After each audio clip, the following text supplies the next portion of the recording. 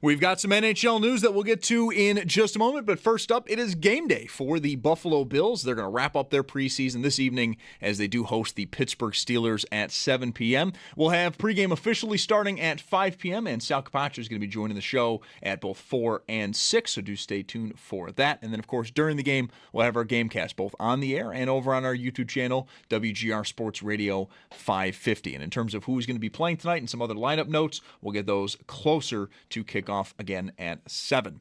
Bills and Steelers, though, they are not the only game tonight. There are 3 others. 2 of them are at 8, Patriots at the Browns, and the Raiders hosting the 49ers. And then at 10, it's the LA game as the Rams take on the Chargers.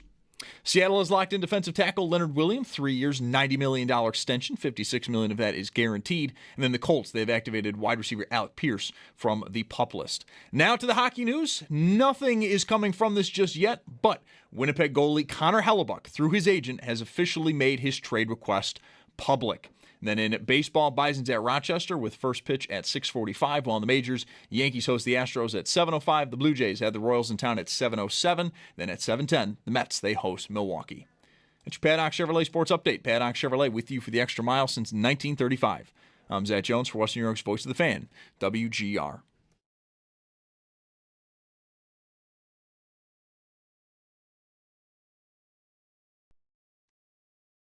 It's Mike Schopp and the Bulldog. Here's what's going to happen. I am going to have to fix you, manage you to on a more personal scale, a more micro form of management. What is that called? Microaging.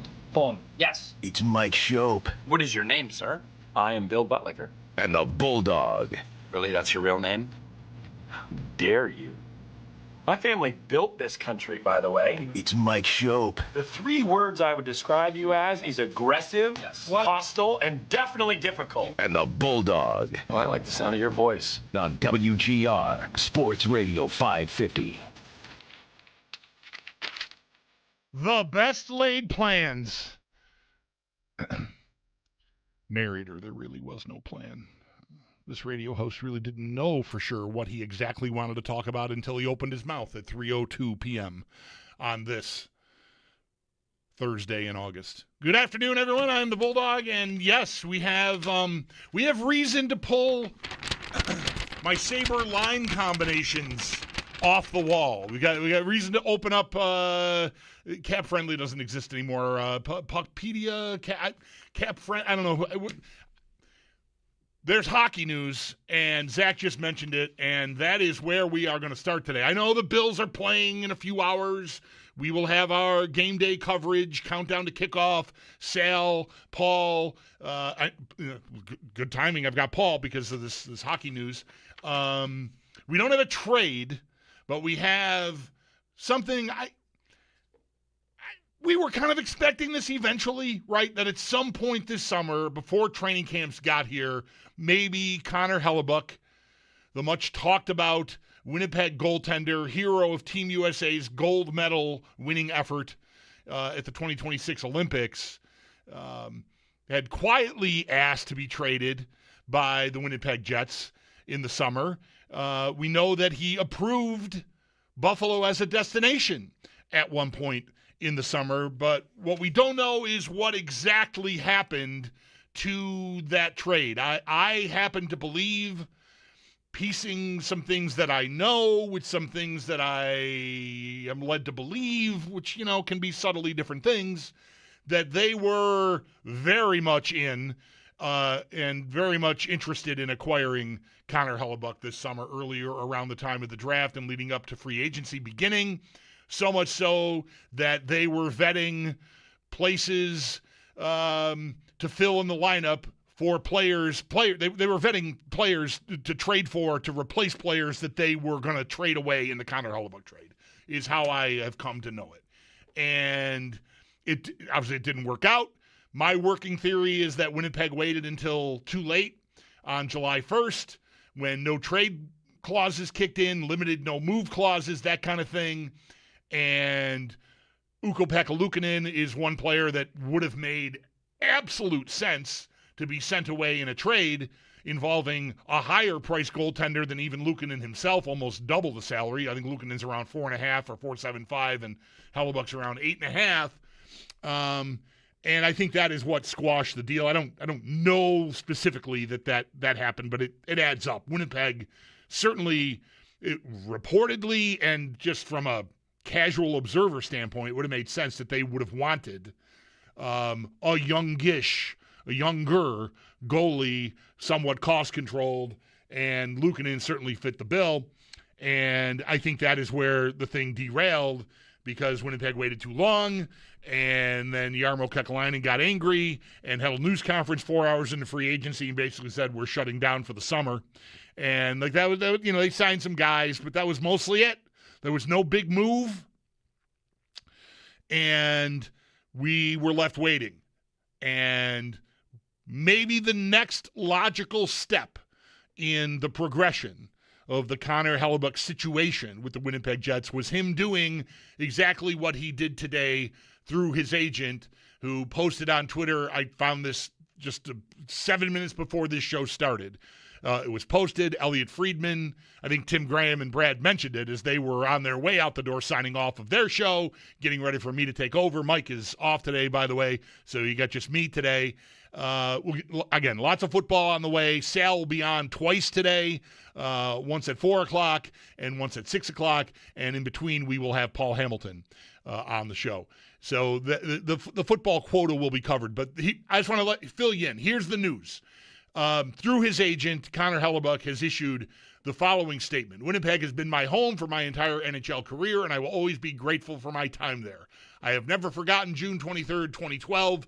That's the day Winnipeg took a chance on a goalie playing in Odessa, Texas. In the Null, the Odessa Jackalopes. Owen played against the Odessa Jackalopes, much later than 2012. Anyway, I gave everything I had from that moment to prove that the Jets made the right decision. Several months ago, I privately requested a trade. I have tried to handle the situation quietly and respectfully while giving the organization time to explore its options. With training camp approaching, I felt it was important to publicly confirm my request. My position has not changed, and I believe moving on is the best path forward for me and my family. I appreciate everything Winnipeg Jets fans have meant to me throughout my career and hope a resolution can be reached soon. Connor Hellebuyck. So there's that. How much more that ratchets up the pressure on the Winnipeg Jets? We'll see. I would think it does some. Like if you thought, well, it's been quiet since early July and I don't really sense anything coming, and maybe they've made up, right? Maybe Winnipeg went to visit Connor Hellebuyck at his $1 million cottage, which I'm just assuming he has because he's a multi-million-dollar professional athlete. It doesn't have to be, maybe he has a condo in Miami for all I know, instead of a cottage on a lake in Muskoka or somewhere. But anyway, you might have been thinking, oh, well, I haven't heard anything lately, and it's possible that they patched things up, smoothed things over, and that this will, they will make peace, and his career will continue in Winnipeg. This today makes that seem very highly unlikely. I happen to think it was highly unlikely all along. So here we are. Now Hellebuyck is saying publicly he wants out of there. And again, we know, I know, I believe, all right? Is that the safest way to put it? Like the Sabres were in on this idea. I do think, this I don't know, but my guess is that the Luukkonen no trade kind of kiboshed it for the time being, and I don't know how they work out a deal without Luukkonen being a part of it, assuming, that I'm correct about his no trade. But the market for Hellebuyck was always going to be pretty slim. There just isn't. He wants to go to a contending level team.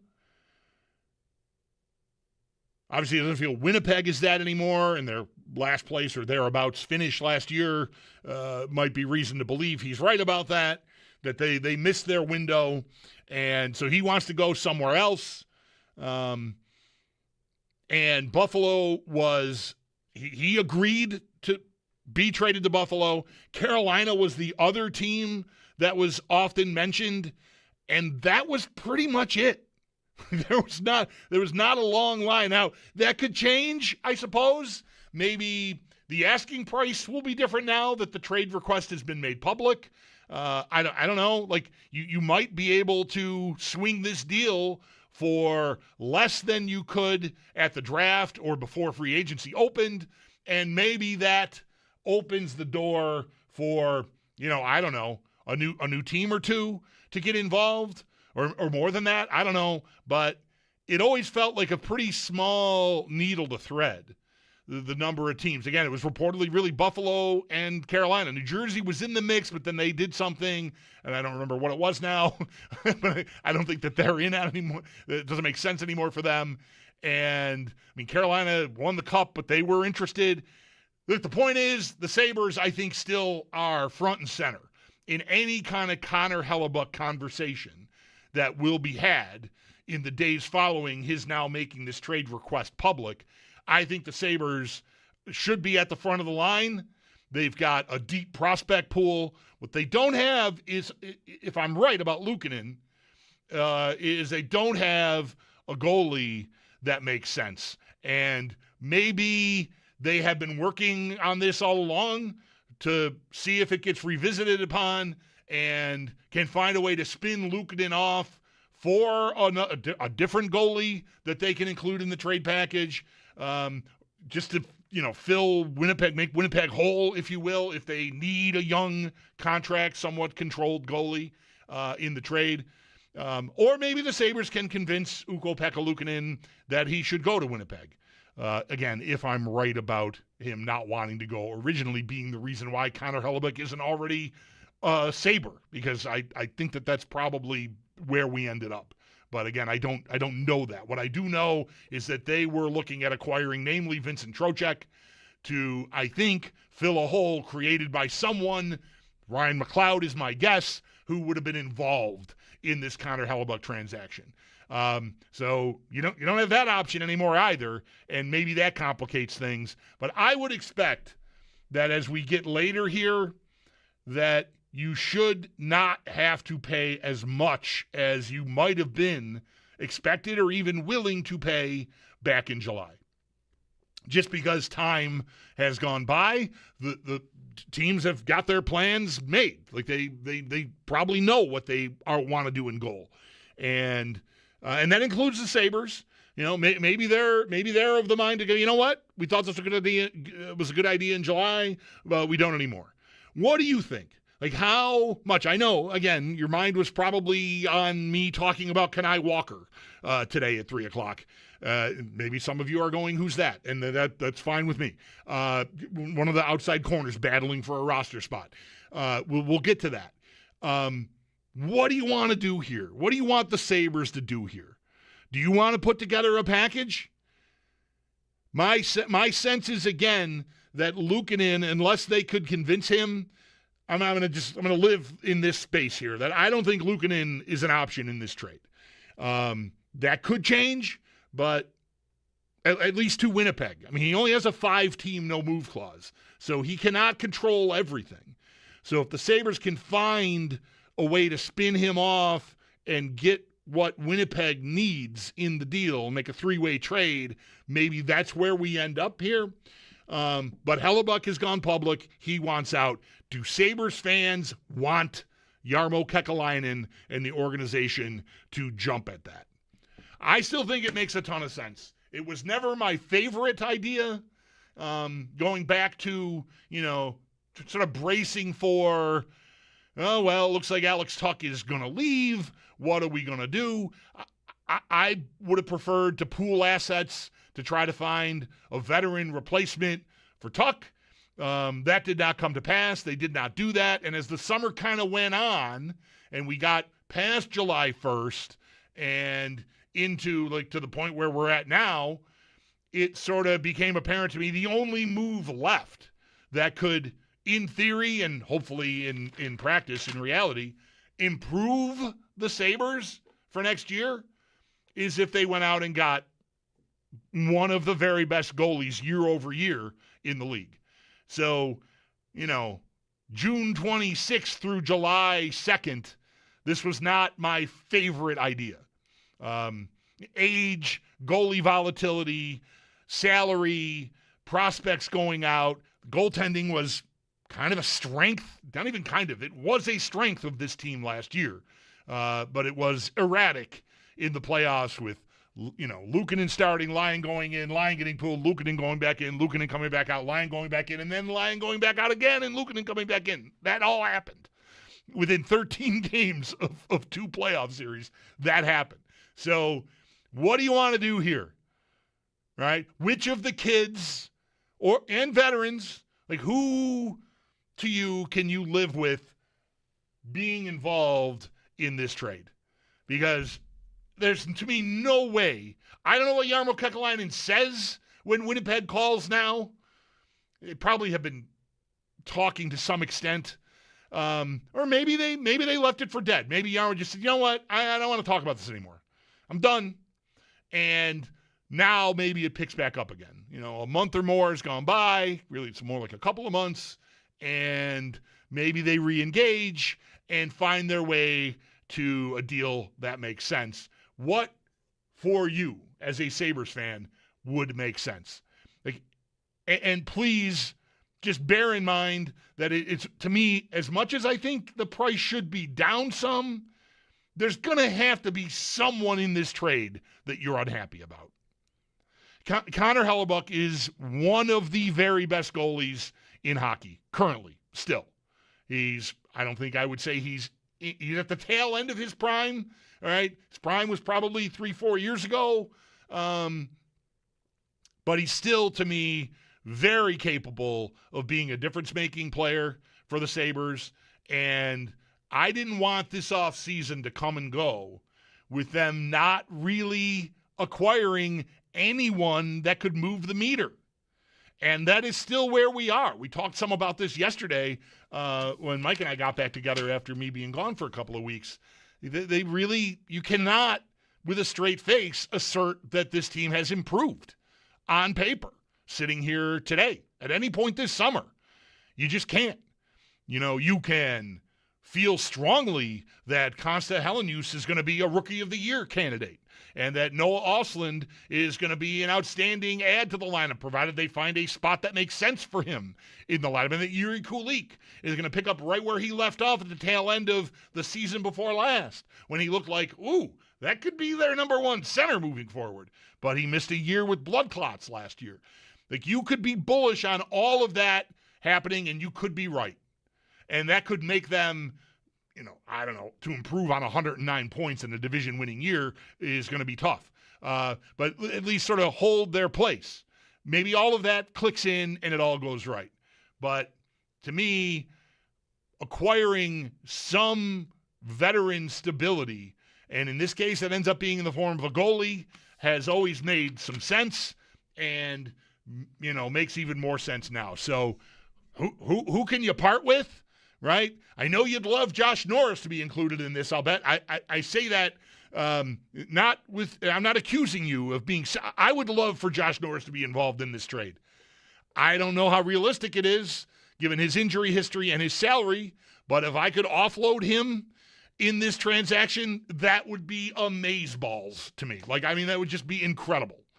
That's where I'd want to start, but to me, I think it's way more likely that Winnipeg would go, yeah, we don't really want Josh Norris. We'd like Noah Ostlund, or we'd like Yuri Kulik, or we'd like Konsta Helenius. And that's where I think things, are going to get tricky, because it probably has to hurt on some level if you're going to acquire a player of this caliber.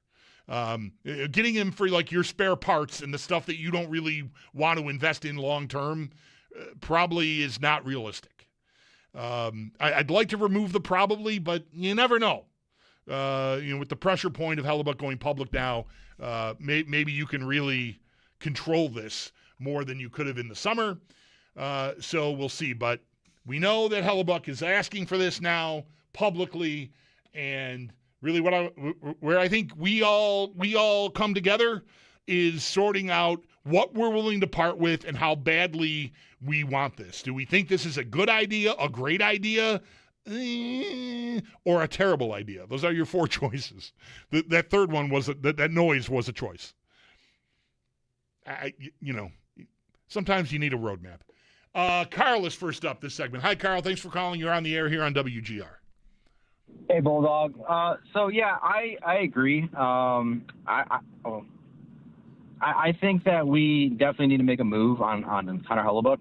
I don't know what that price is going to be. I was hoping it would be like a UPL, maybe that 20th overall prospect that we had in Quinn.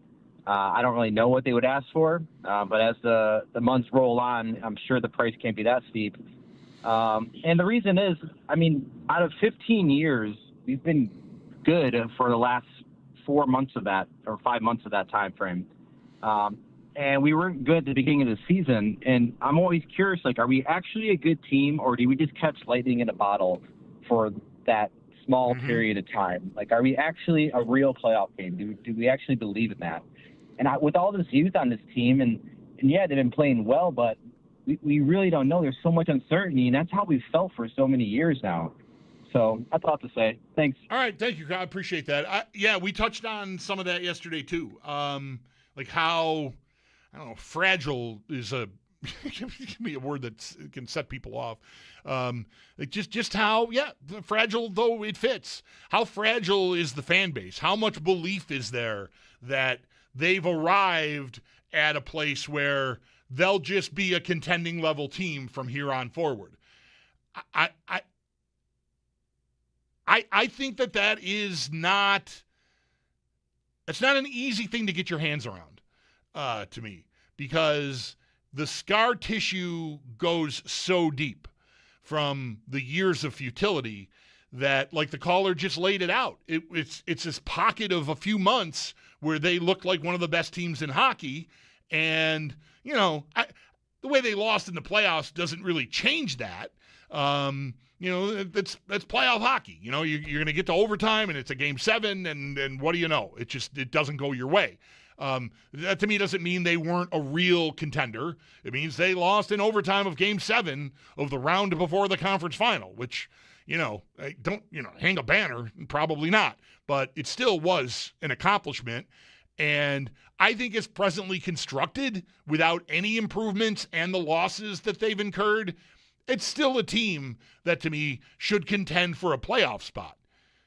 That's very different than contending with Florida and Tampa for the top of the division.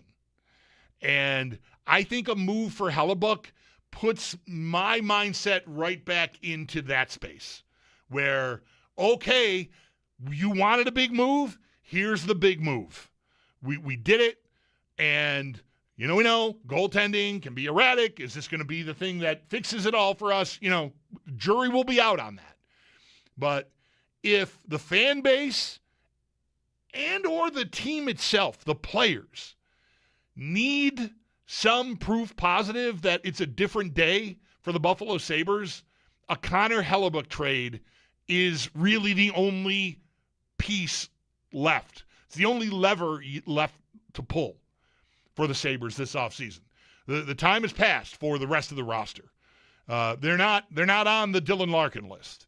And I don't know that they're going to be able to work themselves onto the Dylan Larkin list. I've been highly doubtful of that all along. So I don't think that's an option, because that's still out there. That's the same as this, even more so because Larkin was public about it right from the start. So this is the thing that, yes, the fans shouldn't matter as much to the team, but I wonder about the team itself, the players on the team. Tage Thompson sitting wherever he's sitting this summer, relaxing, in between skates with the guys trying to get ramped up and getting ready for training camp for when it begins. How does he feel about Alex Tuch leaving and Bowen Byram leaving and them using the 4th pick on a player that's not going to help them at all this year and maybe not even next year, and drafting the 20th overall, not turning any of those futures into something to boost this team now? I think internally, from a player perspective, could be viewed as a failure. What are we doing here? We were close. We got to keep going. And a veteran guy on this team might very, very well feel great about the development of these kids. But I think it's just as likely that vets on this team are looking around like a lot of us have been looking around all summer going, where's the move? Where's the move? And Hellebuck checks that box, in permanent marker if they were to pull it off. So I don't know, how eager are you out there, Sabres fans, to part with one of the kids, two of the kids, Mertka, Kleber. These are names you barely even know, probably, right? There are other pieces that the Sabres can trade that will have value in this scenario, but I doubt that you can avoid, to me, those big three. Well, I don't know. It's Kulik's on a different level, I think, because of the injury, the blood clots from last year. But Helen and Osland, I almost feel like one of them has to be involved in this if you're going to make this trade. And can you live with that? There's an easy answer. It's not an easy answer, but it's an easy question to get your hands around. Can you give up one of those guys, Helen or Osland? You're going to give up other stuff too, but one of those guys in this trade, yes or no? I'm telling you, I can. I don't love it, but that's the price of doing business. And right now, I don't think I have room for everybody. So I got to do something, I think, and this presents itself today. Connor Hellebuck has publicly now asked to be traded by the Winnipeg Jets. So on a day that was arcing towards lots of football conversation, which, again, we will engage in plenty of as we go, we've got some Sabres news, sort of. 803-0550 is the number if you want to get in on this conversation. Would love to have you. I've got the next half hour wide open. So if you're out there going, oh, my God, Connor Hellebuck demanded a trade publicly now? Yeah, let's go get him. I'm your guy. Call us up. 803-0550 is the number. Again, lots of football as we go. Sal at 4, Paul at 5, Sal again at 6. The Bills and Steelers play at 7. Mike is off today. I'm the Bulldog, and this is WGR. For more comfort. Now's the perfect time to make yourself comfortable with a new electric heating and cooling system from Belknap. In Western New York, summer and winter bring extreme temperature conditions. Make yourself comfortable with Mitsubishi electric heat pumps, designed to keep your home cool in the summer and warm in the winter, no matter how hot or cold it gets outside. Call Belknap today to learn more. I'm Gary Garfalo, president of Belknap. We work on your schedule. We don't charge more for weekends and evenings. That's why we say, give Belknap a ring.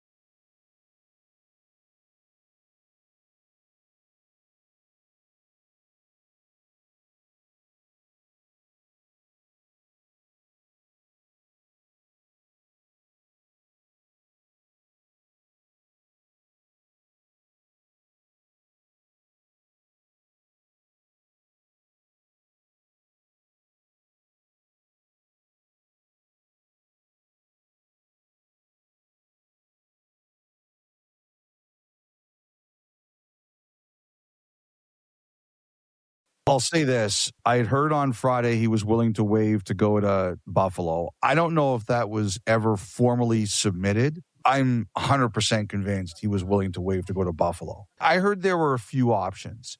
And the fact that he was willing to go to Buffalo indicated to me that he wanted a team that he thought over the next 3 years would be a consistent contender. That is Elliot Friedman from much earlier this summer, confirming something that I mentioned, in the first segment, that we know the way Elliot talks there. Hellebuyck was willing to come to Buffalo. The trade got derailed some way, somehow, and didn't happen. And now a couple of months have gone by, and as Hellebuyck says in a statement released by his agent this afternoon, he still wants out and tried to be quiet about it, but nothing has happened. That does sort of indicate to me that I feel like that means that nothing is imminent. Because I feel like if things were percolating, if the Winnipeg Jets could tell Hellebuyck or his agent, like, hey, we've been talking to so-and-so, or, we got, we're touching base, we're just waiting for the right time, that kind of thing, then maybe he still stays quiet. But the move to go public with it is clearly an effort on Hellebuyck's part to push this thing to the point where he actually gets moved to a destination of his liking. And I think if that were something that were percolating out there, close to being finished, we probably wouldn't have gotten this. So I think you're starting sort of back from, square one, sort of, as far as this goes. I don't think it's one of these deals. We often talk in here how hockey media, you often get a guy like Friedman or Pierre LeBrun, Darren Drager. Hey, we're hearing that so-and-so is maybe on the move to so-and-so. And then 5 minutes later, boom, there it is. There's a trade. I don't think this is one of those situations. For one thing, this didn't come through, well, eventually it came through Elliot Friedman. That's how I saw it. But the agent released this. It's not a thing where the insiders are hearing that the Jets are hot and heavy talking to Buffalo or the Devils or, I don't know, anyone else out there that would meet the criteria of being a cup contender for Hellebuyck. That's not one of these deals. I think this is, hey, remember, I want out of here. Let's go, is what Hellebuyck's doing. And maybe that breaks the ice here and gets things moving in a direction where he ends up getting moved. Sabres fans, where are you at on this? What are you willing to give up? How eager are you to see the Sabres give up? Let's just say, hypothetically, it's one of the promising kids. The forwards I'm talking about. There are other young guys I mentioned, Mertka, Kleber, that could be involved in this trade. But, to me, the centerpiece of this deal is very likely to be someone that you're very excited about that's really young. Ostlund, Helenius are, to me, at the top of that list. Maybe Kulik, meets the same criteria, but he's had a weird ride here lately. So how eager are you to see something get done? 803-0550 is the number. Real quick, the Devils, I looked it up because I knew I had heard them mentioned as an idea, and I'm not sure that they fit anymore. Jake Allen, Nico Dawes, and David Rittich are their goalies right now. To me, they could still very much be in the thing. Dawes is young. The other two guys are on the very, very tail end of their careers. Allen's 34, Rittich is 30. Allen's 36, Rittich is 34. Dawes is 25. Maybe he even fits the criteria of a young goalie going back the other way. So maybe the Devils are a team to be considered here. And maybe anybody can be considered now. Because, again, if the price comes down because of the pressure now and Winnipeg feels that they need to act and take the best deal they can get, I would expect teams like the Sabres to be less eager to part with as much as they might have been willing to part with back in July. But I'm not sure of that. But it could open the door to other teams. I saw some Twitter chatter already just during the last break about Colorado. Do they make sense? I mean, they went where they went last year with a tandem of Wedgwood and Blackwood, and it served them well. And then they got a little wonky in the playoffs and switched back and forth once or twice. Maybe that's a team that can make it work. Although I don't know, man, salary cap wise, maybe that's a tough ask. But it just, the time of the year now could make it more realistic for more teams than were maybe into it earlier. That makes sense. 803-0550 is the number. Lou is first up this segment. Hi, Lou. Thanks for calling. You're on the air. Hey, Bulldog. Thanks so much for taking the call, man. Love the show. Appreciate your work. First off, incredibly excited about this idea. As you were saying, I think it stabilizes the current locker room, shows the team in the building that we are serious about making a run for the cup, not 2-3 years from now, right now. To answer your question, what are we willing and living? What can you give up, right? Helenus is an absolute non-start. You can't give that kid up. The lightning in a bottle in the playoffs. He's going to be a stud in this league. Ostland. I really, really don't want to gun to my head, maybe, but I don't think we have to. What leverage does Winnipeg have at this point? Hellebuyck has let the league know he is not playing there next year. I would love to hear what other teams you think are going to be in the race, and that's where the leverage is going to come from. You know, maybe I'm naive here, but you wait it out. UPL, Jack Quinn looked good in the playoffs, but maybe not a lot of puck luck, but you got to finish. I think you can get it done with a UPL Jack Quinn in a fifth. I think that should be able to get it done with the lack of leverage that Winnipeg has in this situation. Yep. All right, thank you. I appreciate the call, Lou. We'll see about leverage. That's why I just mentioned New Jersey. To me, they're not all set. And, you know, the question is, how does Hellebuyck feel about them? I mean, you've got Jack Hughes there, scored the game-winning goal in the gold medal game that Hellebuyck was a rock star in, but they were down last year. Like, is that a place Hellebuyck wants to go? That's worth considering. I just mentioned some Twitter chatter, a couple of different hockey people I follow mentioning Colorado. There could be other teams that sort of come out of the woodwork to kick tires here because of exactly what Lou just said. Is the price lower now than it was earlier in the summer?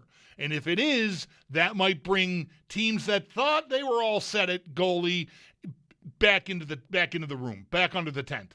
And that's where Winnipeg finds leverage, is if they can get 2, 3, 4 teams interested in this and offering competitive packages of prospects and picks and make it work for them. So I don't know who else could, seeing Colorado, like someone suggests that, I sort of feel like a groundhog peeking my head up, like, oh, well, maybe. But, when we last were talking about this actively, it felt like Buffalo was like the only man standing, just about. And if that's the case, then maybe you can make it work with not having to give up something that's going to really, really hurt. The caller mentions UPL. My guess has been that that's why this trade hasn't happened yet, because Winnipeg waited too long, and the no movement clause for 5-team no trade for UPL kicked in, and that's why this trade didn't come to fruition back in July. I don't know that. I don't have that stone cold, but it just logistically makes a ton of sense to me. So I'm not sure that you can include UPL as much as contractually and, obviously he's a goalie. It makes sense.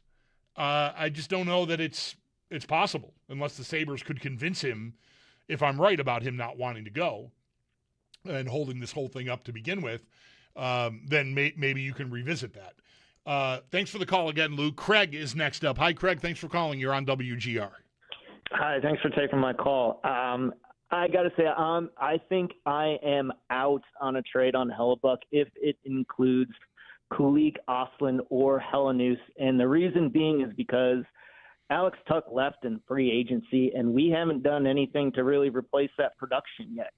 So I think that the plan is that they're trying to replace that production with a combination of these three guys, maybe Quinn too. I think that's a scary strategy. Like what's the saying? Like, hope is not a great strategy, Right. but that's the best we got right now. So until we, even Paul Hamilton last season was talking about we don't have enough top six forwards. So now we're losing Alex Tuck, and we didn't make a big move to replace him. So what's the plan if we lose another forward? I think our goaltending wasn't that bad last year.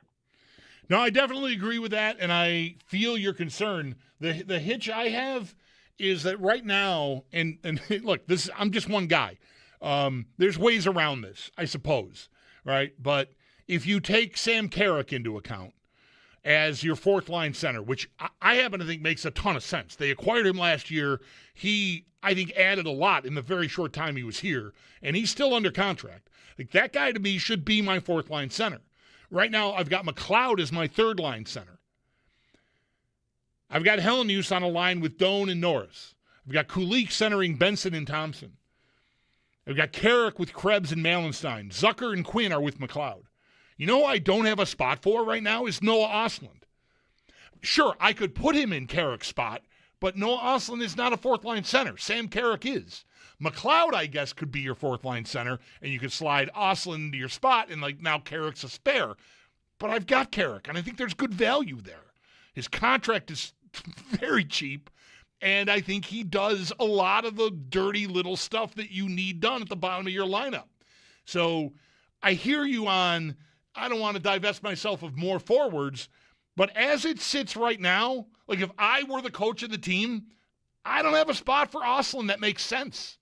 So I need to make a trade to make that happen. And that's where this comes in.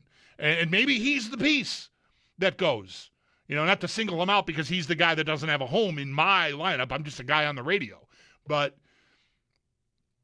I'll just say it again. I'd be very surprised if you can pull off a trade for a player of the caliber of Hellebuyck and have it be all for guys that we mostly as a fan base go, oh, yeah, good, I don't mind, yeah, fine. Like, there's got to be a guy that goes, oh, no, not him. That's trading, I think, unless the price has gotten so low. But it's hard to anticipate that. 803-0550 is the number. Quick timeout, more calls after this. Sal at 4 on the Bulldog. This is WGR.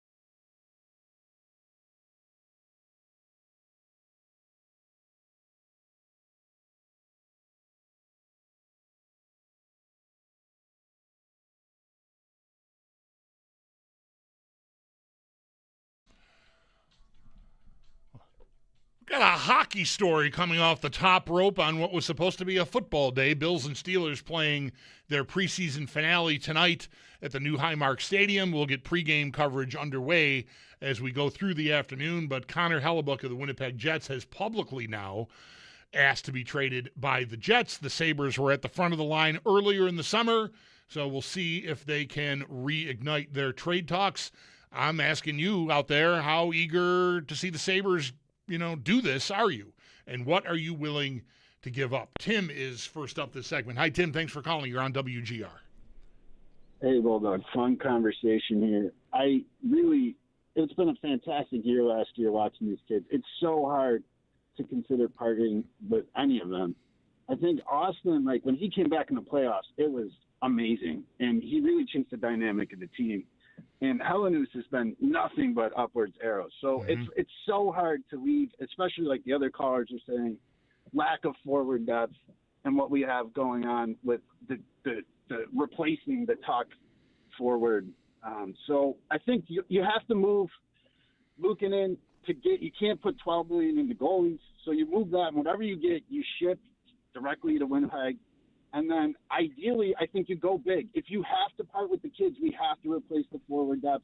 I think you see if there's any way you can get someone like Kyle Connor on the team. I love watching him play. He signed a big contract.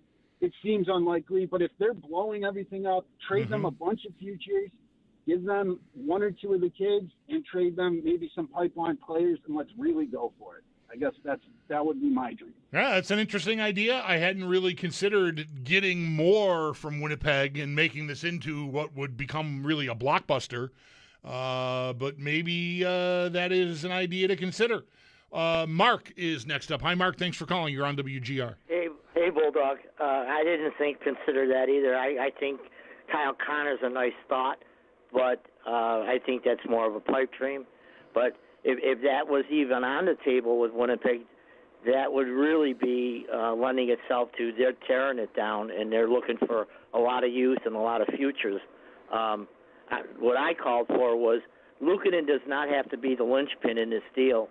In the fact that if he's on if it's 5-team no trade, if Winnipeg's on there, because with the news out of Vancouver on Demko, there may be an out there if the Sabres would need to make a separate deal to move him out there if they're worried about their goaltending situation, and then go after Hellebuyck separately. And if we did that, my thought is Murka, a first-round pick, and then we add in either Quinn or Oslin is what I'd be willing to give up, depending on what Winnipeg wants coming back, either one of those guys. Mark, thank you. I got to cut you off there because I got to run for the top of the hour break, but appreciate the thought. Yeah, I don't think divesting yourself of Luukkonen is going to be problematic. It's just a question whether you can facilitate getting Winnipeg what they need to make the Hellebuyck trade in the first place. Timeout. Sal Capaccio after this on WGR.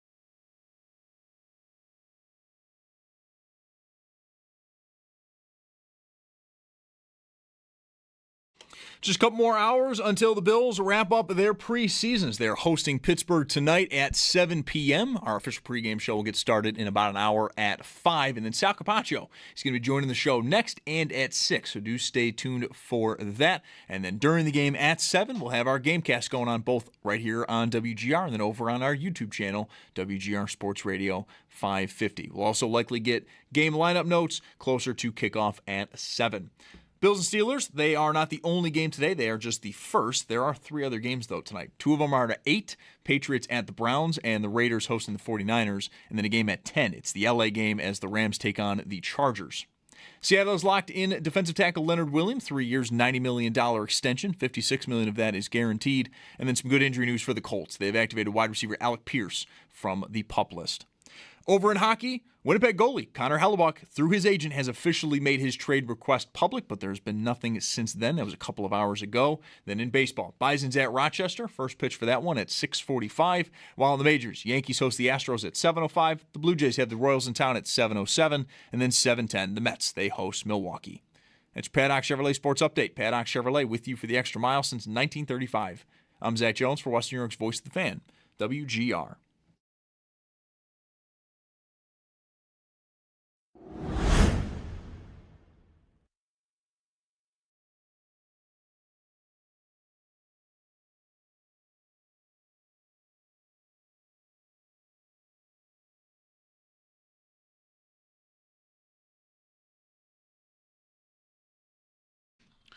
We love Sal so much, we scheduled him twice on today's show. That's pretty normal on a game day, albeit the final preseason game day of the year. But still, Sal with us now on the West Her hotline to begin the 4 o'clock hour. Sal, I did not have hockey news coming off the top rope to explode the first hour. I'm grateful for it. I'm happy to have it.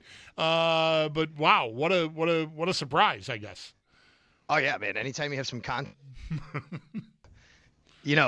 lets the show run itself, right? I mean, you never back off from that. So for sure, good to join you for the first time. I mean, I will be expecting overtime for the second time. I just want everybody to know. Yeah, I'll take care of you. Second hit here. Yeah, I mean, I got your Venmo. I think I can hook you up. You got it, buddy. You got it. It's big. It's big news. And honestly, like I was listening to the top of the show. I was pulling in just as your show started, and I didn't know it was happening until I heard you kind of go through it. And I'm like, all right, it's not a trade. What is it? And then, you kind of did the tease there. And then you said, here's the news. And I'm thinking, okay, well, this has got to get you to, at some point, this has to happen, right? It's got to be Buffalo. I mean, look around the league. Feels like most spots are spoken for. Feels like they were close. So, I mean, now we're all going to be on Hellebuyck watch again. I guess so, yeah. How eager? I'm sorry to hit you with hockey questions right out of the box here, but okay. you know what's going on. How eager are you? Like, and can you give up one of the prized kids in a deal like this? Do you think? I'm more eager now than I was when this all started, but I share the sentiment that most Sabres fans do, which is this team is not better right now on paper than they were when they lost Game 7 to the Canadiens. And you bring a guy like that in, and they're going to be better on paper. I mean, He's going to help your team. Now, it does, kind of make you a little weary of his age, and I understand all that. But I've seen a lot of different over this time. I've had a chance to kind of listen to a lot of people dive in. Joe and Jeremy talk a lot about this. You have just different ages that goaltenders can still play till and be very effective. And I'm not as scared about it anymore. And I kind of feel like, and I don't want to be a prisoner of. This is where I want to be careful with myself. I don't want to be a prisoner of, we haven't really done much, so go do something, right? Just do it to do it. But I do feel that because they are not as talented on paper, it appears, this could help them immensely. And would I be willing to give up one of the kids? I'll say this. You and I talk to enough people to know they love these kids. They really do. Yep. And it's a tough ask, but I think you have to roll with something like that. And right now is when you have to do something like that, and the pipeline is pretty good. Yeah, that's very much where I'm at all around. Because I also feel myself. I said it already during the first hour of the show, Sal. This was not a great idea, in my opinion, back when the season first ended. and Hellebuck started first making noise, or there was no word of that, that he might be unhappy and want to get moved, like goalie is not where I would have landed on an offseason addition. I would have liked a veteran replacement for Tuck, much more, I think, despite their glut of young kids in the system at forward. But as I go through it, what I get to, Sal, that sort of tips me to, yes, go do what you got to do, even if it's going to hurt a little bit, is I wonder how the players on the team actually feel about it. Like they watched, I'm sure they wanted Alex Tuck to stay. They understand that he left. And if I'm Tage Thompson sitting on a cottage somewhere right now, wondering, like, what are we doing? Like, who's making us better? Where, we were close. I feel like Hellebuck sort of fills that all in for me in a way that I think, is largely, I think, gone unspoken because it's speculation. I mean, I don't know how the guys actually feel, but I would understand if any guy on this team sort of feels like, hey, Florida got Brady Tkachuk, and even Toronto's making moves, and Tampa's still Tampa, and like, what are we doing here? So Hellebuck sort of fills that in for me. Yeah, it's an instant infusion of that, I think. No doubt. I think it's that for the fan base. And as much as there might be fans out there, and I'm sure you probably fielded some calls today and haven't been listening for the whole time, but there's probably people out there going, no, it's not really for me. No, I'm sure you have that, but I think the majority of fans would be like, oh, we got Connor Hellebuck. I mean, United States gold medal winning goalie. Right. And he's won Vezina's. Like, oh my God, let's roll. I mean, you already have they said they sold out season tickets. This fan base is ready. I mean, they are already juiced up, but I do think that a lot of people feel the same way we do, which is, but have you done enough? Am I just buying into something that I'm not really sure if it's going to actually happen? And I think that gets you a little bit over the top. You might be scared of it, but it probably does. So I agree with you. And it would be a really cool kind of story. And not for nothing, Bulldog, I think part of this story is here's a guy that we think, it's been reported, has said yes to Buffalo. Right. That is a big deal here. This is not just, we think we want to trade for this player. It could happen. Let's see. Let's go through the gymnastics of it. If he indeed gets traded to the Sabres, then we know that he has put them, on his list of willing to go to. That, to me, is a huge story on all of this. I totally agree, Sal. The last time we took that out for a spin, Colton Parayko, the Sabres were already a contending-looking team at the trade deadline, and Colton Parayko said no. So I know. Yeah, that's right. I mean, there'd be a small victory in that, or maybe even not a small victory in that, if they get a player of that caliber and that pedigree to waive a no-trade clause. Sal Capaccio on the Western Hotline with us from Highmark Stadium, where the Bills and Steelers will be playing the finale of the 2026 preseason. How is going there for you? How you settling in? Like before I got this Hellebuck news at literally 2:57, I planned on talking about the stadium again today because I've been away for a couple of weeks, and this is the fourth football event now that's going to be held in the stadium. How are you finding just going there, and is it still surreal, or is it starting to feel a little more normal to you? A little bit more. It's been a few times, probably a few more times for us in the media than fans, obviously. The big thing for me, I was just thinking about this actually. I got to find my own routine. Now, for me, it might be different than a lot of the other media because they have their own routine. It just was in a different stadium. I'm in a different role now, right? I mean, I'm not on the field as the sideline guy on the radio. I'm up in the press box, and I have to find my routine to do that. So as we feel out a new stadium, we're also feeling out, for me, getting settled in, when I want to get here, what I need to do, what are my pregame duties now compared to before. When do they open up the coffee stand? When do they open up the food up here in the press box? This literally just happened to me an hour ago. I got here, I get in the elevator, and there were a few people in the elevator that were going up to the press box. There were a few people in the elevator going down to the field level where the media workroom is and the press room and all that. And they're like, where are you going? I said, I don't really know. I said, wherever you guys go first, I'll go. I said, wherever you go first, I'll figure it out. And that literally happened. That came out of my mouth. So the elevator went down to the field level. I got out. I went into the media workroom. I went to where WGR, where I've been working, and I see John Scott. True story. I see John Scott, and he's sitting in the media workroom, and above it is like a handwritten label, WGRZ, WGRZ. Wait a minute, you guys claiming spots down here now? He goes, yeah, you probably need to do that. That's what happens down here. I'm like, you know what? You're right. I look around. I see Buffalo News. I see WROC. I'm like, okay. So I literally got a piece of paper and I wrote WGR and I put it there. Like, this will be my workstation after the end of the game, right? Like, these are things that I have to figure out and do, Bulldog, that I never had to do before in my life, right? So I got that. Then I went down by I walked around by the tunnel area, kind of got a feel. I looked out, the stadium. I wanted to get a little feel if I could for the wind because it was windy outside, but I couldn't really do that without getting on the field. Anyway, then I go back to the elevator and I come up to the press level, walk down to my press box seat. I see Josh Reed. I see Joe Biscaglia. Tim Graham just walked by me. I put my computer down. I'm like, all right, what do I do now? Like, what do I have to do? That's the thing for me. Like, what is the routine? Right. But as far as the going to the stadium, yes, the parking, it's been easy, but it's preseason. You'll get here a certain time. It's kind of the same route I've always taken. It's real easy where they've made it for us in the media to park. That's great. I think I'm settling in like that, but it's going to take a few more times to get really used to it. Do you get the sense here? I've been away for a couple of weeks. Do you get the sense that is furor too strong around the stadium? Like there was a lot of dissatisfaction expressed. It was maybe not, certainly not the majority of people, but it was loud. Do you feel like that's sort of all kind of calmed down now and like we're sort of settling in? I do.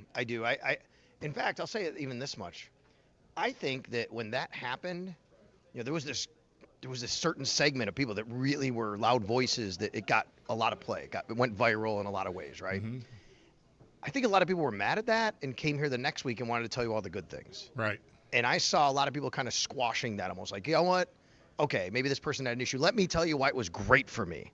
And I saw a lot of that, and that was interesting. And I think we're seeing a lot more of the positivity than the negativity that happened that first game. The thing, though, that hasn't quite happened yet is maybe the rest of the national media catching up to that, because like I'll still go on podcasts and radio spots around the country and they'll inevitably ask me, even this week, hey, we're hearing a lot of things about the stadium and these obstructed views. Like these things are still popping up.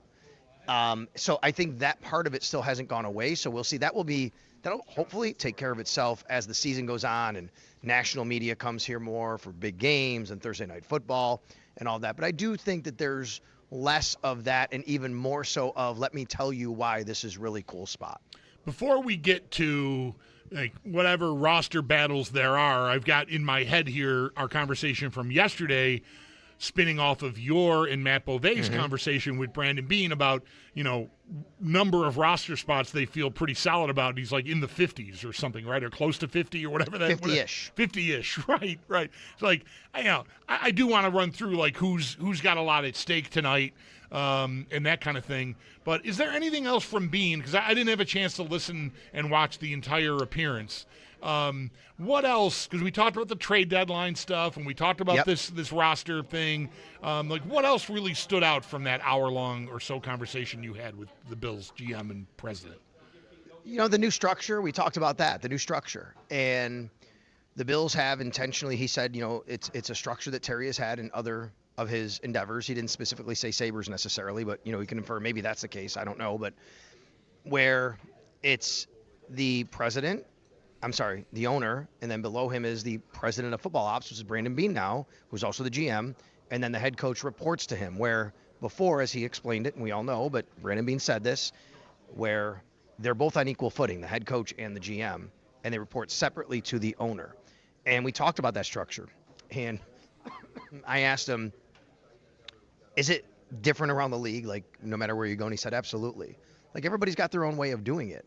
But now that they have this structure in place, this is different than what they've had before. And I do think that's notable because for the last 9 years, you've basically had a GM and a head coach that would have to come to a consensus on how to do things, player personnel. And maybe you could have them butt heads. And I'm not saying that can't happen this way, but now it's clear. I mean, I have no doubt that Brandon Beane will still ask Joe Brady, like, what do you need? What can I get you? But what do you think Brandon of this? Beane's calling the shots now. Right. Yeah, that is different. And, I guess we'll watch the season unfold to decide whether or not it works better, right? I mean, maybe, who knows? Maybe they end up getting the same results. Sal Capaccio on the Western Hotline here on WGR, live from Highmark Stadium, Bills and Steelers tonight. I thought at 7 o'clock, I thought maybe during this first visit we could look at maybe some offensive battles and roster machinations, and then maybe when you join me in a couple of hours, we can focus a little bit more on the defensive side of the ball. As far as tonight goes, is maybe Skylar Bell the guy that has the most to show if he indeed does play? Is he expected to play, I think, right?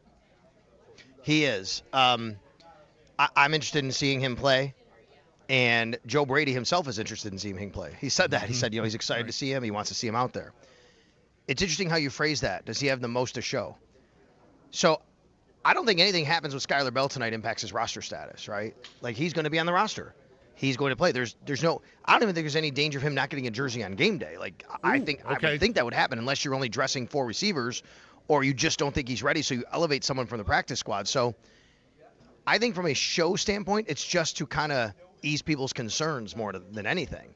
He does not have to me, battle his way to do anything. He just needs to kind of show people, hey, you drafted me in the 4th round. I can come in here and do the job. And that's what people are excited to see about Skylar Bell, and stay healthy. So I think that's number one for him. I don't think there are many real roster spots available on the offense.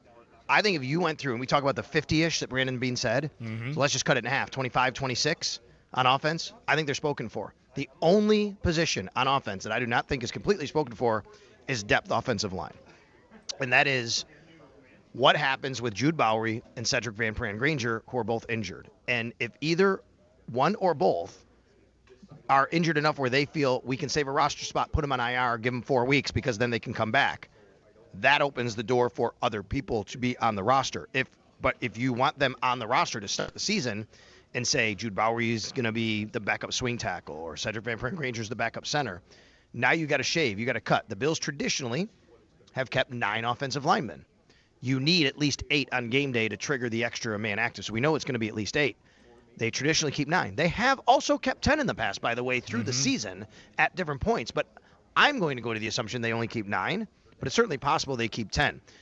I don't think there's a battle for backup running back unless Ty Johnson is hurt in some capacity. Ian Wheeler, as much of a darling as he's been, and I love watching the kid run, certainly, he's a practice squad player. I can't see him taking anybody's job, and I think Kyle Allen has solidified the backup quarterback. Real quick, though, on wide receiver, I do think there's an opportunity for Trent Sherfield to make the roster. Yeah, right.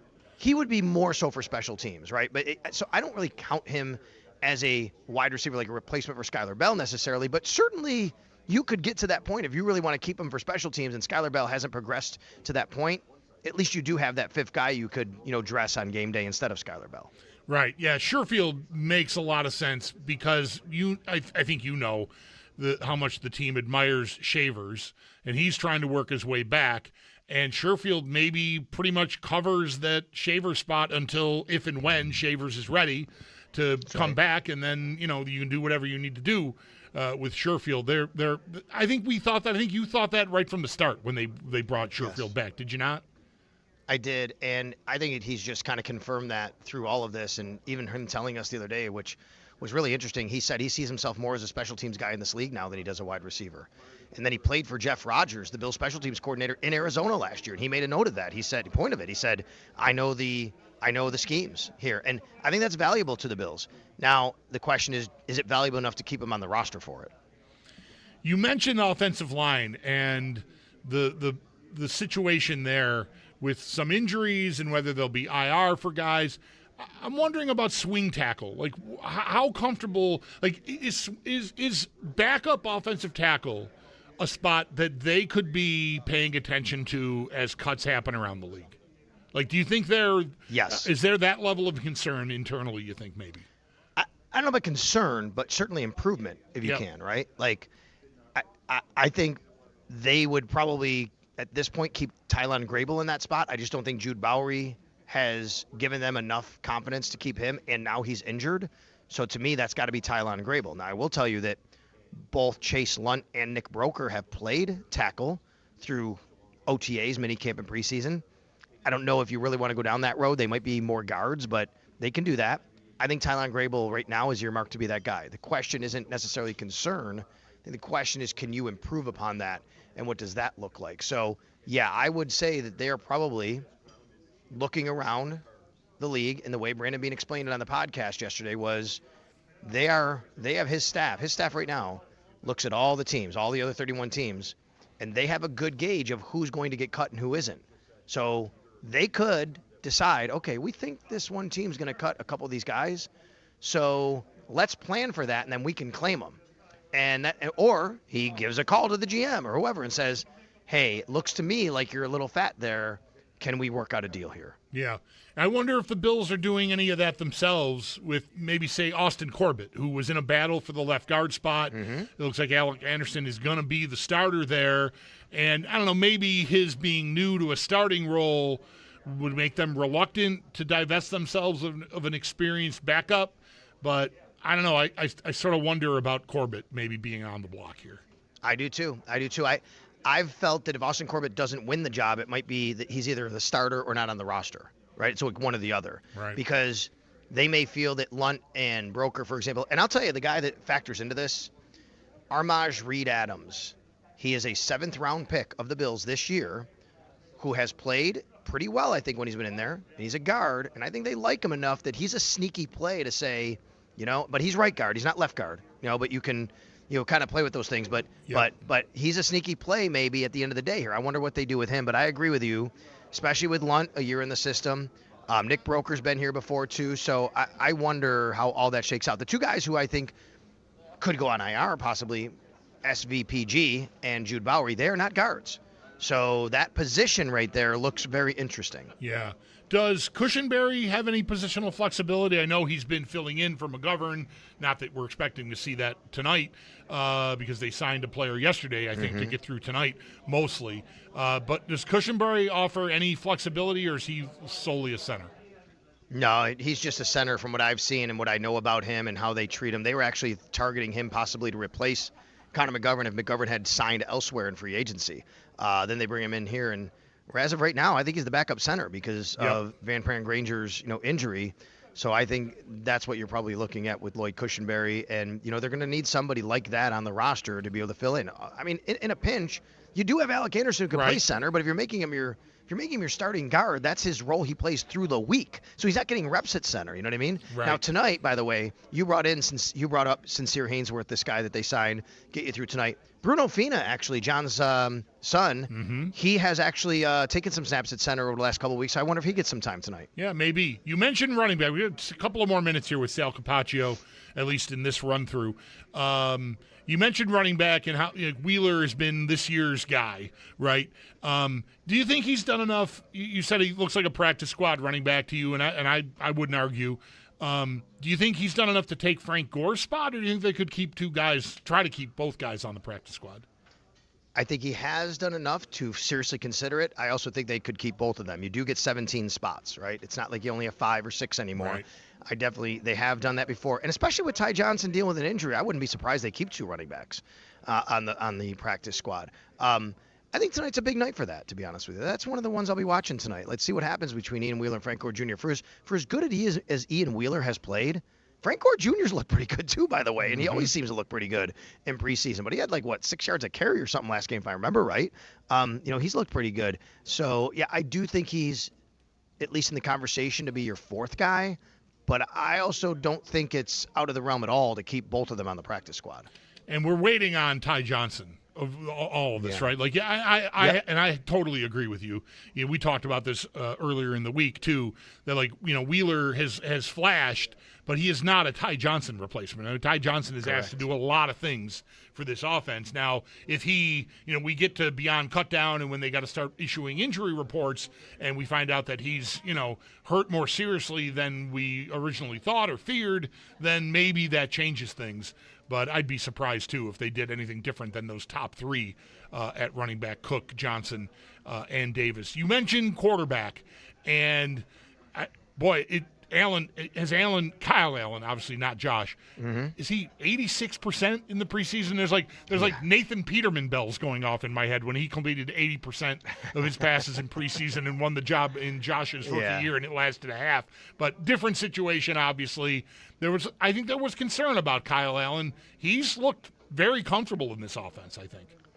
He has. There was concern, and he didn't look very good at training camp. He had some rough days, but he's gone out there in the 2 games, and he's impressed, and he is 24 of 28. Yeah, it's like 86, 87%. And the thing that I think also you have to remember here is he's got a backup offensive line generally when he's doing that. He's got backup receivers he's been throwing to, right? So and I know he's going against backup defenses, but it's not like he has you're not like you're insulating him. You know what I mean? Yep. Like he's had to go out there and make these plays, and he has. And look, Shane Buechele's looked pretty good, and he's a guy that, as we've talked about, they like. I just think that it's kind of too much of an uphill battle now for Buechele to actually beat out Kyle Allen. But tonight they're both going to get their opportunity, and we'll see where the numbers lie with them. But I think Kyle Allen has kind of separated himself, though. Do you think Buechele gets through to the practice squad? It's a hard thing to gauge at this point. Yeah, he will. I mean, last year he was really good in that Tampa game. Remember that? And he still got through to the practice squad. So, that's the other thing that's a good point you bring up. That's the other thing about a guy like a quarterback, a third-string quarterback, or even a guy like Ian Wheeler. Just remember, and by the way, Buechele doesn't have to go through waivers. He's been in the league long enough. Sorry, they're having to do a test here. Shane Buechele, if he gets cut, he's a free agent. He can go anywhere he wants. He doesn't have to go through waivers. Ian Wheeler would have to go through waivers. And let's just say a team wants to claim a guy like an Ian Wheeler and put him on their 53. I mean, you're talking about how many months that he wasn't in that system for that team, right? Like, teams have to consider that. Even the Bills, you go out and want to get a guy, like, you better know you got to put him on your 53, and he's got to learn your system right away. So I think Shane Buechele, that would be his choice. And I tweeted out today the response he gave me about why he keeps coming back to Buffalo. I'd be stunned if Shane Buechele decided to go somewhere else. I mean, he could for a paycheck for sure, but I don't think that would be the case. I saw that. Is that happy walking in the building, happy walking out of the building? Why would you want to go anywhere else, basically? I'm paraphrasing. Yeah, right. Yeah, pretty much. That sounds pretty good. He really likes it here, and he hasn't had a shot to be, on the active roster at all. And he got that last year for one game in Kansas City, and he still came back to Buffalo. Yeah. All right, Sal, you've got 90 minutes between appearances. Go figure out your routine for this. That will include some eating because they just opened up the food here in the press box. Giddy up. All right, we want pictures, Ross Tucker style on Twitter. You got it. All right, Sal, thanks a lot. There's Sal Capaccio live at Highmark Stadium. His appearances are always brought to you by New York's only outlet liquor.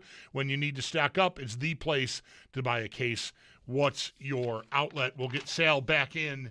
As I said, in about 90 minutes at the top of the 6 o'clock hour, and we'll pour over some of the defensive roster machinations at that time. Paul Hamilton will join us in between at the top of the 5 o'clock hour. He's been covering the Bills all summer, but we've also got the Connor Hellebuyck public trade demand news to talk to Paul about at 5 as well, so we'll do some of that, even though I think we're officially into some sort of Bills game day something or other once the 5 o'clock hour comes, but whatever. I'm a rule breaker. You can't tell me what to do.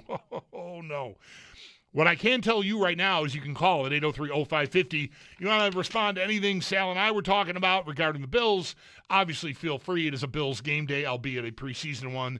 But I'd love to hear from some more Sabres fans on the news about Hellebuyck publicly now demanding a trade out of Winnipeg. We know he was willing, or at least we strongly believe he was willing to waive to come to Buffalo back earlier in the summer. There's not a lot of potential landing spots, although maybe the asking price comes down now. But do you want Buffalo to elbow their way back to the front of the line and figure out a way to make a Connor Hellebuyck trade a reality? 803-0550 is the number if you want to get in on that. We got a half an hour or so with just us here, so please, and lines are open, so hit it up. Mike is off today. I'm the Bulldog, and you're listening to WGR.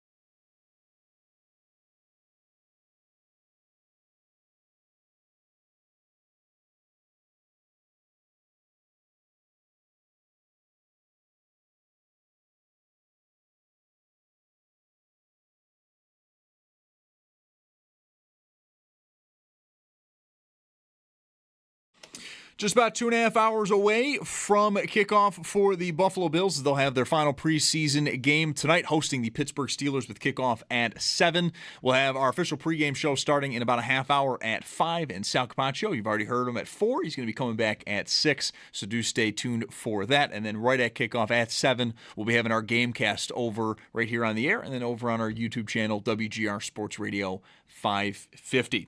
Bills and Steelers are the first game of the evening, but there are 3 others, 2 of which are at 8, Patriots at the Browns and the Raiders hosting the 49ers. And then at 10 o'clock, it's the LA game, Rams taking on the Chargers.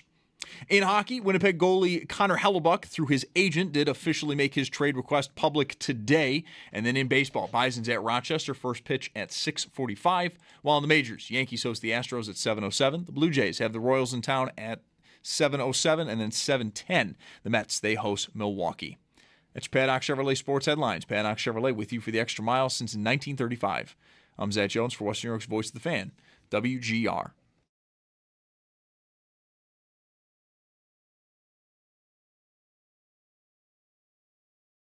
I put more pressure on myself than anyone's going to put on me, right or wrong. That's just how I'm wired. Right. Things that I've done right or had success, I don't really spend a lot of time on. The things that occupy my mind are the things that I feel I could have made a better decision, a better move. I could have handled, maybe it wasn't even a roster move, it was something else I could have handled better. That's the number one thing I tell myself is learn every time, every step, every decision, be truthful, be honest, and don't repeat your errors. It's another clip of Brandon Beane, his long sit-down with our Sal Capaccio and Matthew Bove, sports director from News Channel 7, who co-hosts the It's Always Game Day in Buffalo podcast with Sal, Bills president and GM, talking about his mindset as they get ready to head into another season. Preseason finale tonight for the Bills and Steelers at the new Highmark Stadium. A 4th football event. I don't think there's been any other events unless you count ribbon cutting and tours as events, and I really don't. So we've had the return of the blue and red. Then I think I want to get the order right. Then we had a preseason game. Then we had the non-PSL holder. I don't want to call it what people were popularly calling it, but the other open practice that you didn't need to be a season ticket holder for, and now this game. So another opportunity for fans to get a look and a feel for the Bills' new home before the regular season does arrive in just a couple of weeks. We're now 3 weeks away from the home opener, right? The Bills open on the road at Houston in week 1, and then they'll have a short week and will host the Detroit Lions on September 17th. So, yeah, indeed, that is where we are at. That's a Thursday night, as I'm sure most of you all know. All right. I wanted to talk more while we've got an opportunity before we sort of shift into more football-y mode in the 5 o'clock hour with countdown to kickoff and everything as we get closer to this preseason finale about the news of the day in the NHL, and it doesn't directly involve the Sabres, but it kind of does. Connor Hellebuck, the much-talked-about trade candidate, the U.S. gold medal Olympic-winning goaltender from the Winnipeg Jets, who we know had asked the Jets for a trade, quietly, just, professionally earlier in the summer. Nothing came of it. I think the Sabres got very close to getting that across the finish line, but I think Winnipeg waited a little bit too long and things got messed up. So it didn't happen earlier in the summer. Now Connor Hellebuck today has made the demand public. We sort of have talked a few different times throughout the summer whenever we revisited this idea, like, could his going public with the trade demand change the situation? Could it reignite the trade conversation? I think it certainly could. I mean, if I'm Winnipeg and I've got, the most important guy on my team saying publicly, I don't want to play for you anymore, I think I'd probably want to move him and get on with my life, because I think it's a losing proposition to sort of hold someone back in that kind of a situation. Players have power now, and they use it, and they flex their muscle, and we'll see. I mean, it doesn't always happen, there have been trade demands that go unmet, and guys return and play, and maybe everything goes back to normal. Maybe that's what ends up happening with Dylan Larkin. I don't know. We'll see. There's been no movement there either. And that's been public the whole time. So it's not like this has to be the linchpin to a trade happening now that didn't happen earlier. But it certainly reignites, I think, our interest as fans and observers on the idea of trading for the big-time goalie here, and that being the big offseason move. So I'm asking fans now, like in between the football conversations, how eager to do something like this are you? What do you want to give up if you're interested at all? You might think it's a terrible idea. I've said again today what I've said all along, which was not my favorite idea back when all options were on the table and we were talking about potential Jason Robertson trades, Matthew Nyes trades. There were other ideas I liked a lot more, and I still would have, but those moments are gone. Those players are re-signed or have been moved, and there's no changing that now. So this Hellebuyck trade is now back front and center. In the NHL world, the Sabres were front and center in those conversations. We know Hellebuyck agreed to waive his no trade from his end to come to Buffalo back in the summer, and they just couldn't get it across the finish line. There are complications now, which I'll get into as we go, but I don't want to take up any more time just talking to myself. 803-0550 is the number if you want to get in on the conversation. Again, either subject is fine. Anything that we talked about already or anything that's on your mind with the Bills or the stadium is fine too.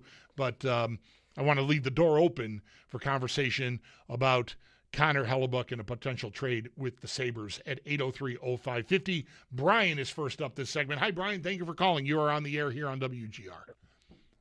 Hey, guys. Yeah, I would just say I absolutely want no part of the Hellebuyck trade at all, because Sabres have about $5 million in cap space. We know Hellebuyck makes $8.5 million. That means multiple players got to go out, because what are they going to want? They're going to want Helenius, Östlund, Kulich. They all make about $1 million. So you're going to have to throw in another piece. Sure, if you could just say you could trade, McLeod and Carrick and some junk for him, sure, yeah. But we know that that's not realistic. And so they're going to want your young, ready-made players, because they're absolutely in love with Vigo Bork and kind of reigniting that team quickly before Mark Scheifele, ages out, and Connor.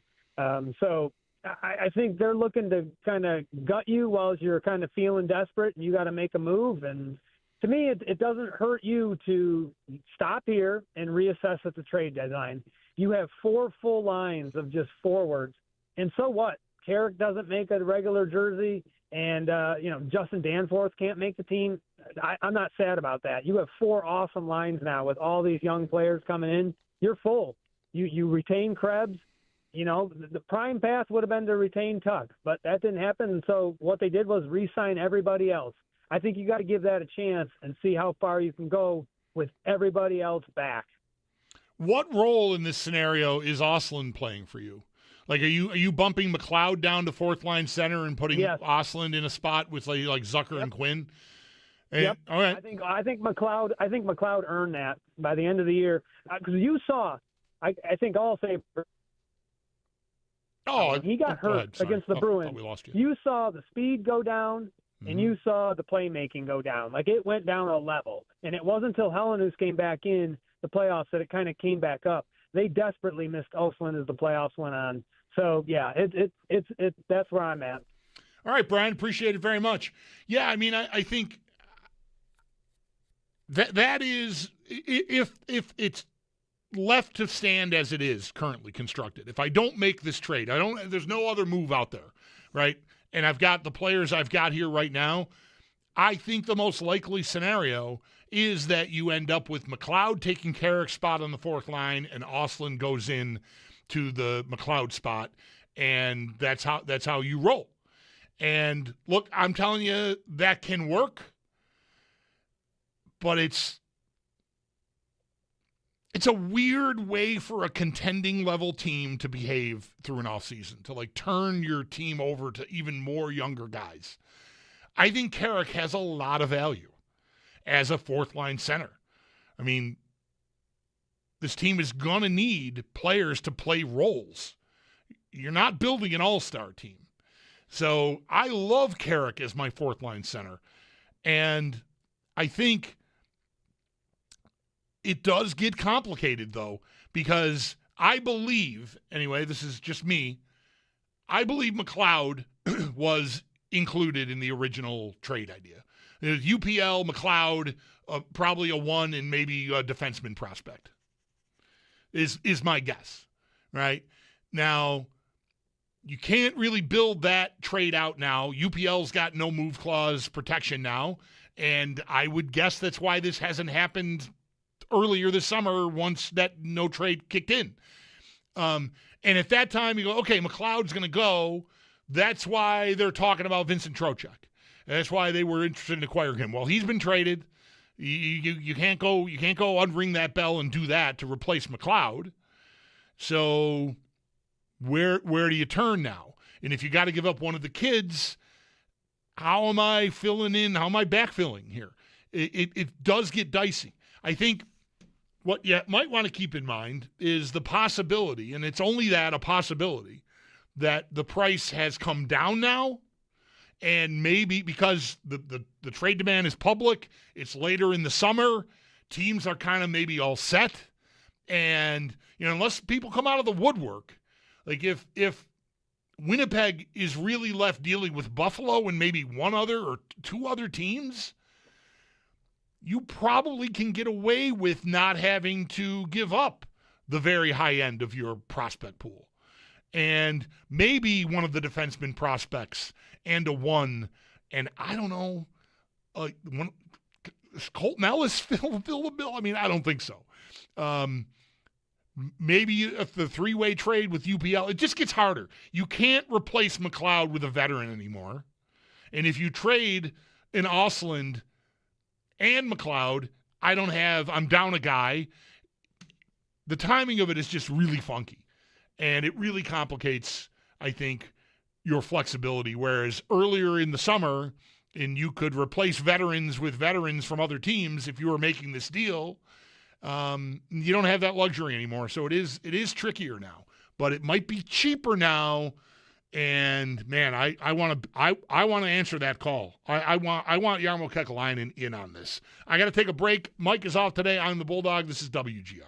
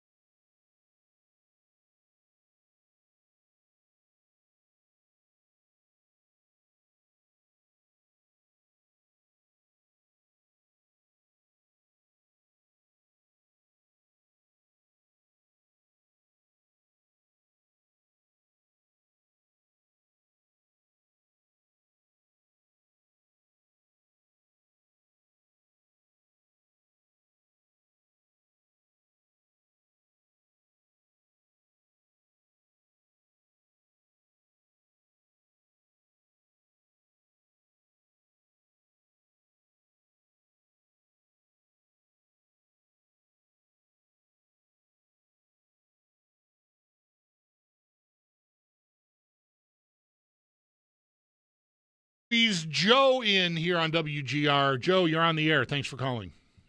Hey, thanks for taking the call. Like you said, I think you hit the nail on the head. The timing with Hellebuck is my problem. He's 33. What are we going to give up? Austin that we could have around for 10, 12 years? And God knows what else. I don't like it. I would like to see Thompson and Doan go talk to Larkin because they're the only people he's going to listen to. Yeah. And that's the only way you're going to get somebody like that to Buffalo. Or we go after Cody A. If you can make that work. If we're going to give up people, let's at least replace Tuck's absence. And we just don't know what we have is what I'm worried about. We don't know what we have with Tuck and Byram gone. And until we do, I just don't see taking Hellebuck at his age right now. That's my problem. All right, Joe, appreciate it. That was effectively condensed. You did a good job. We were tight on time there. The problem with the Larkin thing, I hear you. Thompson, Doan, whoever. I mean, Thompson and Larkin were line mates at the Olympics. I've mentioned this a couple of different times. Like, maybe he can convince him. You know who Larkin's also very tight with? Jack Eichel. And, the ownership, I know everything's changed here, but the ownership is still the same, and ownership is who wouldn't let Eichel get his surgery, and I just have had a very hard time seeing one of his good friends in the hockey world go, yeah, I'll go play there. Anything could happen. I, too, would rather do that, but I just don't think it's in the cards. I think if it were, it would have happened already. Thank you for the call. Got to take a time out. Paul Hamilton right after this. I'm the Bulldog. This is WGR.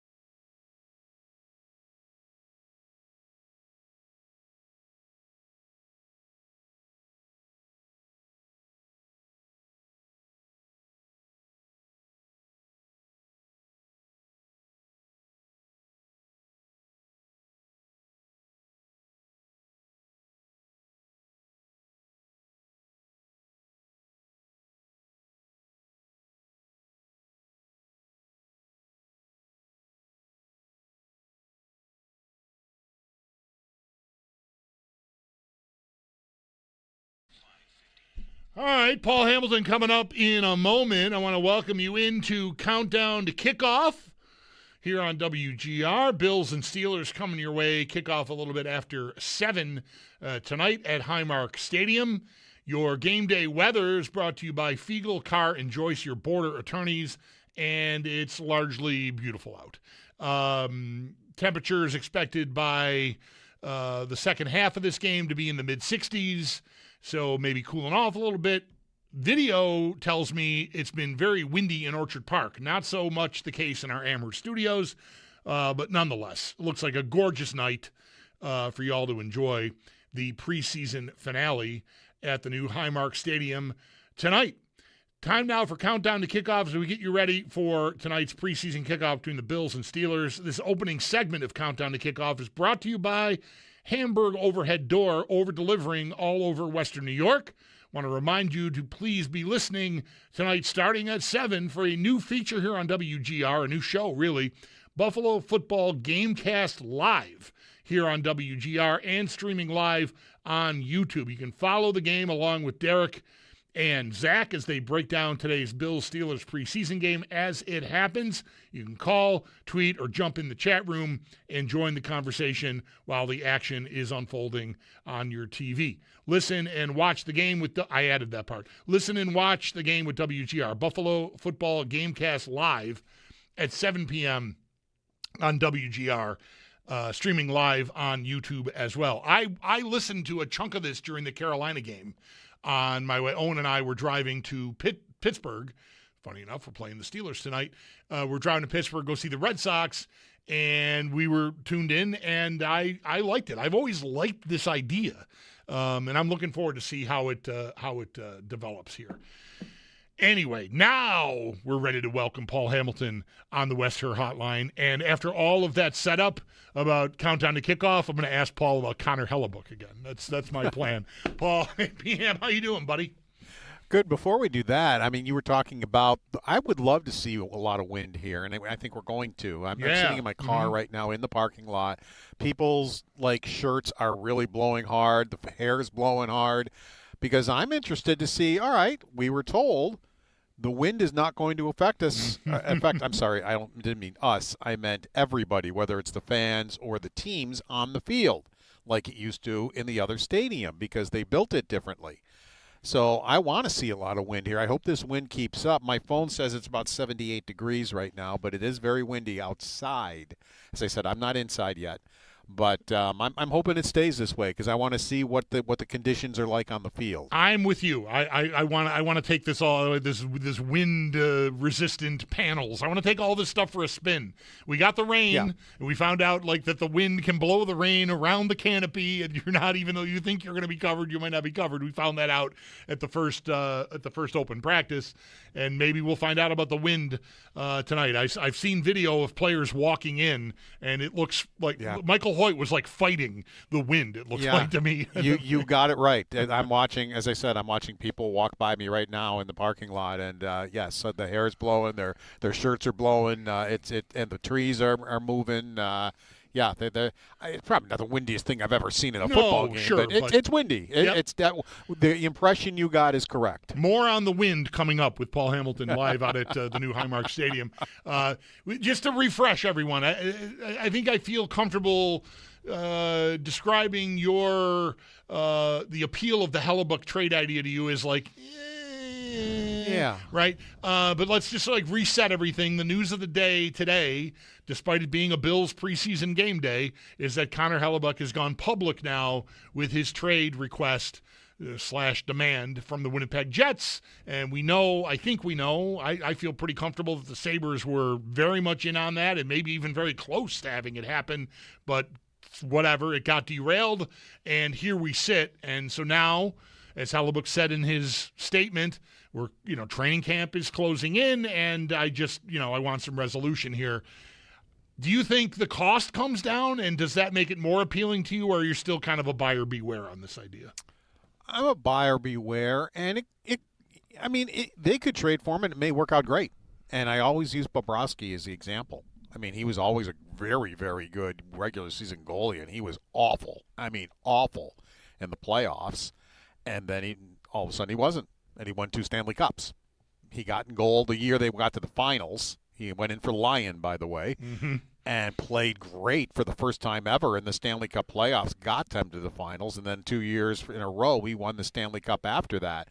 So just because Hellebuck has only won 8 of his last 23 playoff games doesn't mean he can't all of a sudden become a playoff goaltender. It's happened. It doesn't happen often, but it's happened. So, and just so you know, at least what I was hearing back when the Sabres were involved, the player I heard was Quinn, not McLeod. Okay. That would have been going back to, and I'm pretty confident in that. That would have been the player going back. That's who Winnipeg wanted. Some people thought Norris. I would buy that. I mean, I could see maybe they would want Norris, but Quinn was more in my ear than anybody else. The problem being, you're right, the price, because if you got to trade Quinn and you got to trade 2 youngsters that are named. 2 of those names are going to be Hellebuck, or Hellenis, Oslin, Mertka, Kleber, somebody maybe? of that nature. Yeah. Kleber, the kid they just drafted.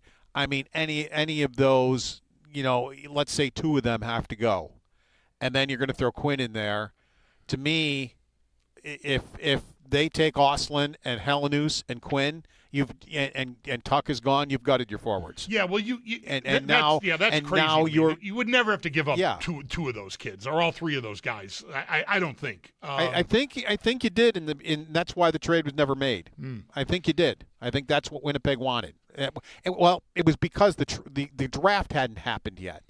So you look at it this way: they wanted to take 4, and they didn't want to give back 8. Sabres wanted to switch it. Right. And then some of the kids would have been involved also. Right. So the Sabres would have drafted 8th. Winnipeg would have drafted 4th. Some of those kids would have still been involved. I still think 2 of them would have been involved, and Quinn. And or if one of them was involved, then your number 1 pick next year. They got ridiculous. And Jarmo Kekalainen, rightfully so, said, no, I'm not going to get ripped off here. And nor should he be ripped off here. I'm just not going to make a trade just for the sake of making a splash because, things haven't worked out. You want to make a splash, and that's just my opinion. I just wouldn't sit there and say, well, now I've got to make this trade because I'm old enough, as you know, to go back to when Briere and Drury left. And the Sabres actually could have had them both for $12 million combined.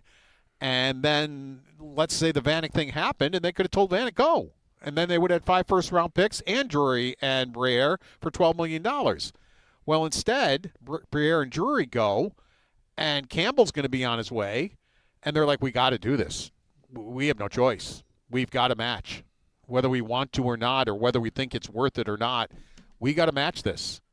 And see, I don't ever want to see any team get put in that position where, well, we've got to appease people. It's like, well, if you think it's not good for the team, then don't do it. Right. Find something else to do at some point. That's your job, is to find something else to do, but not just to do something because you have to do something. And but I just think it's an $8.5 million gamble that could work out. He could all of a sudden catch fire in the playoffs. They could win a Stanley Cup. But if the price doesn't come down and they make the deal for what, as you said, you wouldn't make the deal that we're talking about. No, nor would I. I wouldn't have made it. No. I wouldn't have made it back then. No. But if you make that deal, you basically have said Hellebuck has to win the Stanley Cup for us. He has to stand on his head because we don't have the team we had last year. But we do have a goaltender who we think is better, and when he's Connor Hellebuck, he is better. He had a bad year last year, and then that's the other thing I say to myself. What happens? Was that just a one-off? Could have been. He may be back to being Connor Hellebuck this year. We don't know. But it's an $8.5 million gamble on your salary cap to hope. And I never, Zucker said it, and I agree 1,000%. Hope is not a strategy. Right. Yeah, I'll steal that from him, and I agree with him. So It could work out great. It really could. But it is not. Their 3 goaltenders had the 3rd best save percentage in the National Hockey League last year. Luukkonen's numbers were better than Hellebuck's. I'm not saying they would be this year, but they were last year. Luukkonen just did an article. They had European players in Munich, Germany, and David, I can't think of his name, Amber, I believe his name is, up in Toronto. Sure, David Amber. Talked to Luukkonen.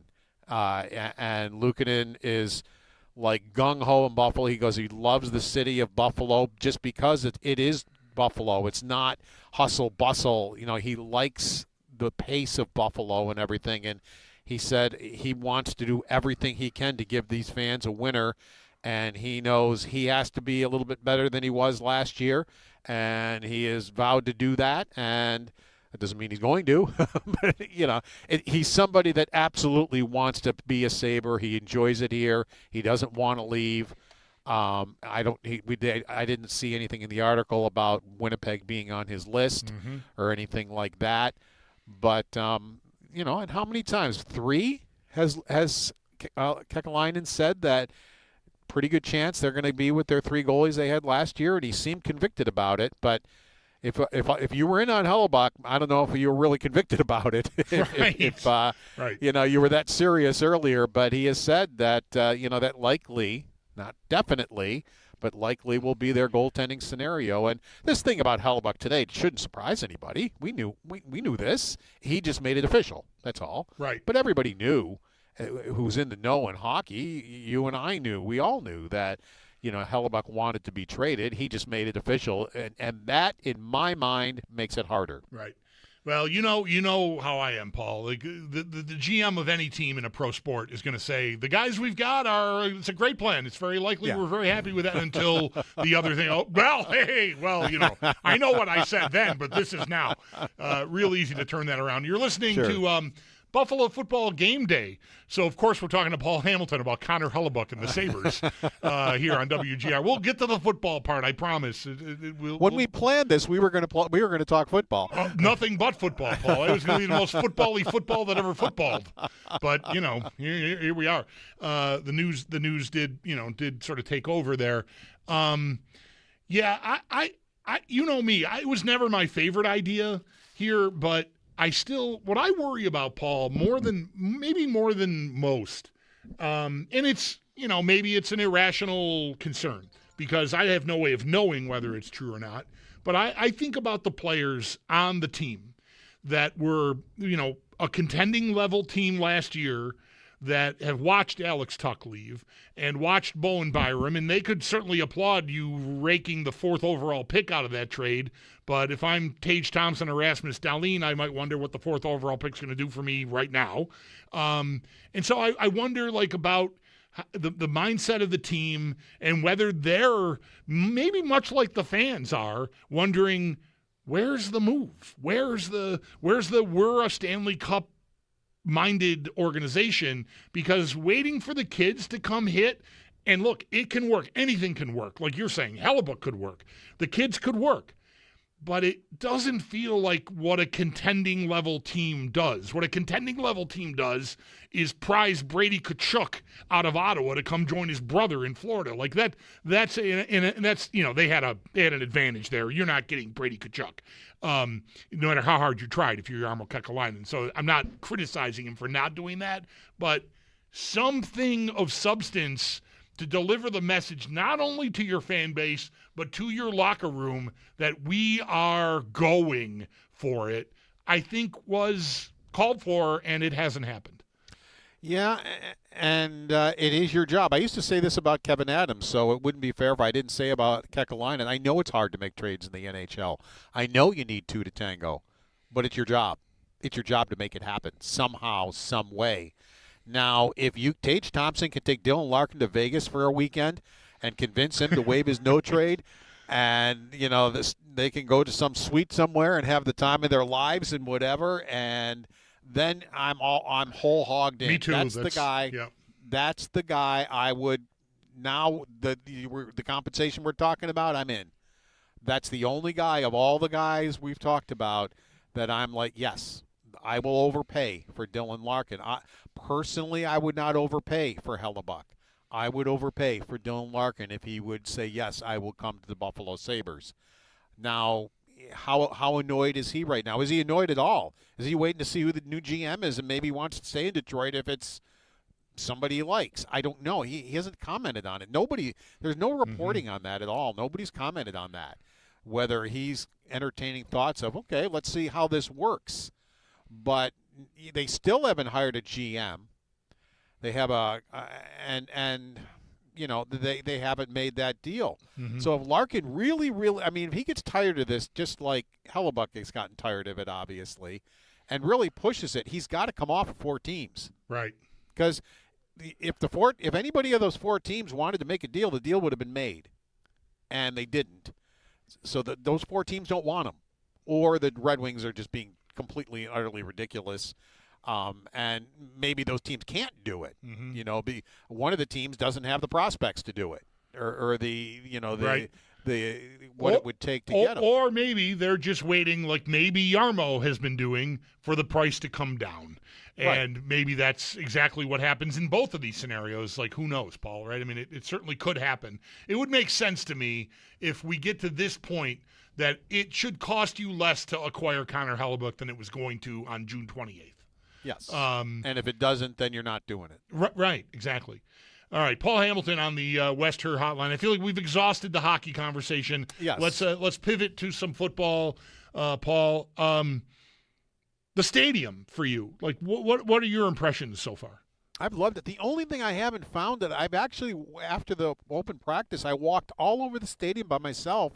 I cannot find those banners from War Memorial Stadium. They're here.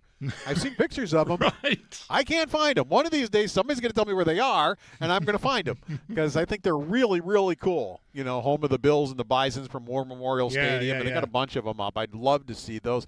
But everything else, I've really enjoyed. I love the deck where you can see the city. Stand in the deck on the 3rd level.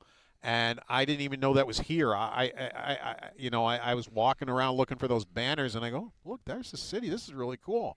And then I found out it's a thing. They kind of built that purposely like that, so everybody would kind of have a view of the city from the stadium here. So everything I've seen, I've had the conversation with Gwelly. I asked him about what was written by Tim Graham, and he absolutely said that. Just what Tim wrote, that at least I got to look him in the eye, though, as we're having the conversation, and he said, we were out of inventory. So we went to other people and said, look, we've got bees available. And, as you know, they had what you could see, the video of it. You got to see the AI version of your seat, and you're pretty close. I've seen Brian Koziel's. It's almost exactly the way it was. His seat is almost exactly what he saw when he got the AI version. And so it didn't seem like there was anything shady here. It's like, okay, this is what we've got. Do you want it? And, it's behind glass, and people got to see it. Now they're saying they didn't get to see it, or some of them are. And, Gwelly had said, they're going to take it on an individual basis and do that. Other than that, so I don't even, in my opinion, I don't even think that's a problem. If all that's true, and I think it is, that to me isn't even a problem. I mean, now people apparently got wet when they weren't supposed to during the rainstorm. Or didn't that think I don't they would. know. Yeah, right. Yeah. I have heard, yes, the wind has come down to the field. Maybe we're going to find that out tonight. I hope we do. But those are things that that's not a fan type thing, but I love that no matter where you're sitting, you can go into a concourse and there are so many heaters up in the ceiling. You can warm up no matter where you're sitting. It doesn't matter if you're in a premium seat or you paid the least amount of any seat in the building. You can find places, large areas to warm up a little bit. I like that for fans. I think that's pretty cool. So really, I've just liked everything I've seen with this, and I think Buffalo's gotten a really nice place to play football here. Paul Hamilton on the West Her Hotline, live outside Highmark Stadium, where the Bills and Steelers will conclude the preseason tonight. Kick off a little bit after 7. How about the roster, Paul? Is there anything that you're really clued into tonight? I don't know how much will be hanging on tonight. My sense is from what Brandon Bean said to Sal and Matt Beauvais yesterday about 50-ish being the number of certain, like how certain they are about the roster already, that there's not a whole lot to be decided tonight. But I don't know. I'm kind of curious to see Skylar Bell for sure. Oh, definitely. I'm also just curious to sit in my. I was on the road for the Carolina game and watch some of it on my phone, but it was not the experience. I'm kind of looking forward to sitting in my living room and watching it on the 60-inch TV.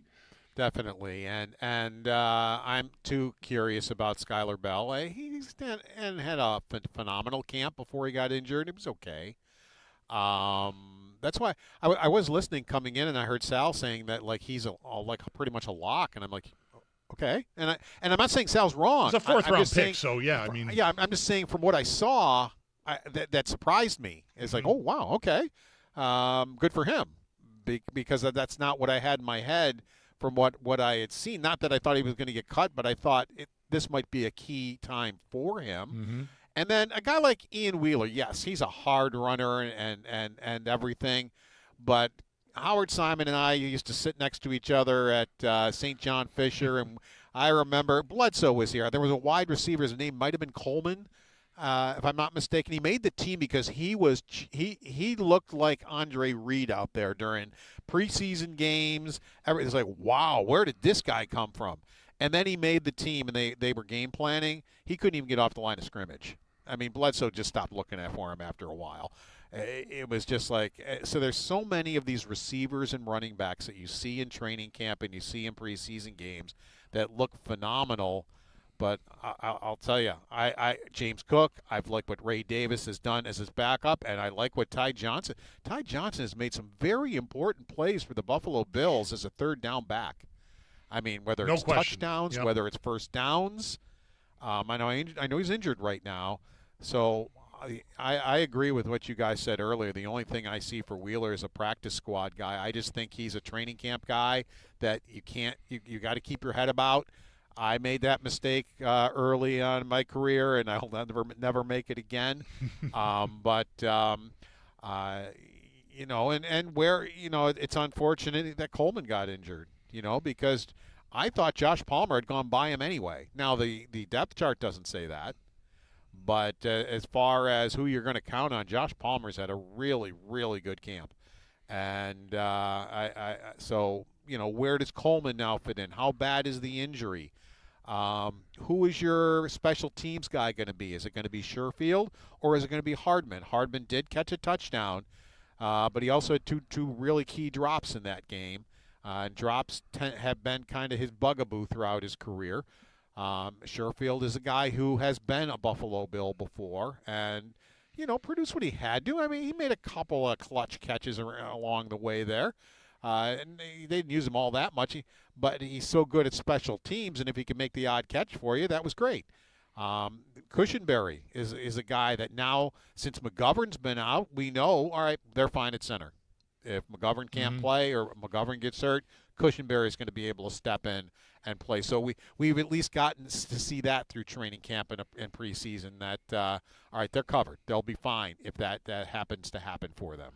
All right, Paul, thanks a lot for all this and wearing your Sabre beat reporter and Bills beat reporter hats all at once for us. We appreciate it very much. Enjoy the game. And okay, sounds good. I hope we have reason to talk again real soon, like maybe tomorrow, because something maybe happens. But we'll see. If I get in there and see the winds really whipping in there, I'll text you so you know. Good to know. All right, thanks, Paul. Yep. There's Paul Hamilton live on the Wester Hotline from Highmark Stadium. Time for us to get you the Barnes Firm injury report brought to you by, the Barnes Firm.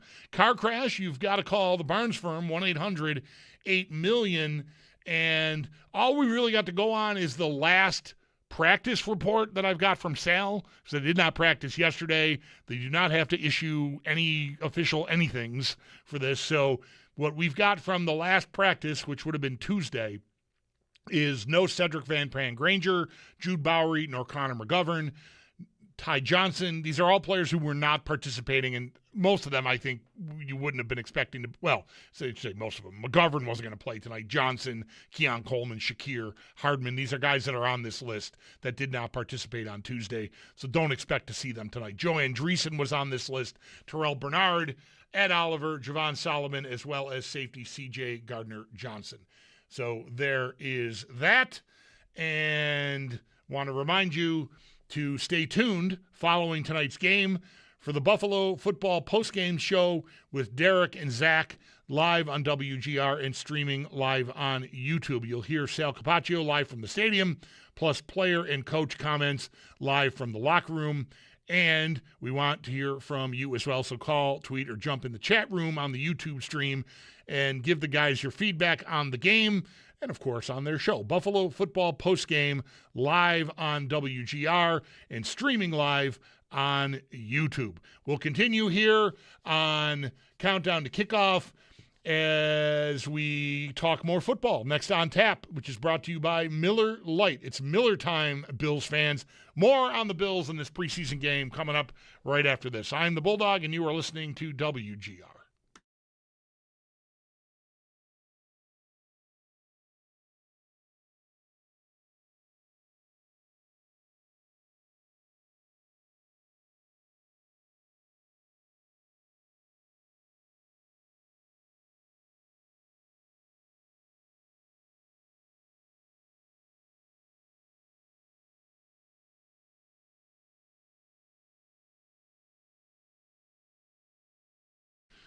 Folks, Bulldog here, and I want to tell you about the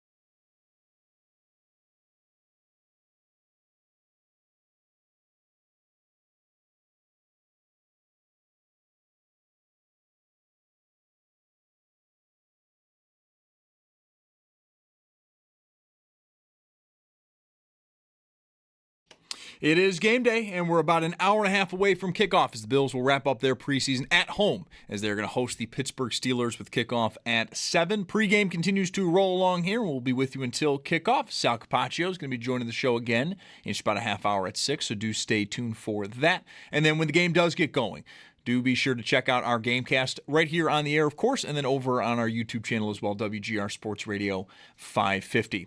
Bills Steelers, they are the first game of the night, but there are 3 others. 2 of them are at 8 o'clock, Patriots at the Browns, and then the Raiders hosting the 49ers. Then at 10, it's the LA game, the Rams. They take on the Chargers. And then some other notes in the NFL. Seattle, they have locked in defensive tackle Leonard Williams to a 3-year, $90 million extension with $56 million of that guaranteed.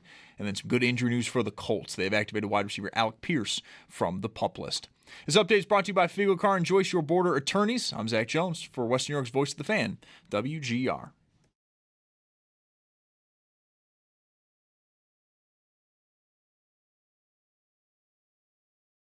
Is that rhetorical? Who do you think you are? I am. I'd like to think that I'm a pretty balanced play caller, but I feel like as a quarterback, you kind of know the plays that are the plays that you want to get to. I feel like those would come off the call sheet very early. So, explosive play caller. That is Bills quarterback Josh Allen. So we continue along here on Countdown to Kickoff. I am the Bulldog. Bills and Steelers getting set to play preseason game number 3, the finale of the preseason tonight at Highmark Stadium. If you're on your way out to the game or already out there, well, I mean, you probably, if you're out there tailgating already, you know what the weather is. It seems as though the reports are indicating that it's very windy, so we'll maybe be taking just how windless the field has been purported to be out for a spin if that wind does hold up to kickoff time. I'm sort of eager for that to be the case. Paul Hamilton was just with me in the last half an hour or so, saying he's watching people walking, and it gets a struggle to you're going to get blown away, but whatever. It's blowing hard out there. Weather, by the way, brought to you by Fiegel Car and Joyce, your border attorneys. Temps right now in the mid to high 70s. Expected to cool down by the second half of this game into the mid-60s, so should be pretty comfortable. Maybe a hoodie or a light jacket, but no precipitation expected to be a problem for this, unlike the open blue-red practice day, return of the blue and red, when man, the rain poured and a lot of people were looking up at that canopy going, I thought I was, that, that's the way it works. The rain sometimes comes at an angle. Doesn't all just come straight down. So that's how it does go. Want to remind you to be listening for the halftime show tonight during WGR's Buffalo Football Take 2. Be listening for the halftime show during WGR's Buffalo Football Gamecast. Sal Capaccio will join Derek Kramer and Zach Jones to recap the key moments of the first half and bring you up to date on the stats of the game. Brought to you by Level Financial, helping you retire better at levelfa.com. Yeah, the Gamecast is a new thing. It's just Zach and Derek. I think Brad was involved in the preseason game that I heard some of the Gamecast for. I don't know if he was around for the Cleveland game too. But I don't know, how are you guys settling into game casting? It's going well. I mean, we got to deal with a lightning delay like right away. It was game 2, so right. we got that. Brad was not with us for that game. I think Nate Geary's going to be with us predominantly during the regular season, so that'll be good. But it's going well. The chat's in there. The bullpen's ready to roll. I've had to wear stupid outfits because Brad betrayed me immediately for week 1. I wore a Bills Hawaiian shirt. I was told we were all going to be wearing Hawaiian shirts. He showed up week 1 not wearing a Hawaiian shirt, so now I have to, match every level. I was not prepared for that 2 weeks ago. Whose idea was the Hawaiian shirt thing? Brad's. It was Brad's, and I was like, that's beautiful, let's do it. And then he blew me off. He tricked you. Pretty much, yeah. Did he tell you that it was a prank? No, it wasn't even a prank. I didn't text him as a confirmation. That's what he told me. We're He good. told me it was a. No, I'm kidding. He didn't say anything about it. All right, well, I'm interested to see with this Gamecast how this evolves, because I think it's a pretty cool idea. How hard is it to not just say what sort of guidelines have you? This is something we could talk about off the air, but whatever. What have you been told not to do? It's a lot of shut up during the play. Like, just watch, react. It's a visual thing. Maybe like a sentence or two, and that's kind of about it. And we just kind of have to just don't say too much. It honestly has not been as hard, and I think it'll be even easier come the regular season because there will be stressful games where, that 2-minute warning, the final drive of the game, you're just locked in. Yeah. Not saying too much. That might actually be the harder part. I'm trying to get my head around how I would handle that. Because like Nate, you mentioned Nate. Like, I know Nate on Twitter. Yeah. I've said this, and I'll peek in, halftime. I try not to be, because I feel like Twitter is just like, it is raging during the game. Like, if the Bills are off to a slower start against a lesser opponent, it is, for me, I'm not judging anybody by saying that is not, I don't need to see that. Like, I'm gonna live it in a couple of hours anyways when the post game show starts and everyone, if it continues to be bad. So I don't need, while it's still the first quarter, like everything that's wrong with this team for the last 20 years in my face while I'm watching the game, because I'm gonna be doing that job later. And then what often happens during this last 5-6 years is it turns around and the Bills win, and often comfortably, and all of that is just wasted energy. And I don't want to expend even the limited energy that it would take for me to read it, let alone, because I'm not feeling any of it. It's a long game. We'll see what happens. It's kind of like my approach. Meanwhile, like, this team is the worst. I hate them. Sean McDermott can't, oh my God, with the challenge flags. It's, it just doesn't work for me during the game. I'm curious how it's going to go. Yeah, because I feel like Nate has the potential to completely derail on the air during one of those shows. That's why we love him. Yeah, like he is brought for that energy. I think I convinced him to come in and join me tomorrow. He's out of town today, but I think he's going to be back, and because we golfed together on Tuesday. And I think I've got him riding shotgun with me tomorrow. So we'll have to ask him, like, how ready for game casting he is. Because I might be reluctant to be my relaxed self, if you know what I mean. Yeah, oh yeah. In that sort of a scenario. I may have to play a little bit more of a straight man role in this whole production, which is fine. Like, I told our boss, I was like, look, as long as this is not Texas, we're okay. I have very much put most of my fandom energy into that because, covering the Bills, covering the Sabres, I got to be somewhat detached. So it's all just gone to them. I couldn't do this. Like, I'm alone. I'm quiet. I'm in a dark corner. That's how it goes. But we'll be fine. We're working out the kinks here. I mean, it's the preseason. I was worried the backup quarterback situation. Honestly, I was like, how watchable are these games going to be? Because the last couple of years we had it where Mr. Trubisky, Kyle Allen's been great. Yeah, he's been really good. I did not see that coming. I don't think anybody did at all. Yeah, I was kind of, I think, sort of expecting Bouchel to maybe beat him out. Mm-hmm. Even though, I mean, Kyle Allen, he has a close relationship with Josh Allen. So I guess Bouchel does too. I mean, the organization likes him, but it feels to me it's portrayed as Kyle Allen is like the closer friend of Josh Allen. So like that sort of gives you a leg up, but it's not how you should decide your football roster. So I think he needed to play well to at least quell the idea that fans might have, which I'm not saying they're necessarily wrong, that the main reason he's here is that he's boys with Josh, which again can be a little shaky.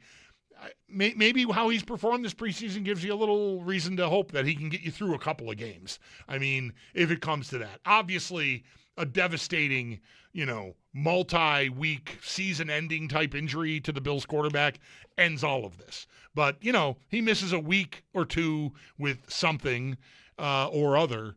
Maybe Kyle Allen, that is, can find a way to get you through. Yeah, I don't even think that's a battle anymore. I feel like Kyle Allen, I got to keep reminding myself, boy, how annoying am I? Kyle Allen's been so good in the first two preseason games that I think it offsets what the practices maybe have looked like, because the reviews have not been good of him in practice, so much so that, like I said, I was kind of expecting as camp got ramping up and before the preseason games began that Bouchel might take that job from him. But I think Kyle Allen has solidified, I did it again, that spot. The rest of it, the guys like Paul and I were just talking last segment. I've enjoyed watching Ian Wheeler. I've liked watching Frank Gore Jr. last year and this year too. I just really, barring Ty Johnson, which we believe I think is a hamstring injury, if that's if week one is in peril or something for him, then I think maybe you've got a different conversation on your hands. But there's no world to me in which, despite the salaries being different, I mean, Ty Johnson doesn't make a ton of money, but he costs you a lot more than a street free agent rookie like Ian Wheeler would to be on your team. But he also is that much more valuable. I mean, he has made key plays for this team in the passing game, even down the field, not just like little dump-offs and screen passes, and certainly knows his way around the backfield as far as the blocking part of the job goes. And that is a big deal to me. So I think Ty Johnson, to me, again, provided he's not on a longer range injury concern situation, your running back room is all set. So maybe you can keep both Wheeler and Frank Gore around. I think they both have flashed enough to be, capable, competent ball carriers if you needed to call on them in the regular season should anything happen, to either one of the three guys ahead of them on the depth chart, Cook, Ty Johnson, and Ray Davis. But I think that's pretty much set. It's very interesting to me that Ray Davis has sort of taken over the punt return. He hasn't taken over, but he's been doing it and had a nice return against Cleveland. And that's smart for him to want to get his hat in the ring on that, because that could give the Bills some flexibility at receiver. Like, I think Hardman's way to the 53, he could still be a practice squad candidate for sure, but his way to the 53 was being their primary punt returner, I think. And if that's off the table, which I think it probably is, the convenience of having Davis do both of those return jobs and be a complementary piece in the backfield gives you then the opportunity, which I would consider to be something of a luxury, to keep Trent Sherfield in place of Hardman so that you have someone. I don't know if they'll use, Shavers played like crazy in regular offensive sets because he was such a valuable downfield blocker for them as a receiver. And I'm not sure if they have the same designs on using Sherfield that way, but we know Sherfield has talked this year himself, this summer, as really sort of investing in the special teams aspect of his game. So you've got that piece. And I would have felt like keeping a guy like Sherfield until Shavers recovers was kind of a luxury numbers-wise. And it still might be, you could describe it that way. Are there better receivers? Like, is Dante Pettis a better receiver than Trent Sherfield? Is Stephen Gosnell a better receiver than Trent Sherfield? Maybe. But the special teams piece and the blocking piece, I think, give you a body type there that I think you'll want to have. And I think now, if Davis takes over that other role, it gives you the flexibility to do exactly that, which I think could really be nice for them. I'm curious to see Skylar Bell tonight. We haven't really heard a lot of positive on how the year so far has gone. His first off season and training camp with the team. There's been an injury mixed in there, so curious to see what he looks like in this offense. Not that he's in danger of not making the team, like we talked about with Sal. He's fourth-round pick. He's going to be on the team. So, but I'm just curious to see him play. We'll get more into the roster and focus particularly on the defense when we continue this the game day show here on WGR. In fact, on tap next on Countdown to Kickoff is more of that. I'll look at the defense and I'll dive into that with Sal when we get to the top of the 6 o'clock hour. On tap is brought to you by Miller Lite. It's Miller time, Bills fan. I am the Bulldog, and this is WGR.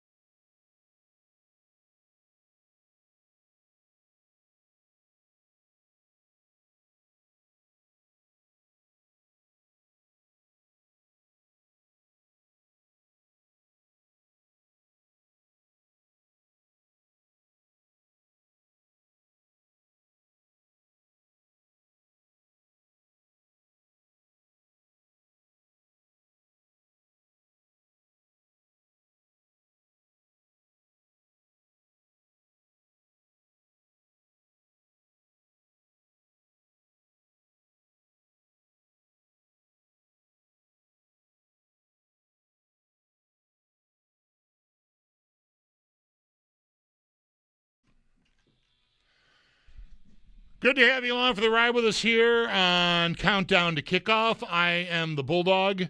Would like to remind you that primetime NFL football returns to WGR this season as Westwood One presents Sunday, Monday, and Thursday night football on Western New York's home of the fans, brought to you by New York's Outlet Liquor. When you need to stock up, it's the place to buy a case, and by Armor Heat. Do it right the first time. Bills and Steelers coming up just a little over an hour from now at the new Highmark Stadium. Bills putting the lid, as the Steelers are as well, on the 2026 preseason. As is typical, don't expect any, well, I don't say familiar names.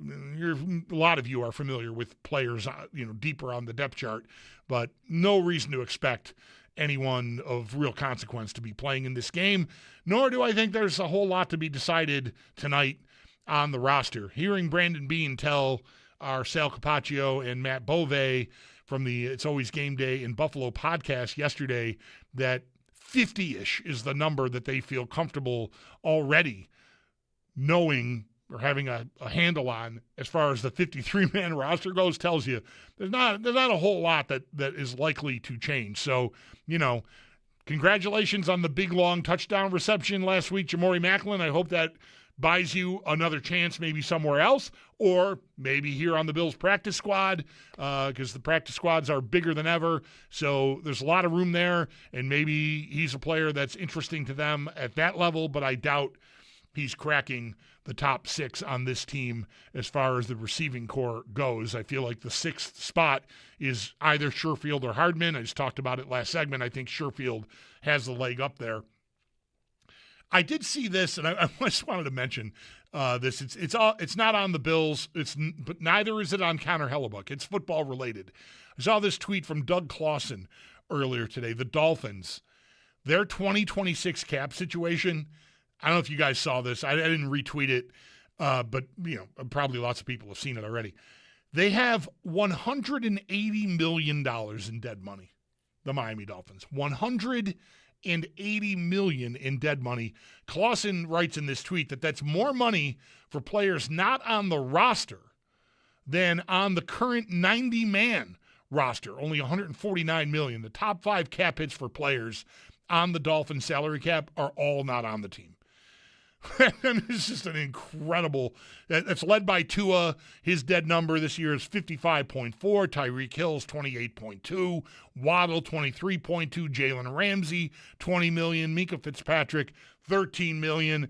And on we go. Zach Sealer 11.4. Bradley Chubb, hey, he's on the Bills, 11 million in dead money. Taron Armstead 10.7.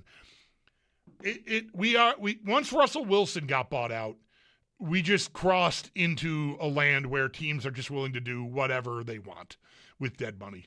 But the Dolphins, if you were doubting at all that this was a team that was absolutely going nowhere this year, I doubt that many of you were questioning that. 180. They have more money in dead cap. They're not dead. I don't wish ill on any of these. I should just stop talking. That's crazy. $180 million in dead money. And what did they do during this time period? I mean, nothing. They lost to the Bills on the last day of the season with a chance to win the division. Like, that's the closest they came. They also, with a chance to make the playoffs and the Bills having nothing to play for, got annihilated in a season finale by 30 points. That's that era of Miami Dolphins football, and they look back on it now with $180 million in dead money. It is insanity. Oh man, good luck. No, I don't want to say good luck to them. To hell with them. I hate the Dolphins. I don't know. Good luck to them. Nothing to that. Nothing there. Let's get a break in here, and then Sal Capaccio is coming your way. That's what's on tap. Brought to you by Miller Lite. It's Miller time, Bills fans.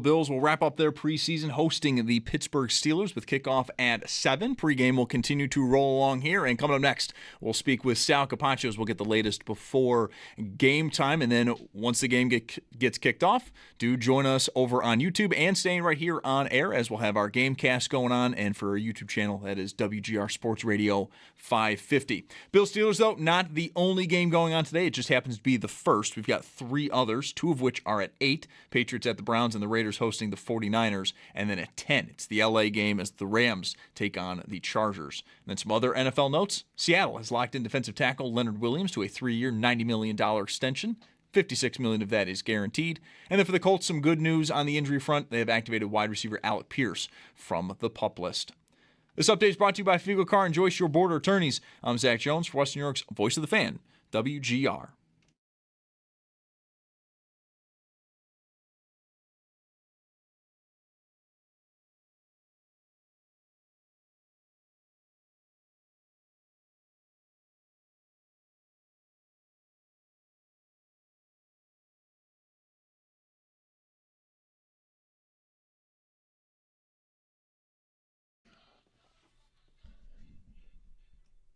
You are listening to Countdown to Kickoff on Buffalo Football Game Day as we get you ready for a 7 p.m. preseason kickoff between the Bills and the Steelers.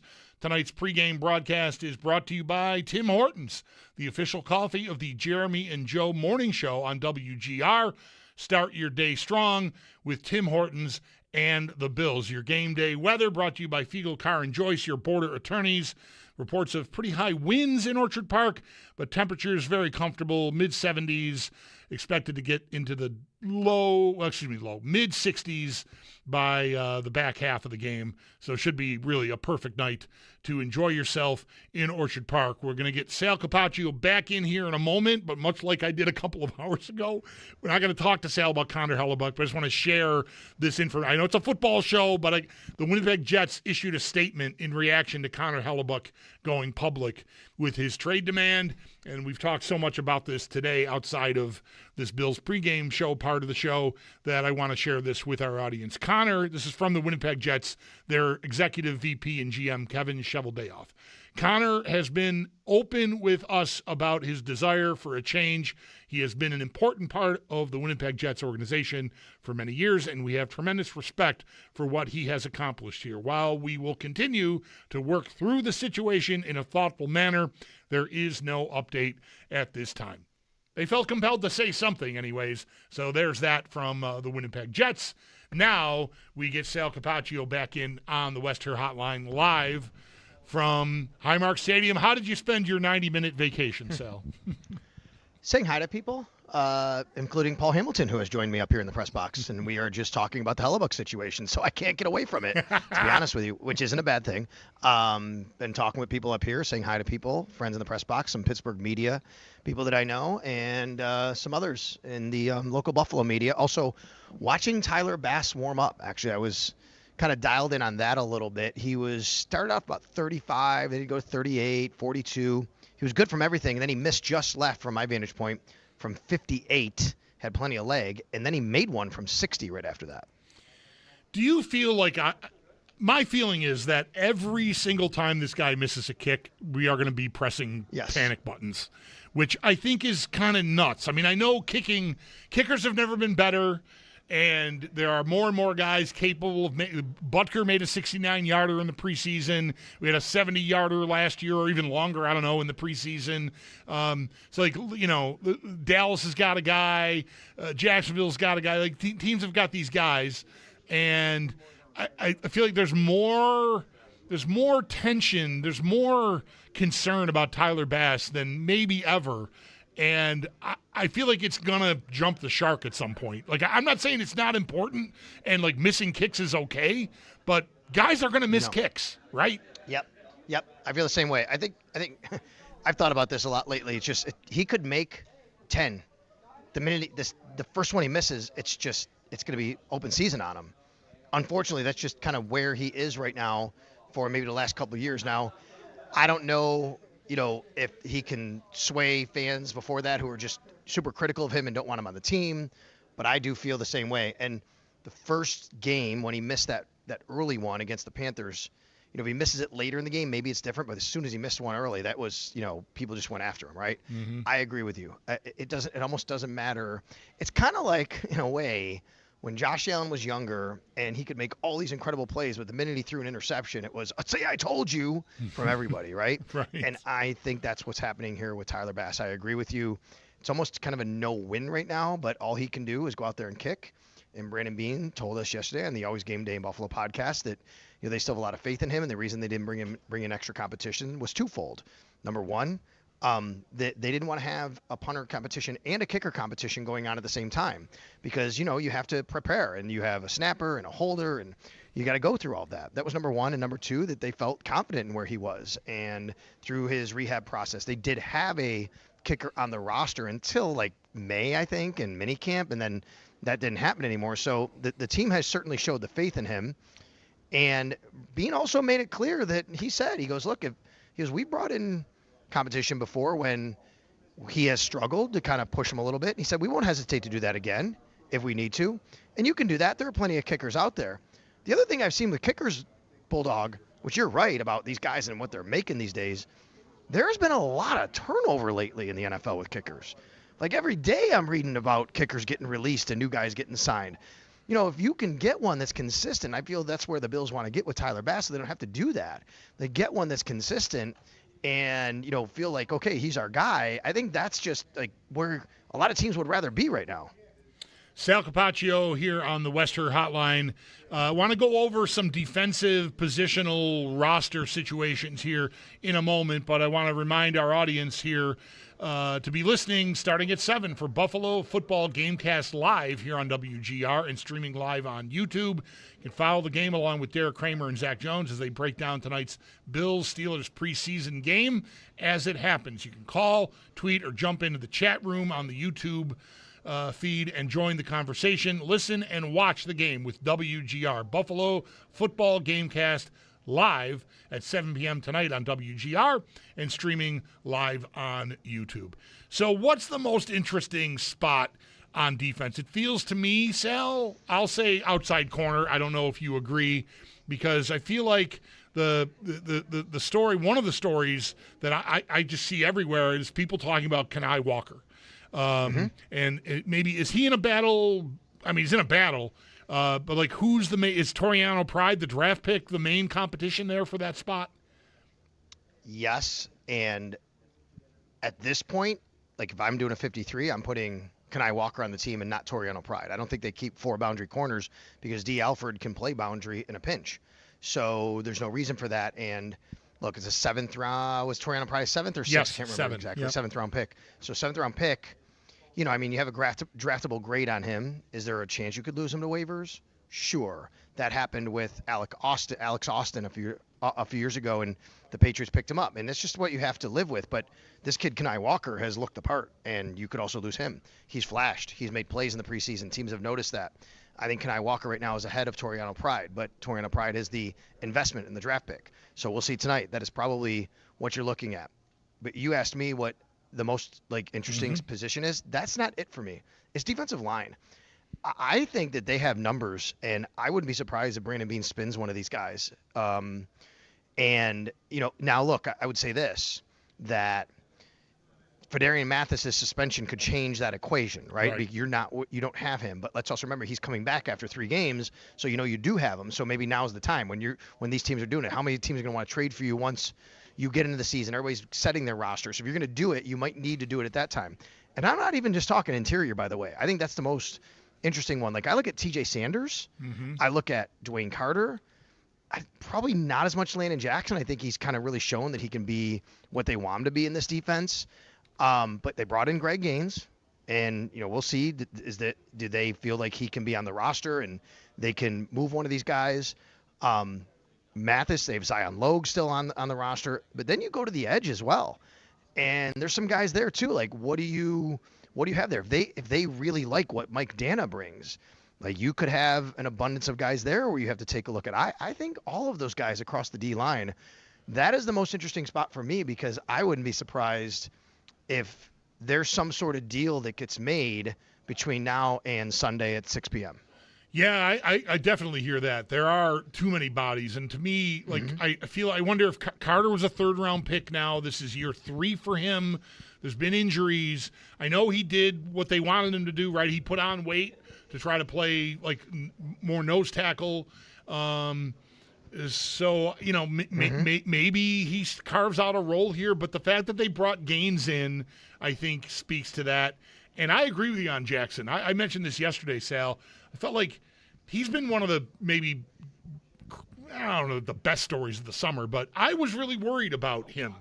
Like, he was one of the guys I was thinking of when I make the point about Jim Leonhard not having all the right parts yet, because you drafted Jackson to play a role in Sean McDermott's defense, and now you asked him to bulk up, and, like, athletically, how's that going to work, and how comfortable is he going to be? But I agree. I think in the 2 games, he's looked like someone who should be, not more than a rotational player, but still someone who will be on the field and play meaningful snaps for them. And I was kind of worried about him going into the summer. Yeah, for sure, and I totally understand that. But you're right, and I think that he's definitely acclimated himself. And here's the other thing, like, got to know Landon a little bit over the last year, and kind of catch up with him a few times here and there, how things are going with his, with his body structure, his change. And I got to tell you, when you're standing next to him, he is a really, really big human being. Like, he was already big, but now he's massive. He looks like he should be able to play that role. And here's the other part about it, Bulldog. I think he is very happy and confident. Like, he feels like this really suits him. And I don't know if he felt like that last year necessarily in that defense. And he gets hurt early in the year. So I think all the parts are coming together for him. And, I think that's a guy that they are going to rely on to be a part of that defensive line rotation. Now, you go to the edge group, though, Rousseau, Chubb, Hoyt.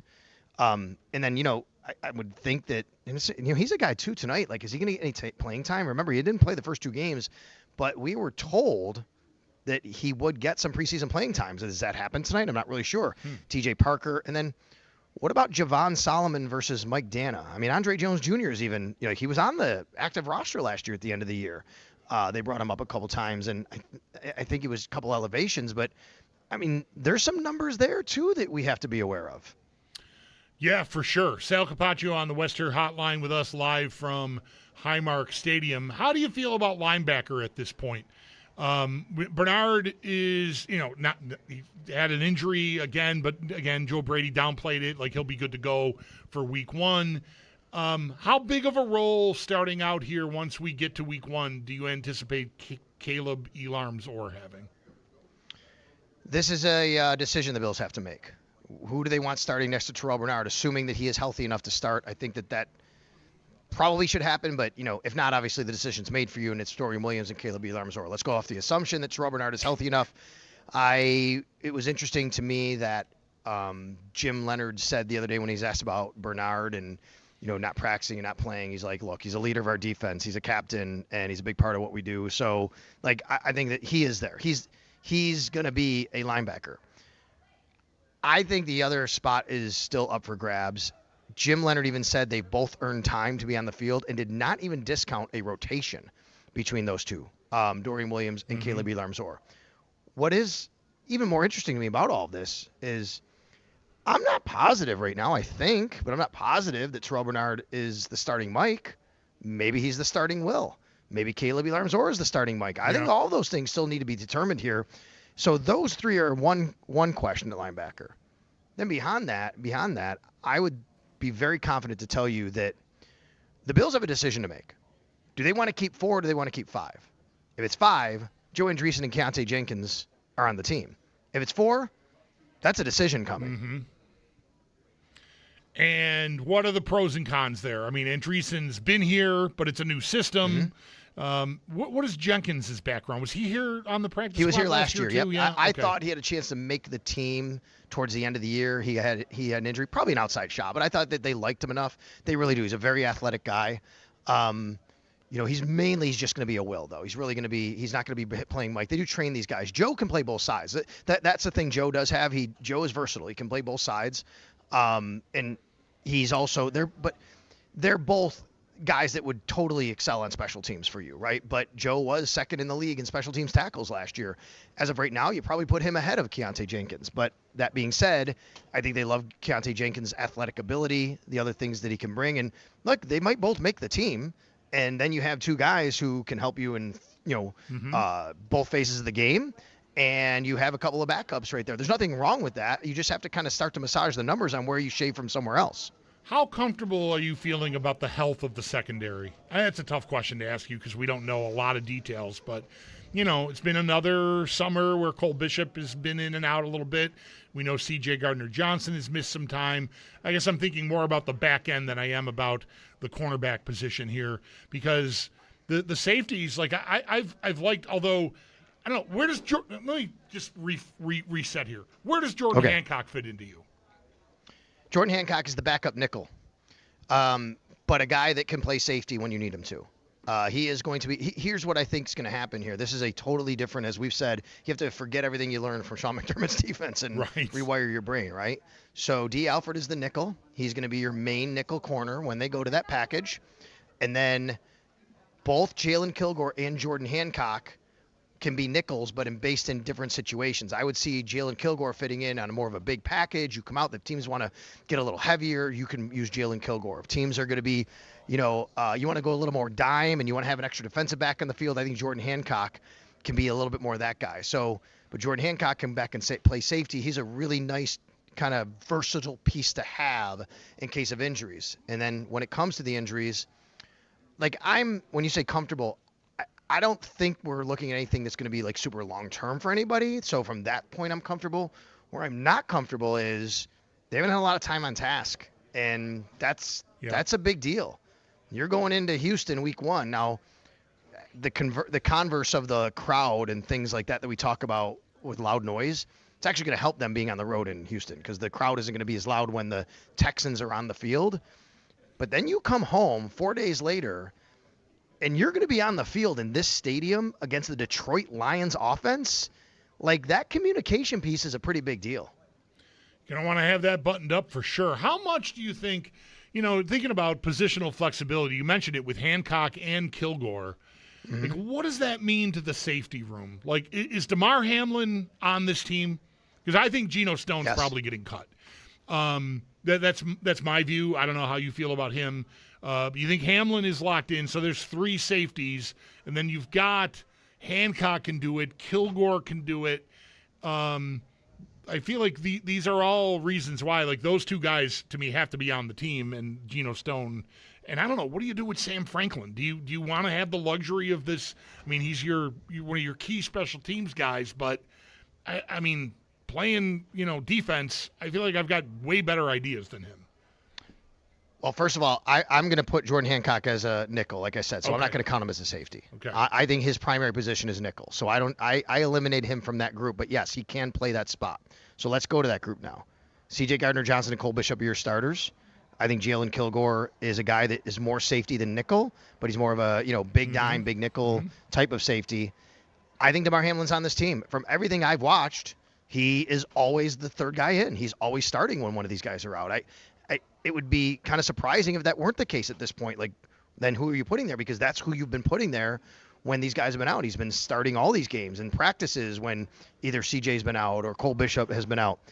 And I agree with you. You called a luxury for special teams or Sam Franklin, but he is a guy that, has made his living. He is the primary, number 1 main special teams guy on this team. Everybody else has a position that can play special teams. He kind of doesn't. He that guy's not playing safety for you. He's on this team because he plays special teams, and I would think Jeff Rodgers would have something to say about that, wanting a guy like that on his team. The last thing I want to ask you about is something that we talked about as soon as the draft happened, and that's Maxwell Harrison and Davison Igbenogson. Now, I was away. Igbenogson, thank you. I was away. My glasses are foggy. I was away for the week that they were in Cleveland. Some of the reviews I read on Hairston, I know he made a big play at the end of the 2-minute drill, breaking up a pass in the end zone, but it felt like there was maybe some rocky reps there against Boston, the Cleveland rookie wide receiver. Is there a battle at all there in your mind, or you think Harrison is their other boundary corner to start? I still think Max Harrison has been in front, as I have since the day they drafted Davison Igbinosun. To me, as you know, I've always said this is Max Harrison's job. He would have to either be injured or really fall on his face, and Davison Igbinosun would have to really overtake him. I have not seen that. Now, we could quibble over, well, you've seen some good plays from IGB, and Max Harrison had some tough plays. I'm going to read it from how I see the organization. I have never seen one instance in where he has been ahead of Max Harrison. It's always Max Harrison first. So I'm going to say that I think Max Harrison, that's his job. Now, could things change in October, November? They start to get on the field. He starts to get on the field more. He starts to play. And I don't think that Max Harrison had a bad camp or preseason. There have been some rocky plays, no doubt. I also will tell you that I thought Davison Igbinosun struggled the first couple of weeks of camp, but I think he's really starting to find himself a little bit. You know what I mean? Mm-hmm. He's starting to really show kind of why they drafted him. He's showing that length, that athleticism. We all know the competitiveness. That's the number one thing people talk about. But I have never seen anything that's given me any indication that he is ahead of Max Harrison as far as the Bills are concerned. I think a lot of us, last thing for you, Sal, I think a lot of us have been just assuming, well, they drafted a punter, so he'll win the punting battle. How right is that in your mind? Mitch Wisnowski, the veteran, is still there. Does today matter a lot in that, you think? Is there I know Joe Biscaglia always likes to coin the Puntapalooza. Is there a battle coming down to the wire there, or do you think Doman's kind of got the job? I would be in that same camp that they drafted him. They did a lot of work on punters, as you know, I've talked about before. They identified him. They brought him in here. He would have to go out there and shank a bunch of punts, I think. He did not have one good punt in one of the games, but he had two really good ones in that same game. And then you have the holding aspect. That's a piece of it, of course. But Tyler Bass was 5 for 5 last week, and I don't know if he held on every one of those kicks, to be honest with you. But I do think that when you draft a punter and you've gone through several punters over the last couple of years, because last year they did that with Mitch Wisnowski. He kind of came in and he did a nice job to solidify, but he was like their third punter on the roster. Right. When you've had that changeover and then you go out and identify a guy and you draft him, it's that guy's job to lose, and I don't think he's lost it. To me, it would be an upset if they were to release Tommy Doman in favor of Mitch Wisnowski. Sal, I want to congratulate both of us for wringing every ounce of liquid out of the sponge that is the preseason by culminating with a conversation about the punter battle. I think we've done it all. We've peaked as a football society here in the preseason, Sal. Thanks a lot for the double duty today, and I know we'll hook up tomorrow after this game. Enjoy the game, and thanks again.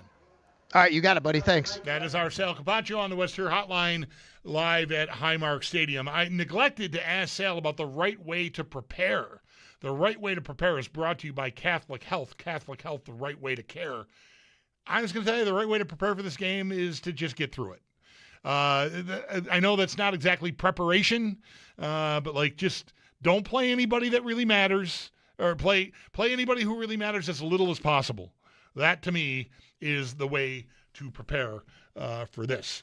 Also, want to remind you again, stay tuned following today's game for the Buffalo Football postgame show with Derek Kramer and Zach Jones live here on WGR and streaming live on YouTube as well. You'll hear Sal Capaccio live from the stadium, plus players and coach comments live from the locker room. And, of course, we want to hear from you as well. You can call, tweet, or jump into the chat on the live stream on YouTube and give the guys your feedback on the game. Buffalo Football postgame show live on WGR and streaming live on YouTube. Again, that is coming up tonight right after this game concludes. We are up upon a timeout here. Still have another half an hour to go in Buffalo Game Day. We will spend a lot of that getting you a conversation about the Pittsburgh Steelers. We had the privilege of talking to Chris Mack, longtime afternoon sports host in Pittsburgh, on our show yesterday. So we're going to get you a little background on the Steelers as they come into town to finish off their preseason. That is what is on tap as we continue on Countdown to Kickoff.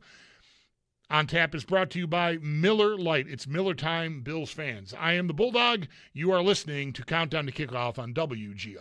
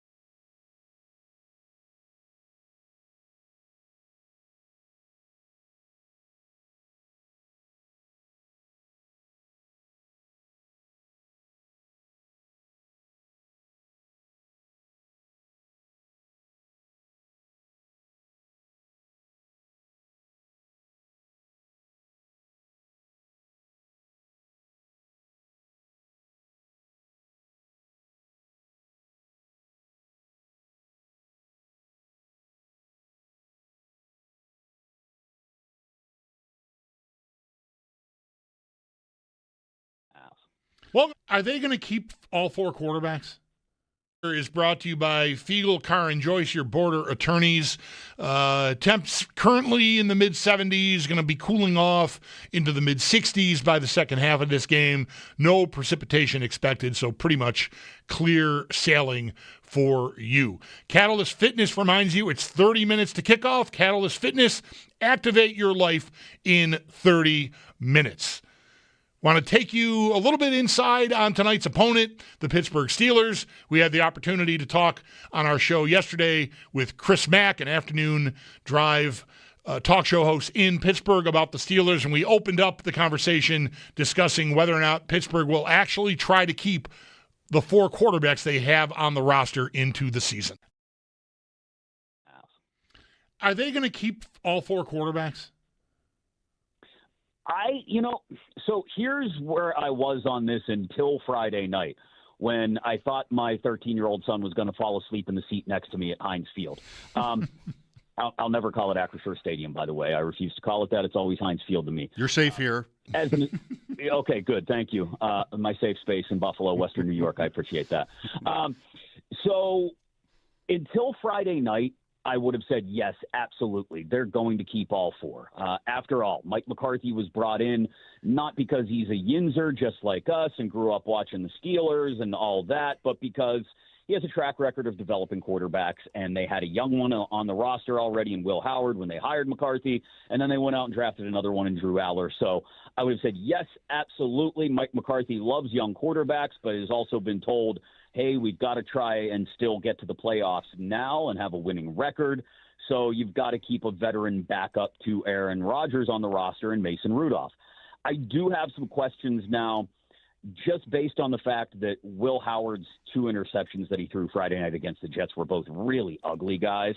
And if that is enough to give you the opportunity to maybe sneak him through the waiver wire and onto the practice squad, then maybe they roll the dice on that and try it.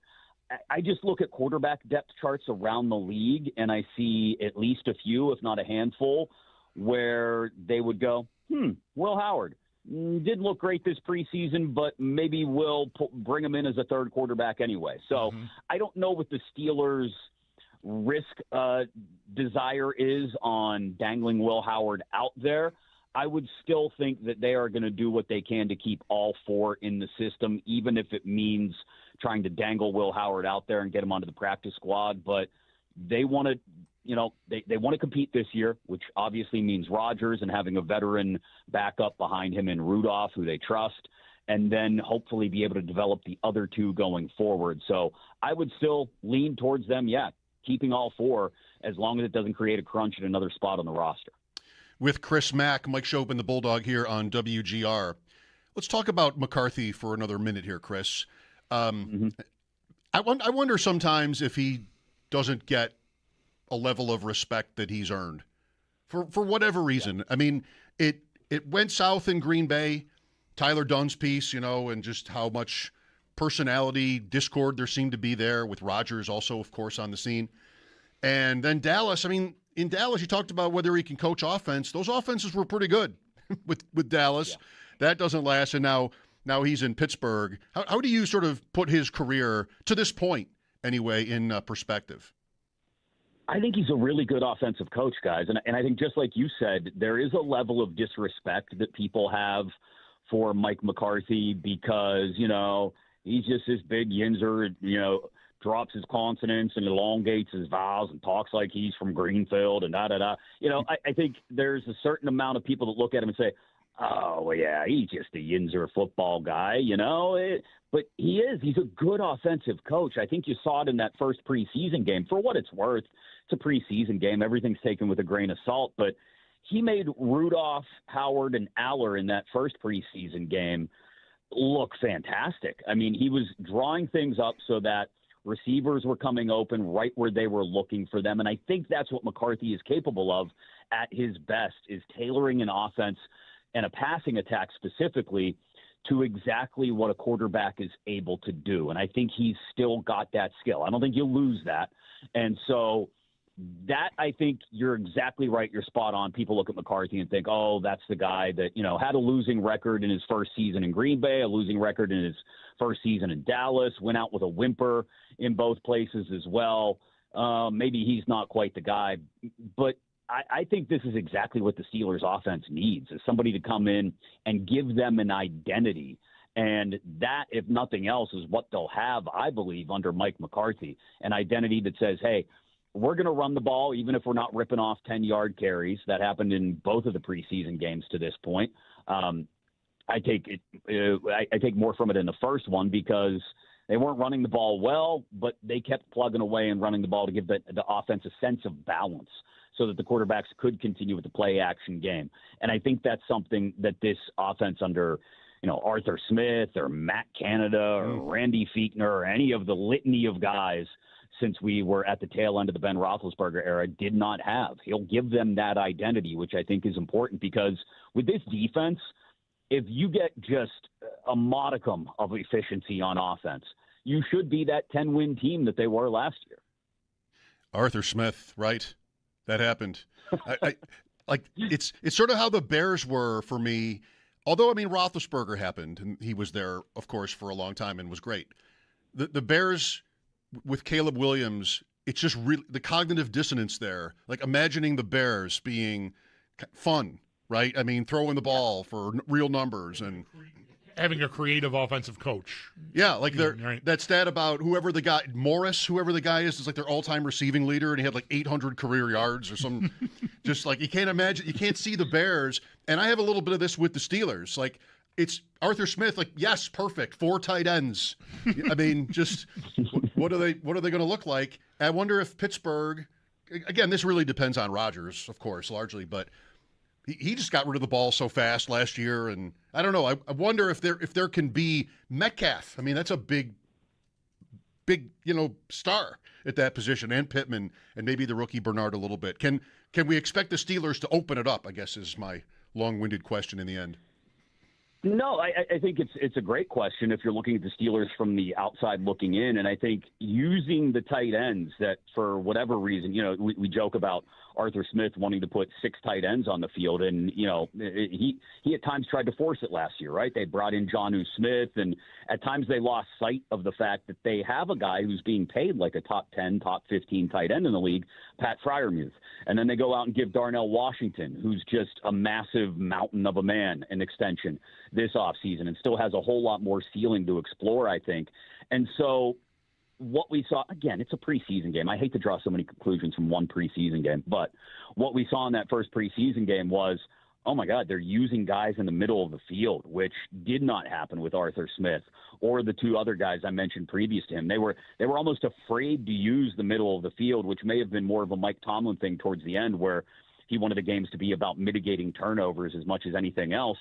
And so I think you're going to see not just the receivers, and Pittman and Metcalf are both built because of their size and their physicality to run routes through the middle of the field, but also with those tight ends, Freiermuth and Washington, you're going to see them use the middle of the field. So not necessarily opening up the game in like the traditional way that we think of it, like, oh, they're going to take deep shots like they did a couple of years ago where it was just chuck and duck to George Pickens and hope that he comes down with the ball or a DPI. I think it's going to be more about spreading things out, using the middle of the field with those tight ends and both of those top 2 wide receivers.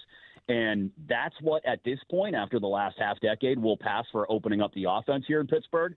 And I think people are going to be delighted to see it because it hasn't happened. It's been so much dink and dunk and keep it outside the hashes that utilizing that middle of the field really, when you've got a quarterback in Rodgers who still does have the arm strength, and you're thinking about the future and maybe a Drew Aller who we know has the mobility and the arm strength, you start to think, okay, maybe we can build something here with receivers who are allowed to run routes all over the field and actually be utilized. Chris Mack, Pittsburgh radio host on the Western Hotline with us, Steelers in town to play the Bills tomorrow evening. How about the backfield? How do you think the workload will be doled out there? I feel like mostly since Jaylen Warren got there, it was frustrating for fans that he didn't get the ball more. There was always somebody ahead of him. He was like a complimentary piece. But now he's the top dog. Is there going to be a timeshare there, or do you think he'll be like a true 1A? I think it's going to be probably pretty close to 50-50. I think I think Warren, from what we've seen so far, is probably the 1A to Rico Dowdle's 1B. And I think they're going to take that as it comes and see if a guy has a hot hand on a particular day.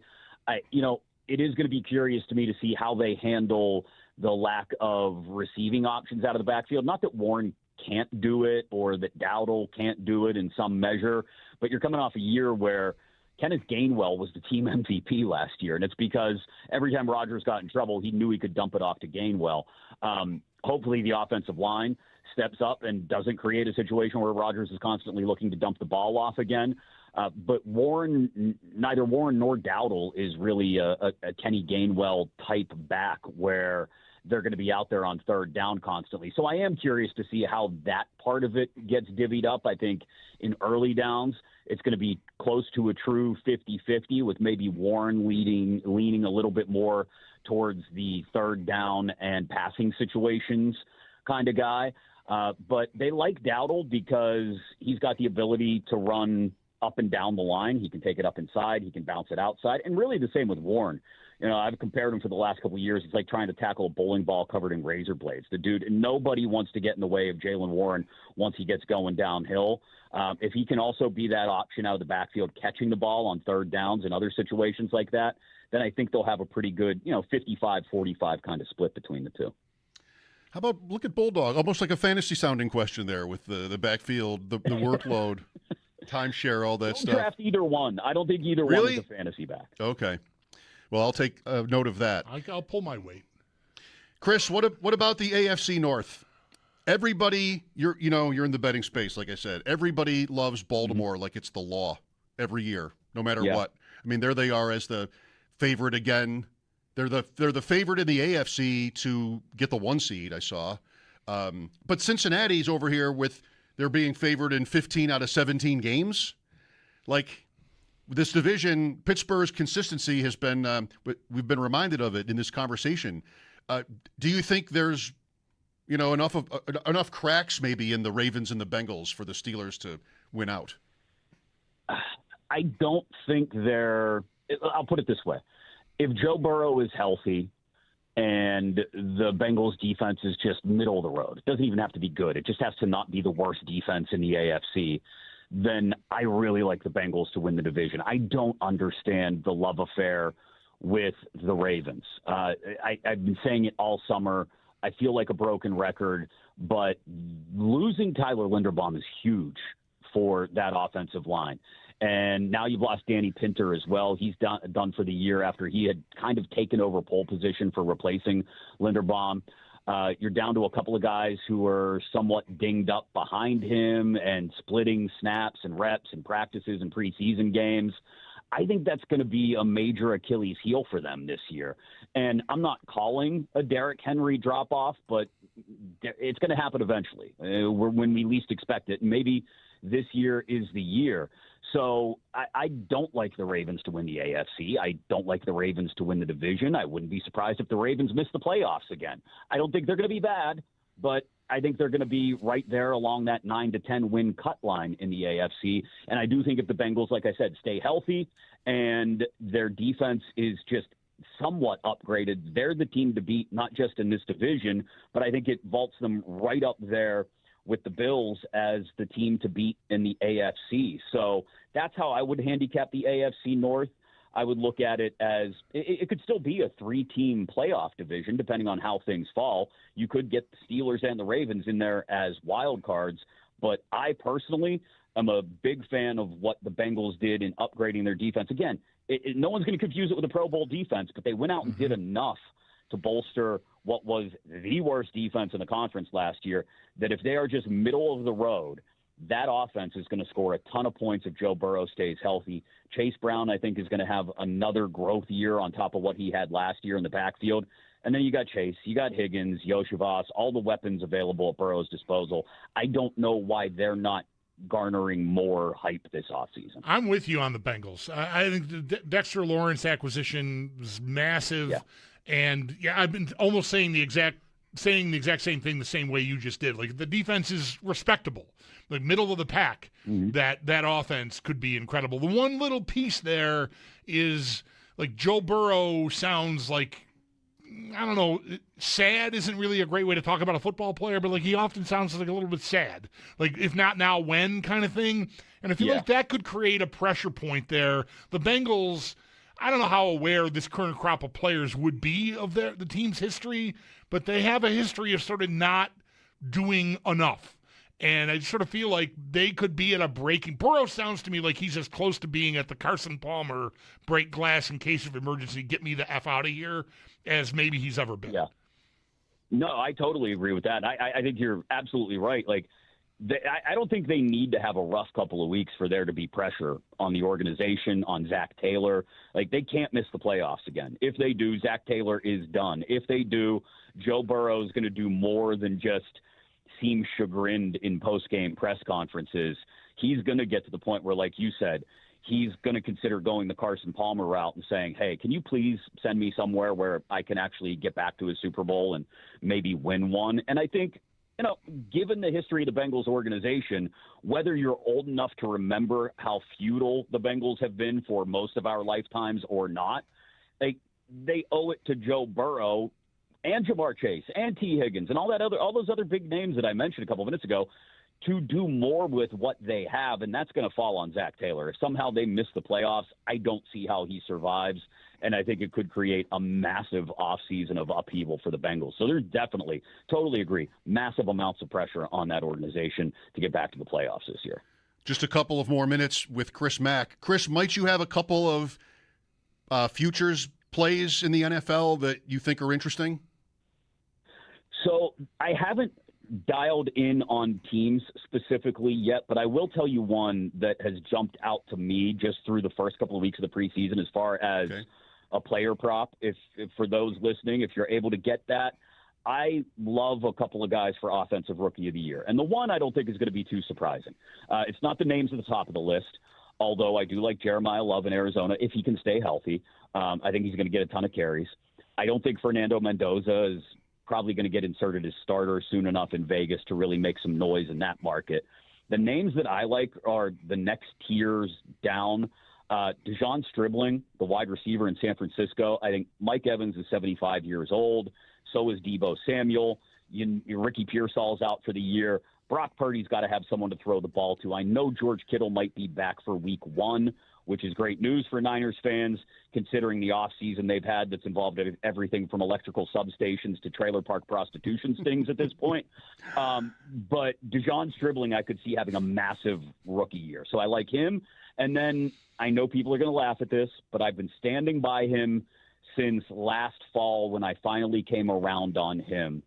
Carson Beck, if he gets a chance to start the majority of the games in Arizona, Arizona is not going to be good. I want to be real clear about that. Don't go betting the Cardinals.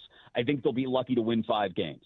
But I think with the number of weapons around him between Harrison and just the receiving talent they have, Trey McBride at tight end, I mentioned Jeremiah Love already. They got a deep backfield. If the offensive line can keep Carson Beck clean, just a little clean, I think Carson Beck, if he gets to start 10, 12, more games than that, could be a look at Offensive Rookie of the Year, too, at like 20 or 25 to 1. Those are the ones that I've really sort of honed in on right now. Yeah, the prices have to be pretty good on both of those guys. I wonder if Beck, just like not to the same extent as with MVP, but if he's going to have to win, like win games to win the award. You know, like how right? Maybe that's what would I think quarterback always gets a little bit more leeway, you know, but I do think you're right. Like if the Cardinals are 3-14, it doesn't matter if Carson Beck looks good and puts up numbers in those games. They're still 3-14, and if the Niners, you know, are a wild card team and Dejon Stribling has, 85 catches and 10 touchdowns, that would definitely be my lean there in that market. And one that, the price is a lot shorter in that market, but Jadarian Price is going to get a ton of work in Seattle, and I think that's a team that's obviously, coming off a Super Bowl. I still think they're going to be really good. I would have liked Jordan Tyson, but his hamstring, like he's had 4 hamstring injuries now, and he's going to miss maybe at least a month of the season. So probably not going to win. Okay, Chris, thanks for your time today. Anything you want to promote? Yeah, I'll be filling in for Nick Costos the rest of this week on You Better You Bet on Westwood One Sports every morning from 9 a.m. to noon Eastern, so check it out. And if you're looking for a fix of Steelers news, trying to find out what's going on with them going into this final preseason game, by all means, check out Caballi and Mac. Mark Caballi's been on the Steelers beat for about 20 years now. He and I have a podcast you can get wherever you get your podcasts. Thank you, Chris. Enjoy the season. Thanks so much, guys. You too. Chris Mack, our guest on the Western Hotline, the Steelers in town to play the Bills in the preseason finale tomorrow. 803-0550 for us. Mike Schopp and the Bulldog here. Sal Capaccio booked for 5 today. This is WGR.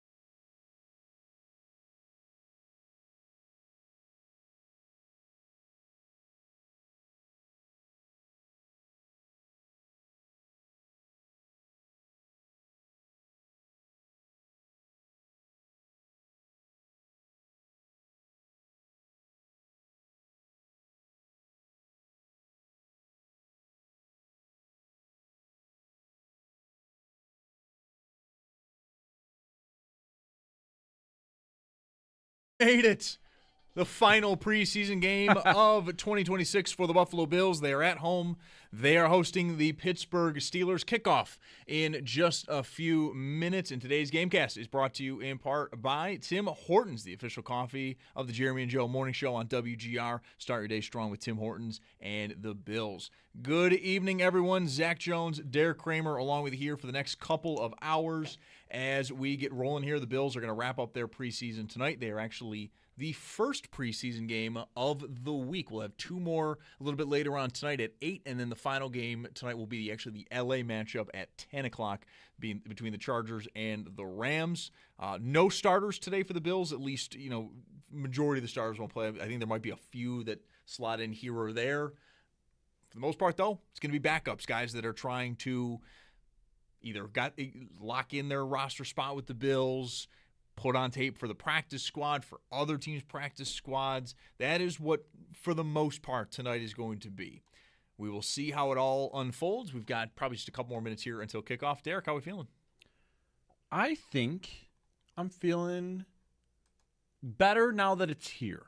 I've had this existential dread that this game is going to be terrible. Right, you went 2 for 2. Are we sure this is going to be even watchable? You can't typically get away with it for 3 games in a row, right? That's what the suspicion might be in that sort of thing.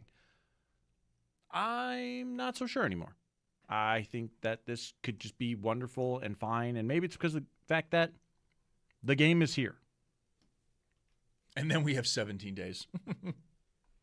I'm excited. I think the backup quarterback play has been very, very good for the Bills. Ultimately, it's been very watchable. And tonight as well, we also get Skyler Bell for the first time all preseason. It also looks like Maxwell Hairston is going to be suited up for tonight as well, so we might even get a little bit of a matchup there in the outside corner bit, especially with guys like Davison and Gnosin, who we really haven't seen, we've seen quite a bit, but it's been more of a growing build for him over the last couple of weeks, where now he has maybe in some ways kind of entered a conversation of, is he pushing Maxwell Hairston? Hairston, I was going to say, we haven't really necessarily seen a ton of him in the preseason. Again, he's kind of with the starters. Maybe now that is changing. The last couple of weeks, it seems like, has not been the best run for him. We will see. Skyler Bell, though, is the one I am absolutely looking forward to. It is going to be the Bills on offense to start tonight as kickoff is coming up here. And we rock and roll from Highmark Stadium. I am also curious to see who will be the starting quarterback tonight, Shane Buechele or Kyle Allen. I think it should be Kyle Allen. I think he's going to get the backup quarterback. It's not. It's Buechele.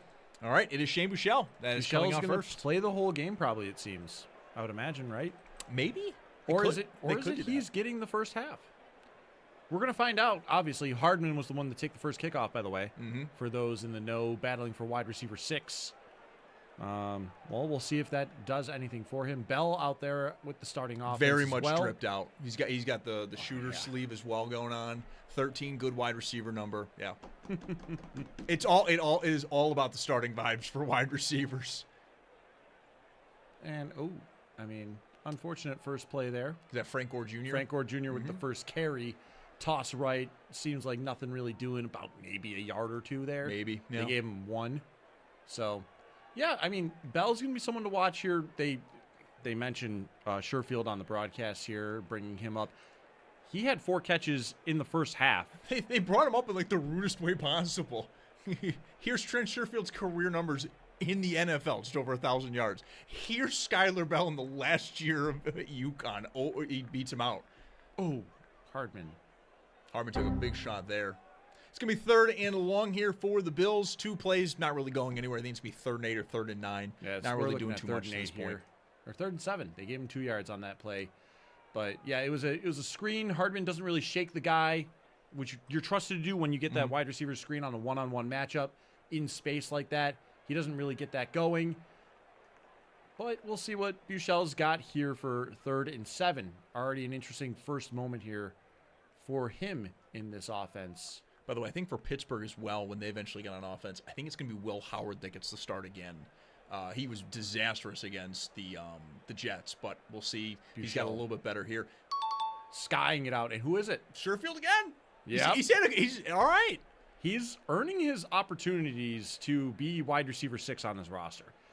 It's going to help, too, because he's starting to see himself more as a special teamer. It is first down, by the way, for the Bills. He's starting to see himself more as a special teamer. He has that relationship already with the new Bills special teams coordinator and Jeff Rodgers, having both been in Arizona last year. And then he's looked fine. He was, 4 for 4 last week. He's 1 for 1 this week, is already for a first down. Wow, and that is that Macklin there? That is Jamori Macklin, yes. First down again. All right, now we're starting to move here a little bit. We got two passes. Skying it out here, and he's looking good already with this. Macklin, by the way, pretty clean out route here. Gets himself to about that 13-yard mark. Finds the soft spot in the coverage. And Jamori Macklin, last week he was fantastic. He had that massive play against Cleveland that goes to the house. But, hey, you know what? Bill's already at midfield. Yep. Pretty good job right now for them. Looking good overall. I will say, watching Shane Buechele throw the football, you can immediately tell that he just does not have an NFL arm. I don't mean that to be disrespectful, but I think it's why you go with Kyle Allen probably as the backup. It's just he's got to put everything into some of these throws. And you're seeing a few of them, they get kind of close to incompletions, skying it a little bit just because he's got to put everything into them. It's going to be 2nd and 10 here following an incompletion. Buechele had to roll out and just kind of tossed it. Nobody was open. Rolling, it was supposed to be a rollout, and the defensive call was just happened to be perfect for it. Yeah, there was nowhere to go. There's no real protection as they got him out of the pocket there. I think Gosnell was in the area for that last play. Mm-hmm. But, now we're looking at 2nd and 10. Oh? Yeah, see what I mean? See what I mean? See what I mean? Skylar Bell is wide open, and it's not remotely close. It's a crossing route right in the middle of the field. Yep. Bell is, wide open, and it just completely flies over him. That's a really good pick route there. I didn't see who the receiver was on the crossing pattern there, but, Bell doesn't even have a chance on this thing. I think it was Gosnell on the crossing routes there, or was it Latu? I'm not sure. But either way, he used it to perfection, makes the quick cut, really opens himself up in the middle of the field. That's just unfortunately, Buechele missed him by a mile. I do wonder. I see throws like that, and I always wonder, was Bell supposed to run that route deeper? Was he not in the right spot where that throw was supposed to be? Wow, and hey, look at this, though. Buechele, a couple times the offense has had some potential stalling going on with drives here. And there's easy completions on 3rd down. And Kaleki Latu this time, as he typically has himself a good preseason game every now and then. This is a good one there. Again, nice little out route, gets to the 12, 13-yard mark, breaks tackle, earns a couple of more yards. Really good stuff there. And now they're set up just outside the 30 in Pittsburgh territory. By the way, also on Pittsburgh, and I want to bring this up specifically because they're on defense, there is a local guy that is on Pittsburgh this year, Kevin Jobity Jr., very much local to the Buffalo area, was a graduate of Maryville High School in Cheektowaga. That is absolutely my neck of the woods. I went to local rival Cleve Hill, so I very much know Maryville. Kevin Jobity Jr. is number 92 for Pittsburgh. He's a defensive tackle, so we'll be keeping an eye on him out for him as well. As those are also kind of the fun stories in the preseason as well. It's going to be another first down, and there you go. There you go. Skylar Bell with his first catch as a Buffalo Bill. It's going to go for a first down. Is Josh Allen the new play caller for the offense? I don't know if Allen is going right away. I don't know if Allen is immediately doing it. I don't think so either, but Bell does a great job. He catches a man in a stumble. I think he doesn't realize because the throw's a little behind him. He might have, if the throw was on target, been able to try to scoop between the other two defenders, get some more yardage that way. He had to stop, turn around, force his way up the field for an extra yard or two there. But it's a nice play by Bell. It's a second really crisp route by him, and they are in the red zone inside the 15. Not doing much with the running game. Running game has been a real problem. This drive the run game has not happened at all. Does Gore have 2 yards yet? Hang on. I feel bad. He immediately is running into people. Allow me to verify. He has 3. He has 3. He has 3 yards. He's averaging 1 yard a carry right now. And it's not even close to his fault, though. He is not getting any blocking. There's nowhere. He's just going nowhere. It's not working. The Steelers defenders are really just there at the point of attack. Second 11 here for the Bills. They are on the 15-yard line here as they've been able to pick up a couple of first downs here on 3rd and longs as well. Ooh, Hardman. Dude. You know what?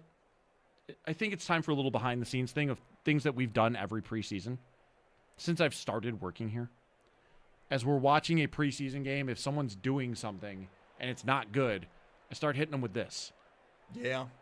And the cut motion.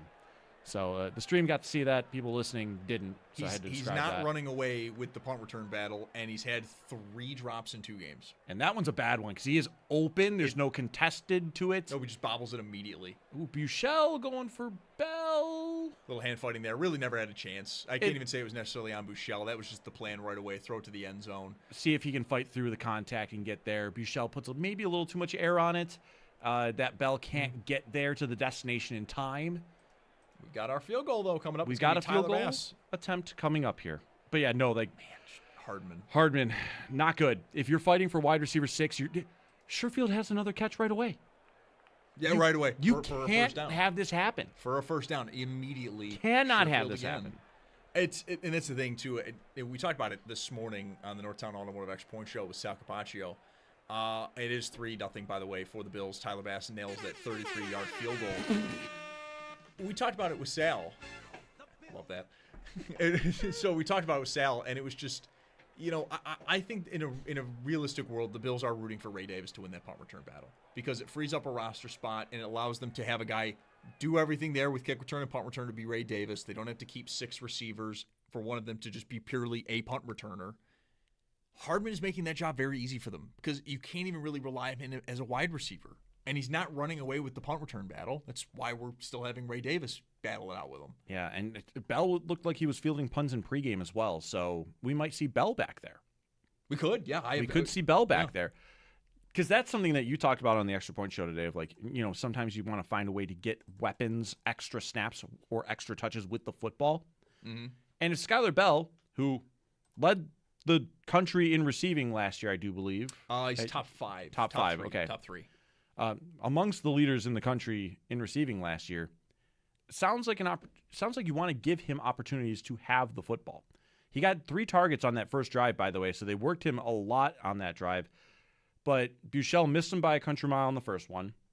Makes a really nice catch on the second one on a throw that is a little behind him, by the way, so the yards after catch were limited. And then the third one is kind of this hey, let's see if we can get you up for a 50-50 ball, and that ball is also off target.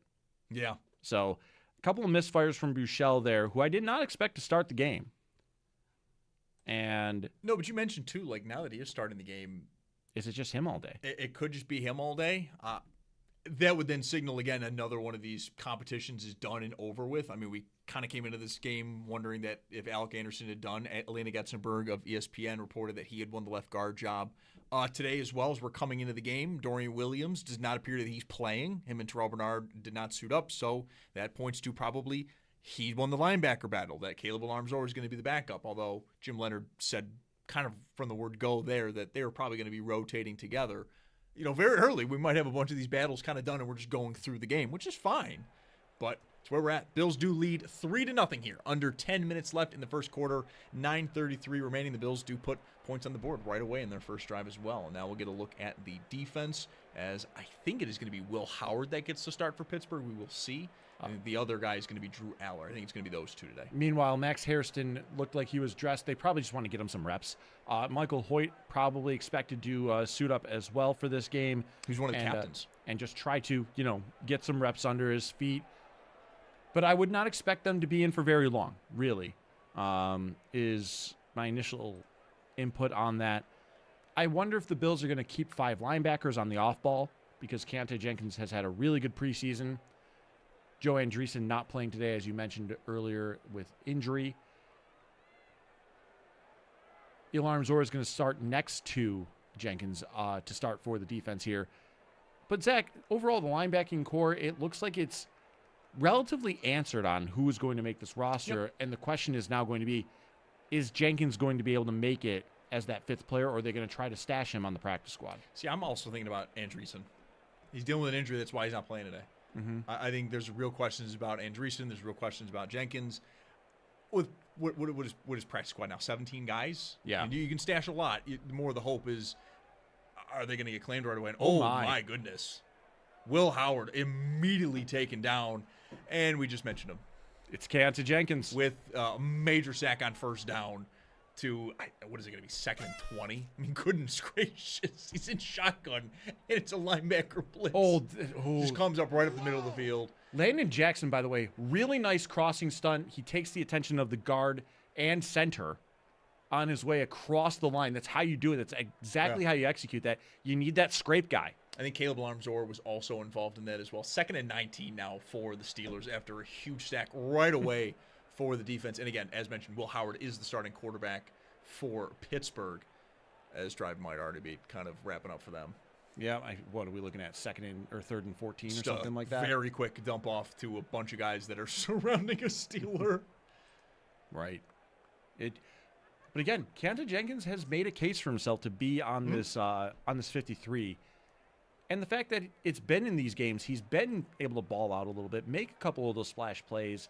You know, being consistent is what you need to be able to put on tape, not just for the Bills roster here, but scouts are going to be scouring after this game. Yeah. 3rd and 12 here. The Bills do lead 3-0 with 8 minutes left in the first quarter. And draw play. Going to be 4th down here. Go for it. Really? It's a preseason. Let's go for it. At your own 38? I'm 100% about it. Yeah. Go for it. Let's go. 4th and 3. Defense is dropping off. Yeah, they are. Remember who this is. Tomlin may not be coaching them anymore, but remember the franchise. So is that going to be it for Hoyt? I mean, I don't know if you play him for 3 snaps. You played Deion Walker for 9. That was 3 drives. Yeah, but how much do you really want him to be out there? First punt returner, by the way, Ray Davis. Not great for Hardman. Let's see what we got here. Oh, he's going to have a lot of room. Oh, no! Wait, did he miss it? I think he missed it. Oh. My goodness. The Pittsburgh player gets the football. Does it just go through his hands? What's that guy doing? Run into the end zone. That's a fumble, right? I think so.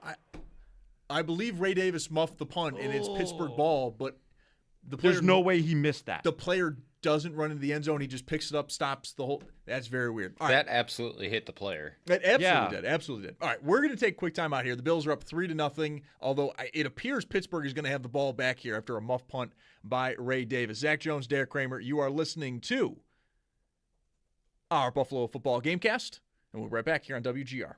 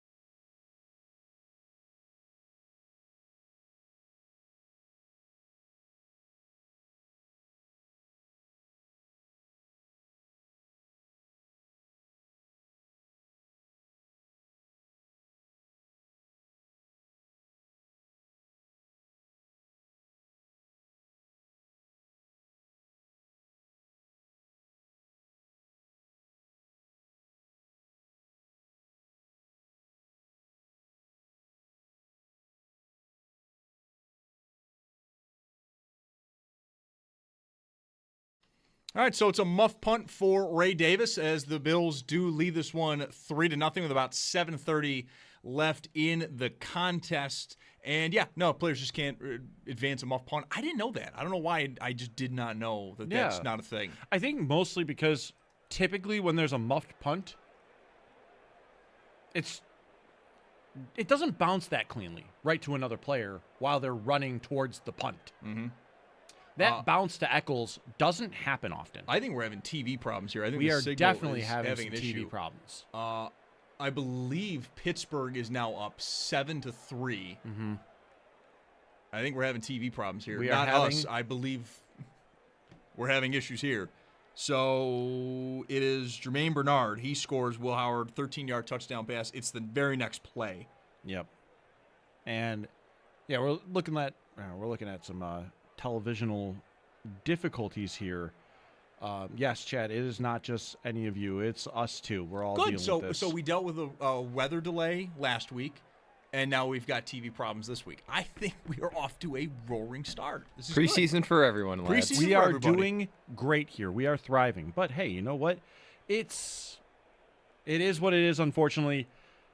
The show goes on. And Yes, we have got 7:10 remaining. Now we've got Pittsburgh up 7-3 on the Bills, following a muff punt by Ray Davis. As that conversation got much more. The roller coaster for McCole Hardman is suddenly changing, and it took another winding turn all of a sudden. Hardman probably saw his chances at the roster with that drop really start to shrink down. And then all of a sudden, Ray Davis muffs a punt that he really should have had. But Davis has also mentioned he hasn't done this since high school. Right. Unfortunately, that checks out in this moment. We do have our visuals back, though, by the way. Hey, there we go. The roller coaster from McCole Hardman continues. Really nice kick return up to like the 33. That's what's gonna be. The roller coaster for McCole Hardman is one that we are going to watch here today with a vested interest. I mean, Ray Davis is going to get another chance with the punt return team, I would imagine. Well, I don't know. Maybe after that, you're just like, call the project. I don't know if it's called the project. It's not like Hardman is really solidified himself either. He doesn't have the turnover. He does have some pretty costly drops, though, in the other side of things. I would say, though, that's where his issue comes in, is are we really going to keep him just for this? But now it's, okay, Hardman, you really got to prove that you have a roster spot here simply because I need a punt returner. Yeah. Shane Buechele obviously still in the game here. I think up until halftime, we're probably going to just be rolling with Shane Buechele here. Maybe Kyle Allen in the second half. Welcome in, everybody. Again, this is today's Gamecast. It is, of course, brought to you by Tim Hortons, the official coffee of the Jeremy and Joe Show on WGR. Start your day strong with Tim Hortons and the Bills. Zach Jones, Derek Kramer. We'll be with you all night. We'll also be on the postgame where we'll hear from Bills head coach Joe Brady. We're also going to have Sal on. We'll get to your calls as well. And then we're on to a little bit of a break here before the regular season does begin. The Bills are back on offense. And, that is, okay, all right. That was a very nice run by Frank Gore Jr., although it might be coming back from a flag. But let's go to the Western Hotline here. Sal Capaccio joins us now. Sal. Oh, wait. Maybe we're going to hold on. We're going to hold on here. We'll see what the flag is and see if it's coming back. We got to hold, and we're going to back it up. It is coming back. So that's going to be a nice run taken off the board because to this point, it's been all through the air for the Bills. Like a dance in the club, back it up. Yeah. All right, we'll see if we can get Sal here in a little bit. I do want to get his thoughts, though, on the punt return job that's going on. All right, well, now let's go over to the Western Hotline, and Sal does join us. Sal, right away I do want to ask you, this is probably bad on me. I didn't realize or didn't remember you can't return a muff punt. I was quite stunned that a Pittsburgh player grabbed it immediately and didn't run into the end zone. No, that's right. It has to be a possession and then a fumble for it to be returnable. Otherwise, a muffed, it's just wherever it's recovered is where the punting team gets it. And that was just not a good play by Ray Davis, fighting for that punt return job. He really wants it. The Bills are already having him return kicks. We know he's a running back. I have said many times, guys, I don't know if the punt returner is on this team right now, like the main punt returner is on the roster right now. And that, McCole Hardman had that drop. I don't know how you can trust him back there. And then, you do have Shakir and you do have Coleman, but, we got to see those guys. Shakir might have to be the guy at some point unless you go out and, pull off like a trade like they did a couple of years ago for Brandon Codrington, which at this point, I think the Bills could be investigating something like that. Yeah, Sal, in some ways, it almost feels likely just because, as you mentioned, we have the Hardman drops now carrying over to this week, and then Ray Davis with a big turnover. You can't have those. You maybe get one or two before you're fully pulled off. So, here we go. It is third down now for the Bills, though. Sal, we'll let you get out of here, and we'll talk at halftime, though. Okay, guys. Yep. Thanks. Talk to you then. Zach Baccio there on the Western Hotline. Didn't want him to miss too much of the game. It is 3rd and 22 following the holding penalty. Then it was a loss of 5? It was a loss of 5 on a screenplay on that 1st and 25. And then a gain of 3 off of a pass that kind of went up in the air because it was tipped. Just not really great at all. And Lunt got beat by his man. And Shane Buechele goes down with a sack there. Took a moment to scrape himself up off Yeah. that, though. That's interesting. Hey! And guess who does it, though? It is going to be local football star Kevin Jobody Jr. out of Maryville High School and Syracuse. He comes up with a sack there. Way to be. That's a big boy move right there. Yep. He just powers through it. Good for him. So there you go. Local product, Kevin Jobady Jr. Buechele, He got Buechele's left arm stays in the ground a little bit, and maybe that shoulder gets tweaked. Not ideal there. But the Bills do have Kyle Allen dressed, ready to go in case that happens. Okay, so I'm going to go ahead and say this is the perfect coverage. That's about right. Brought to you by United Healthcare right here for Western New York teams on and off the field. There is a punt return there, and it goes, I think it's nice to say that Caden Wetjen went nowhere. He went backwards. He loses ultimately a yard, but it was mostly a horizontal. But the Bills with great pursuit there as Wetjen tried to find an open area, and he could not get going. Yep. Wetjen, by the way, little dynamo for the Iowa Hawkeyes. Yeah. I think in college, he won best returner in college 2 years in a row. He's basically the only offensive player for Iowa the last couple of years. So good for him. It is 7-3 Pittsburgh with about 4:20 left here. Pittsburgh does have the ball again following a drive that simply just went nowhere. It started with a nice Frank Gore run that is then called back immediately. You then have I think it was a 5-yard loss on 1st and 19 to then make it 2nd and 24, a 3-yard pass to make it 3rd and 21. And then we basically just kind of get out of here. It's a sack ultimately for Kevin Jobady Jr., the local product out of Maryville and High School. Maryville and Syracuse. There we go. You remember that Rams video? Yeah. That awful cheer video from the 90s or 80s. Oh, no. Yes. TJ Luckman, our man on the wheels of steel, as Zach would say, keeping us rolling here. We got G on the videos as well, as he has been helping us out throughout the entirety of the preseason. So thank you, fellas, for helping make us look good and sound good here. There's only so much that Zach can do to help me.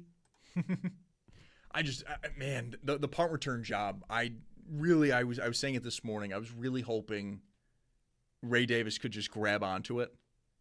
And that's about as bad as it can get. Instead of Sal there right at the end, too, it's just you kind of can't have a turnover. Maybe you get 2 before they're pulling somebody and they're trying something else. We get this a couple years ago with Brandon Codrington. Right. They make the trade to go get him because they can't figure it out in training camp. They don't have the guy on the roster. I don't think you can have McCole Hardman. You don't want to keep 6 receivers for him to just be the punt returner, and I can't trust him to catch a ball. Hang on. So what's the difference? Ultimately, I think this is where it's the case against acquiring a new return man, because what's the point? You're bringing him in primarily to do what? Be the punt returner. Mm-hmm. And why can't I just do that with McCole Hardman? You could. But has he kind of shown you anything that he's going to be the guy? I don't think so. We're talking mainly about his drops, don't get me wrong, but I haven't really seen anything just yet. Mitch Wisnowski's punt, did it go out? It only went to the 40. Oh, there was an illegal formation. He had to redo it. Yep. And then the second. Zach, my fears are coming true. Well, no, they're having a punting battle. They just don't have a kicking battle. We don't have a kicker battle. We'll have a punter battle. So, Tommy Doman, you're back up. Doman, by the way, was handling kickoffs earlier in the game as well. Second and 3 for the Pittsburgh Steelers. They're up 7-3 with about 3:30 left here in the first quarter. We are flying through this game again. Geno Stone out there. I'm seeing if Michael Hoyt is still out there as well. Don't know if he is or not. My worst fears are becoming true about this preseason game, Zach. It hasn't been good outside of the first drive there for the Bills. No, I mean, it's still early. It's still early. You're right. You are right. But, yeah, this might be the we got away with 2 really, really, really fun preseason games. Here comes the other shoe dropping. Could be. They have just a few. Hoyt is out there. Michael Hoyt is still out there. Harrison's still out there. Again, they've been on the field for 4 plays before the drive, Right. and now it's a short field again. Yeah. Man, punt returning and punter. A little bit of a question. I think Doman might have won the job on that kick, and Yep. he didn't have to do anything. He didn't have to do much. And then ultimately Hamlin may win the job himself, not necessarily because he was great. You can't have turnovers, especially for a guy that hasn't done it since high school. You can't have that.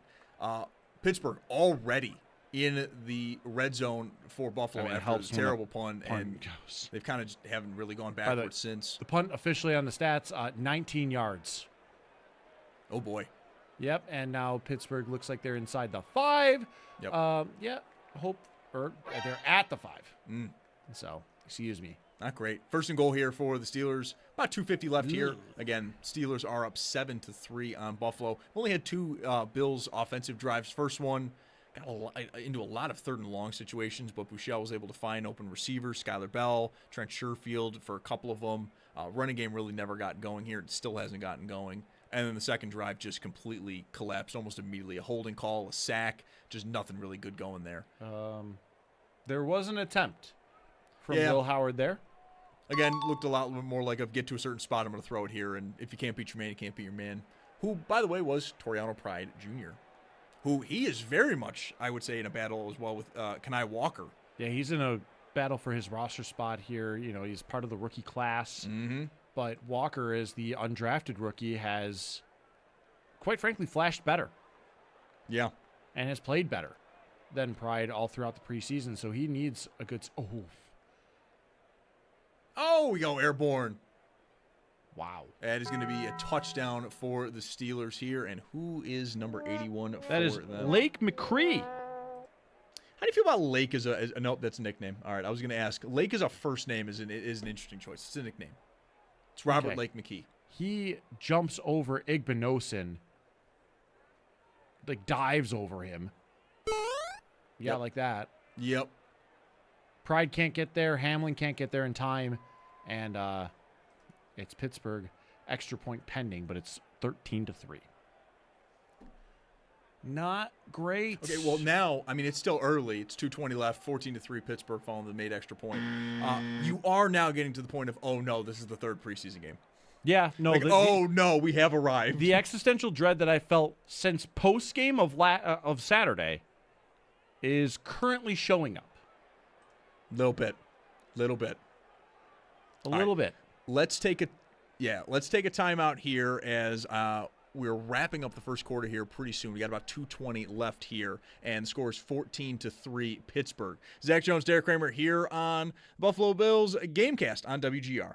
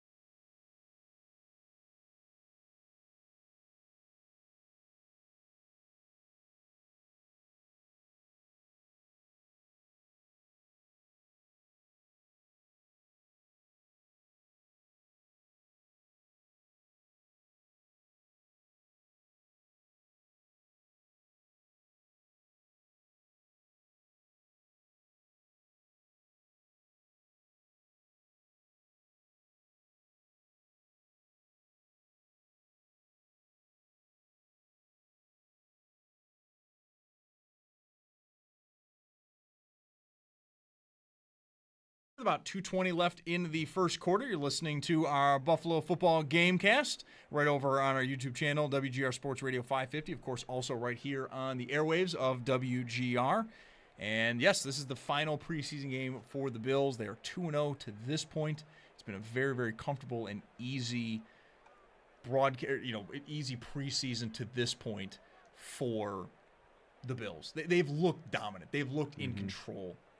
This has been the first game, I think, so far where you can say there's been any negatives at all. Yeah, it's the first time that they've... Is this the first time they've been trailing? Oh, it might be. I would say that's absolutely correct. And extensively, mind you. Wait. Hang on. So the kickoff was basically at midfield because there was a roughing the kicker as we were heading to timeout, by the way. Yeah, because the TV broadcast has been very frustrating tonight. Yes. We've had some technical difficulties as well, but we're missing plays. They're going back and forth. It's been very frustrating to try to keep up with all of this. Yeah. I mean, it's been a little weird, a little wonky. We missed we didn't see the touchdown that Pittsburgh scores, the first one. The 19-yard punt, we only saw that Wishnowsky goes off to the sideline in frustration. You know, sometimes it's a little tough, a little bit of a preseason for them too kind of thing. Nice little 3-4 yard run there by Ian Wheeler. By the way, Bruno Fina is starting at center, or at least he is in at center right now. That was something I know Sal talked about as well. They bring in a random player in Sincere Haynesworth to maybe get them through the game. It's probably to have a backup center because Van Brand Granger is hurt. And you don't want to risk Cushenberry in case McGovern can't go for week 1. I didn't see if Fina was in early. By the way the TV is focusing on him, I'd imagine he just came in, and again, he is now in at center. He's been in the whole time. He has been in the whole time? He started the game, yes. Oh, boy.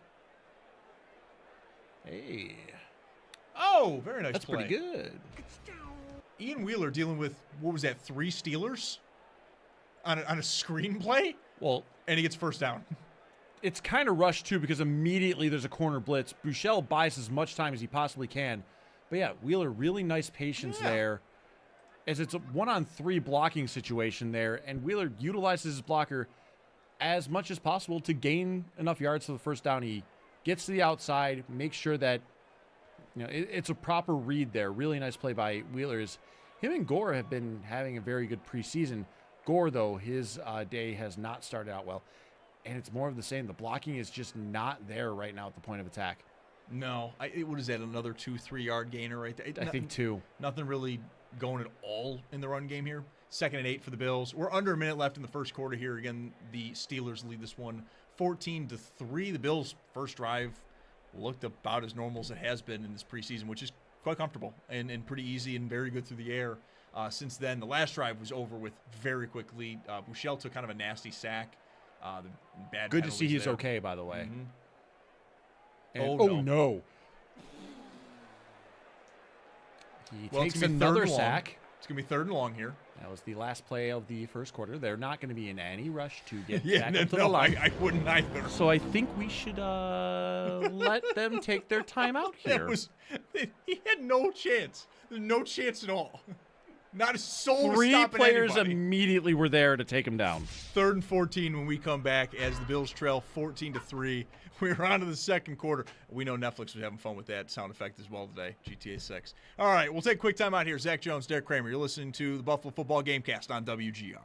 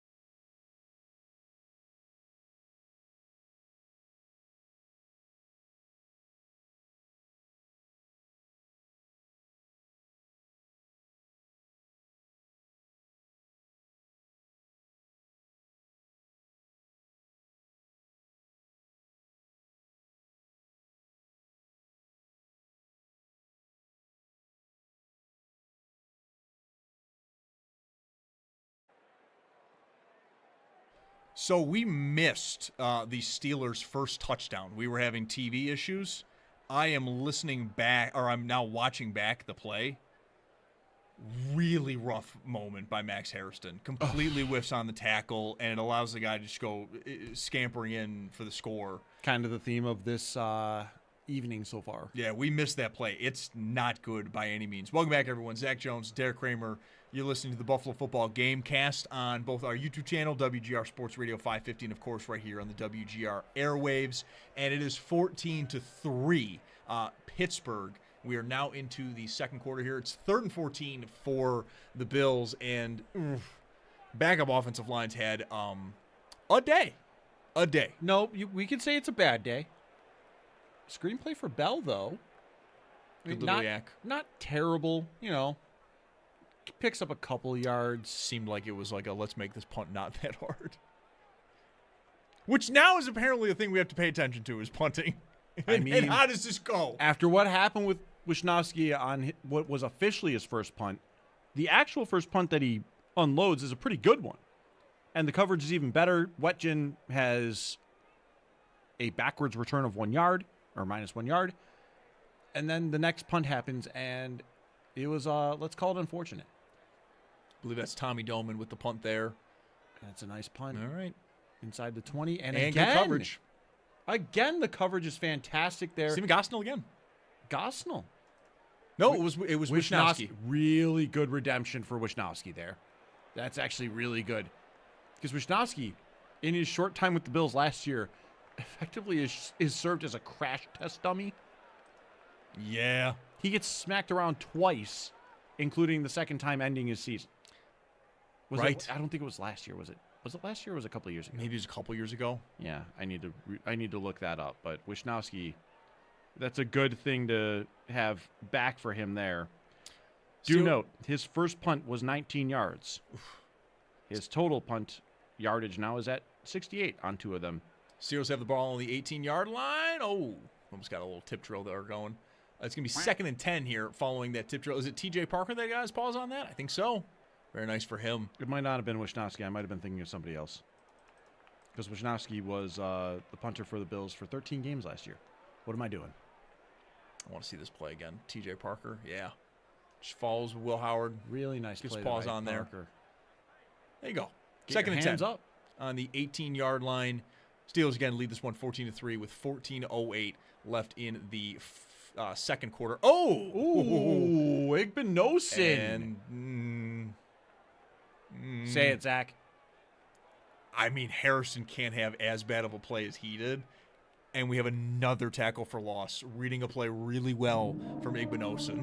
The form tackle is brilliant there, too, by the way. He breaks down, wraps the legs, takedown. And this isn't just the games. This has been coming over the last couple of weeks of practice that Harrison's name's coming up more and more. He's getting beat more often. It seems like the competition almost opened up late into camp, where in the beginning it was like, no, it's Christian Benford, Maxwell Harrison. That may not be the case anymore here. It really may not be. Oh. Is that Hamlin in coverage, but he ends up yielding the first down there.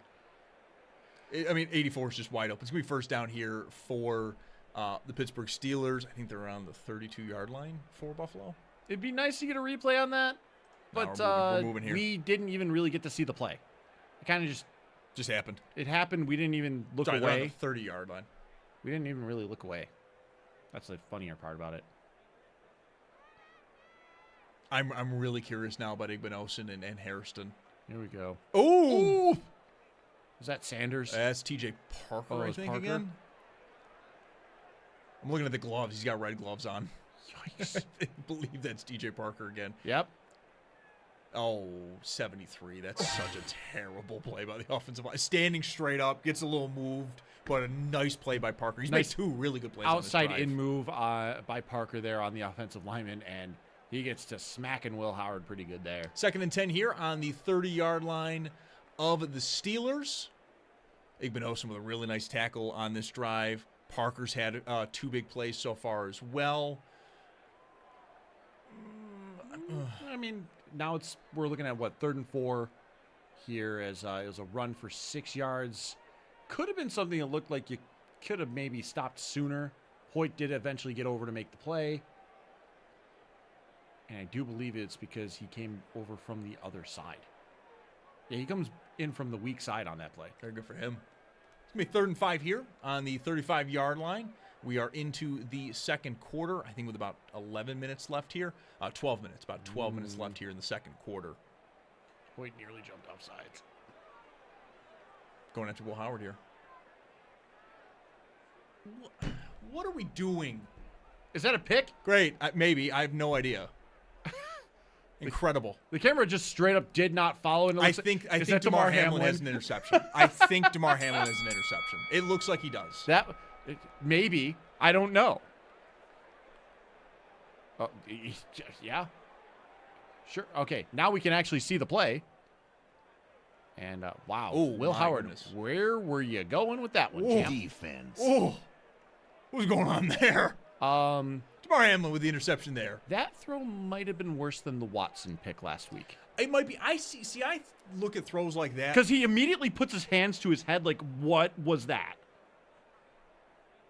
Right, and it's almost like that there was a miscommunication. Someone is supposed to be there, and they are not there.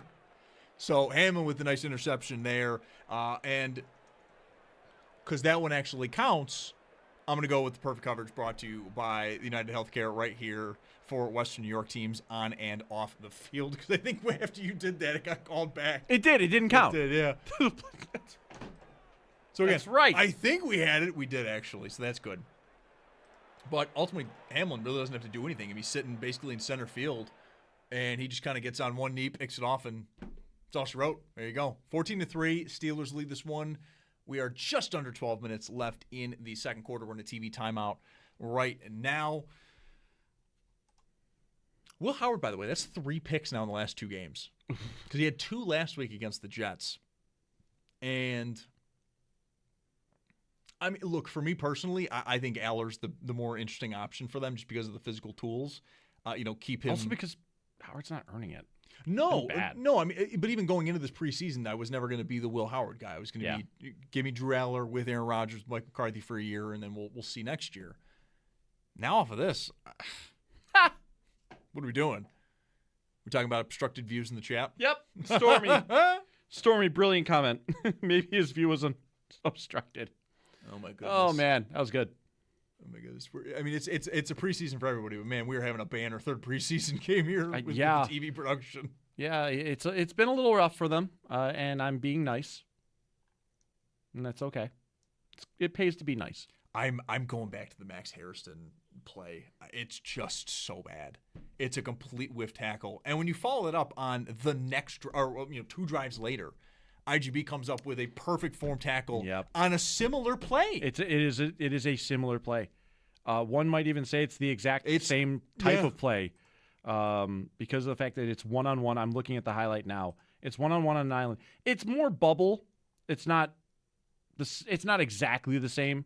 Igbenogson gets to deal with a player that is standing still, whereas with Harrison's play, I'm not giving him an excuse here. I'm just noting the difference. It is a little bubble route. So he does get himself moving. Mm-hmm. We are back into game action here as the Bills do have the ball again. It was immediately a first down run for Frank Gore. There we go. So we're rocking and rolling as we move along here. Again, Pittsburgh up 14-3 on the Bills. This may be the first time the Bills have trailed in the preseason. I think that is right. It is I'm not going to go back into the... No, it's right. The longs. Okay, good. It's right because against Carolina, obviously, the cartoonish numbers. Mm-hmm. And against Cleveland, they stormed down the field for the first score of the game. Right. And never looked back. The weather delay doesn't even stop them. No, that's absolutely true. They later go on. I mean, it takes them an hour and a half, but they do score on that drive. Yeah. I was personally not going to go back and look at preseason stats. That feels gross. It doesn't feel like you should do that. No, you don't need to do that. And yeah. You don't need to do it. You don't need to do it. You hope you remember it, and you just move on. That's it. Mm-hmm. These games don't count. They're total exhibition games. We're just trying to piece together some last-minute stuff here. Shane Buechele still in at quarterback, 2nd and 9 for the Bills. They are on Pittsburgh's, 38-yard line? Ooh. All right. Okay. Nice little run there by Frank Gore, and it's going to be called back. Oh, yeah.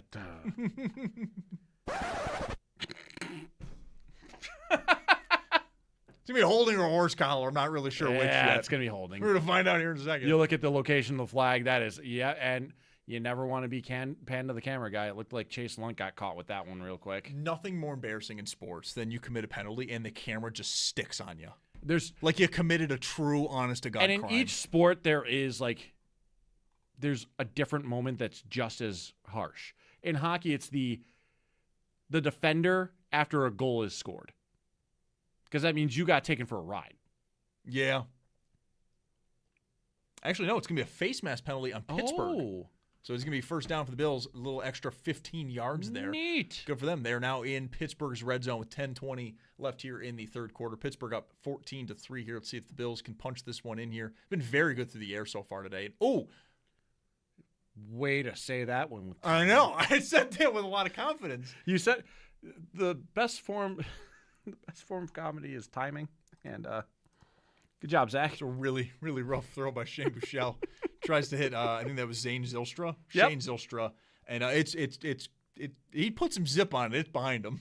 It's behind him. It's over him. It's not where it needs to be. No, it's not great at all.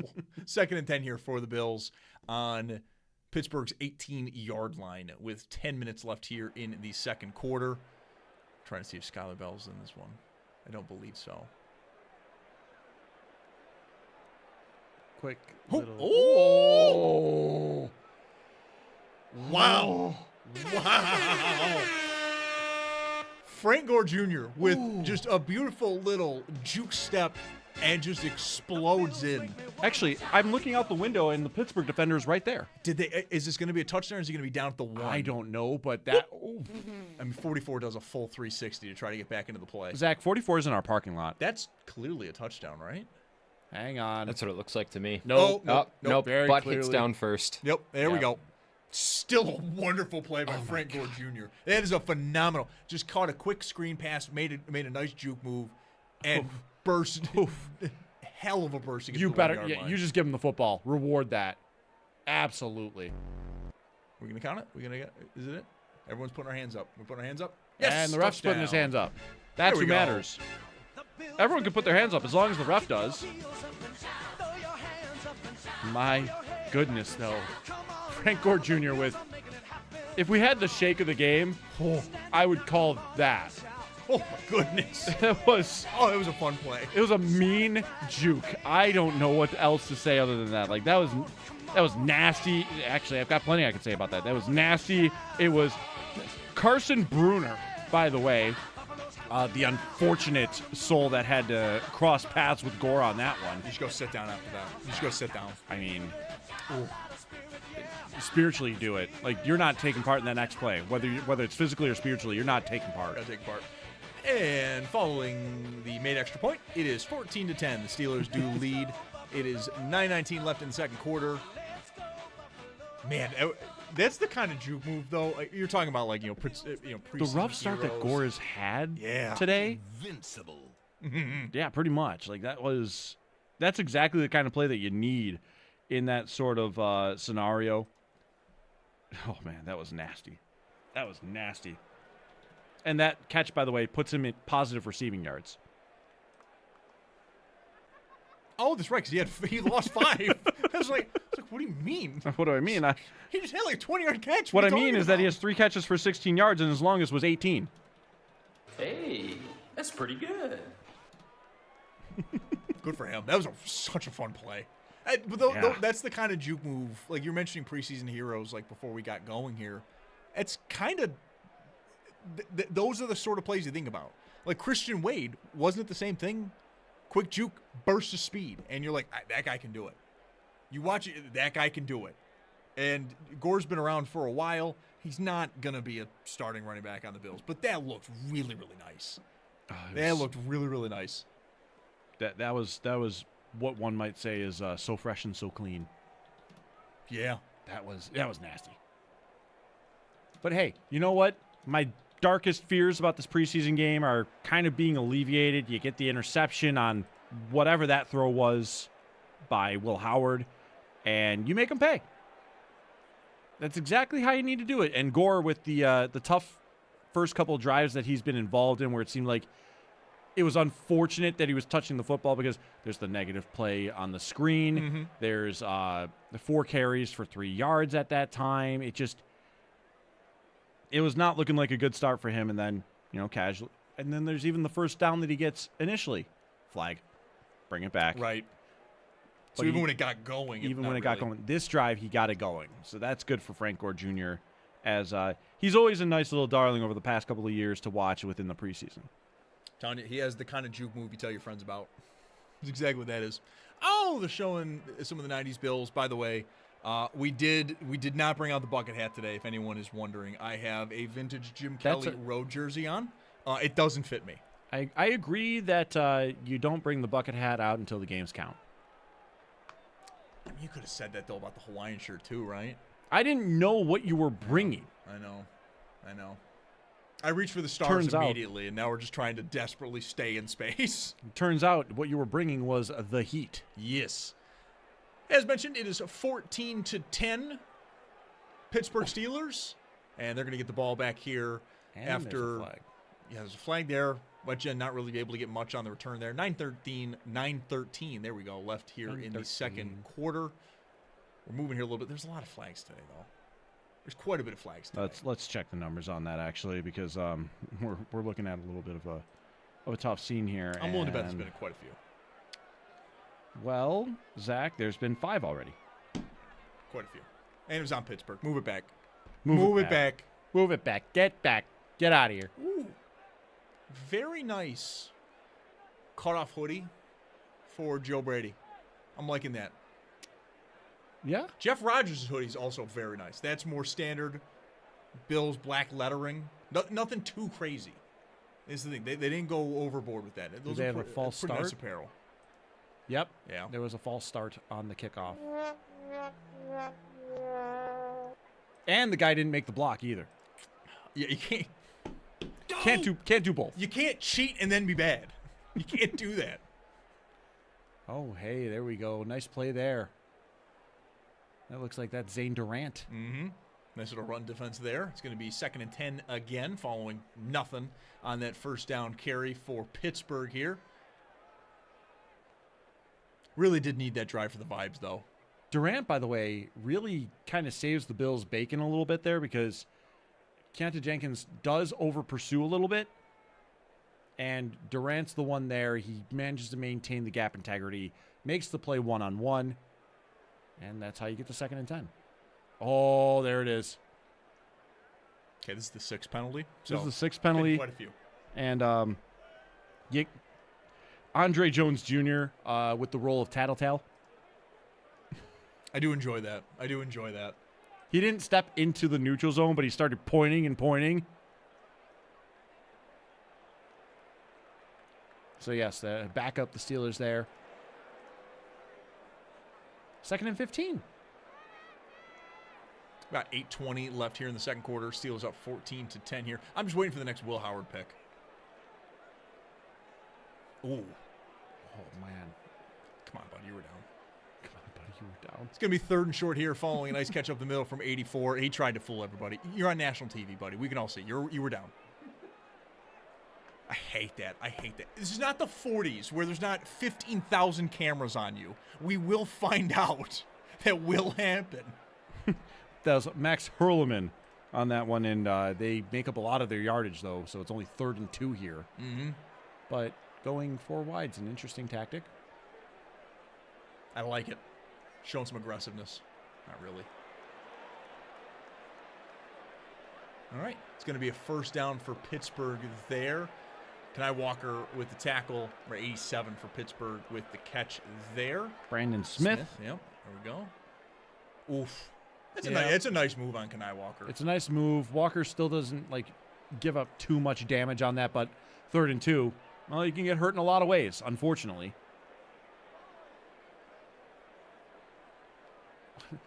7? Come on. Be number 7. Or did someone call a timeout?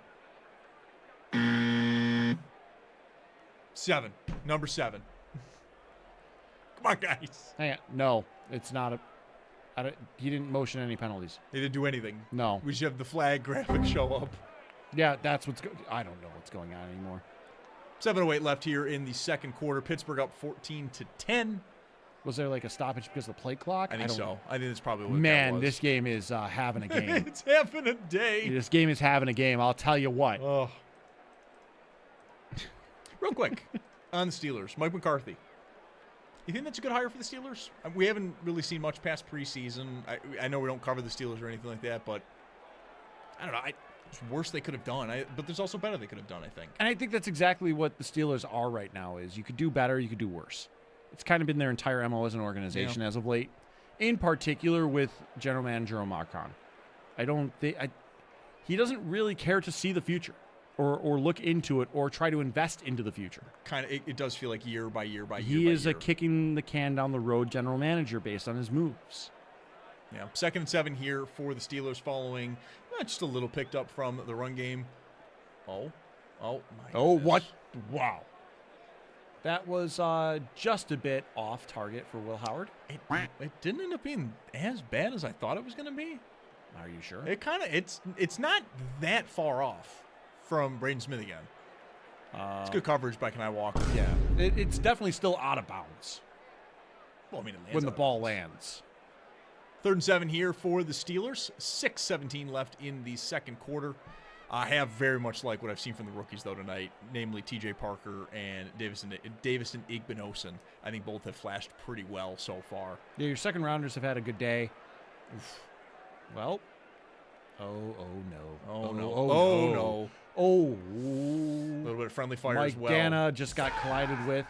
Federi Mathis with a sack there. It was a bit of a scramble play there. Will Howard's running around. I think there's a little bit. Do we know what's going on with Dan as well? It came up a little slow from what I saw. The camera's not panning to him being injured. It's probably good, but yeah, it's just a little bit of friendly fire there. We're trying to get Will Howard down. I think just runs into his knee a little bit. Kenai Walker with some sticky coverage, by the way, there. Yeah. Yeah. Pretty much. Again. So 4th and 12 following the sacks, so the Bills are going to get the ball back here. Let's see who the punt returner is. Oh, yeah, right. That's actually kind of a big deal here, and it is Davis. They gave him another shot. Gets about like 8 or 9 yards there. I think anything that's not a turnover for him tonight would probably be good within the punt game. Makes a nice move to try to get some extra yardage out there.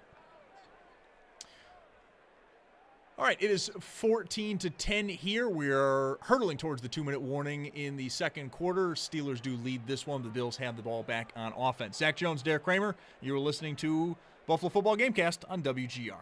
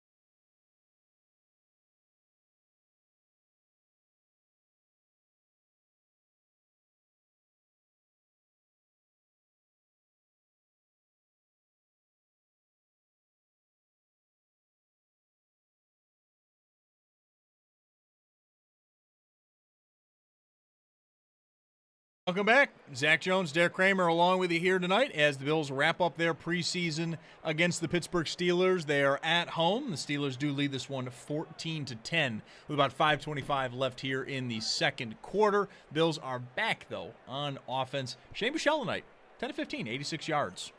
Not bad. Like I said in the last drive, passing game hadn't been that bad. First quarter was a little bit of a disaster class for the team outside of that first opening drive. And Buechele. What did I say last week, Zach? That'd have been so cool. God, he makes the deep misses look pretty. That Dante Pettis? That was Dante Pettis, and he almost had him. He bombs it 40 yards downfield. Just misses him. Just misses him. Oof. That'd be cool. Shane Buechele makes deep pass misses look really dope. I'm telling you, man, it's the wow. It's the air under the ball. Everyone's going to be right there at the end. Everyone's going to be right there. 2nd and 10 for the Bills. Dang, man. 5:19 left here following the miss on the deep shot. I like the aggression, though. It's first down. Got him breathing heavy sort of deal. I don't even know if that's any bit true. More of the same on the struggles with the run game here. Wheeler can't get going, and it is 3rd and 10. It very quickly has now become 3rd and 10. Oh, man. That play, though, to Pettis, I think that's like a yard off. He did not miss by much. He didn't miss by much. Pettis is also kind of fighting with his man, too. I mean, it's a deep ball. He reaches it, and the football's probably I would say healthily a foot away from him. Yeah. He did not miss by much. 3rd and 10 here. 4:40 left in the second quarter. Pittsburgh up 14-10 on the Bills. Shane Buechele in at quarterback. Oh. That's a nice hot read there. It's not going to get him the first down, but that's a really nice check by Buechele, knowing that Pittsburgh was sending the house. You got to get the hot route there. Tomczak with the catch, but it is ultimately going to be 4th and 4. The Bills are going to end up punting. Why? Who's our punter? It is Doman. Tommy Doman. This time it's Doman. Wisnowski, the last time, though, did get his redemption after 2 really bad punts. One is called back, and he gets another shot, and then it's even worse. That punt was fine, actually. The first punt was good. That gets called back on the penalty. It turns into disaster punt. Was it? I thought the first one was also not good. No, the first one was good, and Wetjen has a -1 yard return. Okay. Yeah. Doman with a boom. Gets to inside the 20, and Wetjen trying to put the shakes on, and he finally gets a little somewhere here. Gosnell doesn't make the play. He doesn't make the tackle. He's there first again. Mm-hmm. He is there first again. Wetjen was able to put some shakes on, though, on that one. Finally getting himself a positive return there. 12 yards. Not bad. Not bad for him. Will Howard, I believe, still in at quarterback for the Pittsburgh Steelers. Bills defense has done, I think, a pretty good job the last couple of drives here to really cause some problems there. They've been very good, by the way, defending the ground game throughout the last couple of preseason games. It's gone very, very well for them to this point, and tonight it's kind of continuing. More of the same relatively here. More of the same. 6 carries for 28 yards. I think a lot of that did come from Lou Nichols. It was a 9-yard carry for him. He was 5 for 23. Most of that did come on the 1 carry. But it's gone fairly well for them to this point. Will Howard does have an interception tonight. DeMar Hamlin, it was him just playing center field. Yeah, I still don't know where that ball went. Right into DeMar Hamlin's hand. Yeah, I guess that's the right answer, actually. Man. I think you just roll with Drew Aller. I don't really know what their thought process is with Will Howard. He doesn't really have any major NFL traits. Aller's always been the traitsy guy. That's his whole thing. So if you can marinate that. If you can get something out of it, that's where you have an actual franchise quarterback. If it all goes perfectly. Where Howard, I don't think you're ever going to actually feel quite comfortable, even if it all works out for him. 14-10, Steelers do lead this one with 3:44 left in the first half. And we're just waiting. I don't really know why. Not really sure. Both teams are on the field. This game is having a game. It's having a game. It's having a game. At least last game we had a lightning delay. Right, there's at least excuses why the game stopped. There was at least reasons why. Right. We are still sitting here at 3:44 left on the clock in not the even seeing second the field. quarter. Yeah, we're looking in on Skylar Bell. 2 catches, 23 yards, by the way, for him as well. Was there like a streaker or something? Maybe? People at the game, let us know. Was there a streaker? How far did they get? 803-0550, number to call. Let us know. I'm always curious how far a streaker gets. I'm always curious. Well, first of all, you got to make it worth it if you're going to get arrested. That's my point. If you just get over the barrier and immediately get just bulldozed by the security guy, get out of here. That happened at the World Cup. Take him to prison. Some Done. streamer was like, I'm going to get on the field, and security's already hounding him. But if and I- he just jumps down anyway. Yeah. Like, no, just sit back down then, man. Like, you're not getting your moment. You're not that guy. I was at the Saints game when Oh. that happened. Mm-hmm. You can't have that. You're not that guy. You got to give me at least a couple moves here. Kenai Walker does a decent job mitigating damage, but really nice play there from the Steelers as Travis Homer gets to the corner. Walker, again, he forces it outside as much as he can. Keontae Jenkins tries to help him out, but eventually it is a gain of 6 for Travis Homer. By the way, I do believe Michael Hoyt's night is done. I'm seeing this from Josh Reed. The last 2 defensive drives, Michael Hoyt has tried to convince the coaches to let him back in the game. He has not won the debate. But, my goodness. Andre Jones Jr. with a nasty sack on Will Howard. to Hit him force with a it, third TJ. long. We got to see this again. Yeah. Oh, my goodness. Oh, my Lord.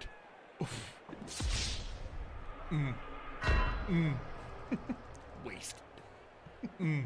That's a nice sack. That's a beautiful play there by Andre Jones Jr.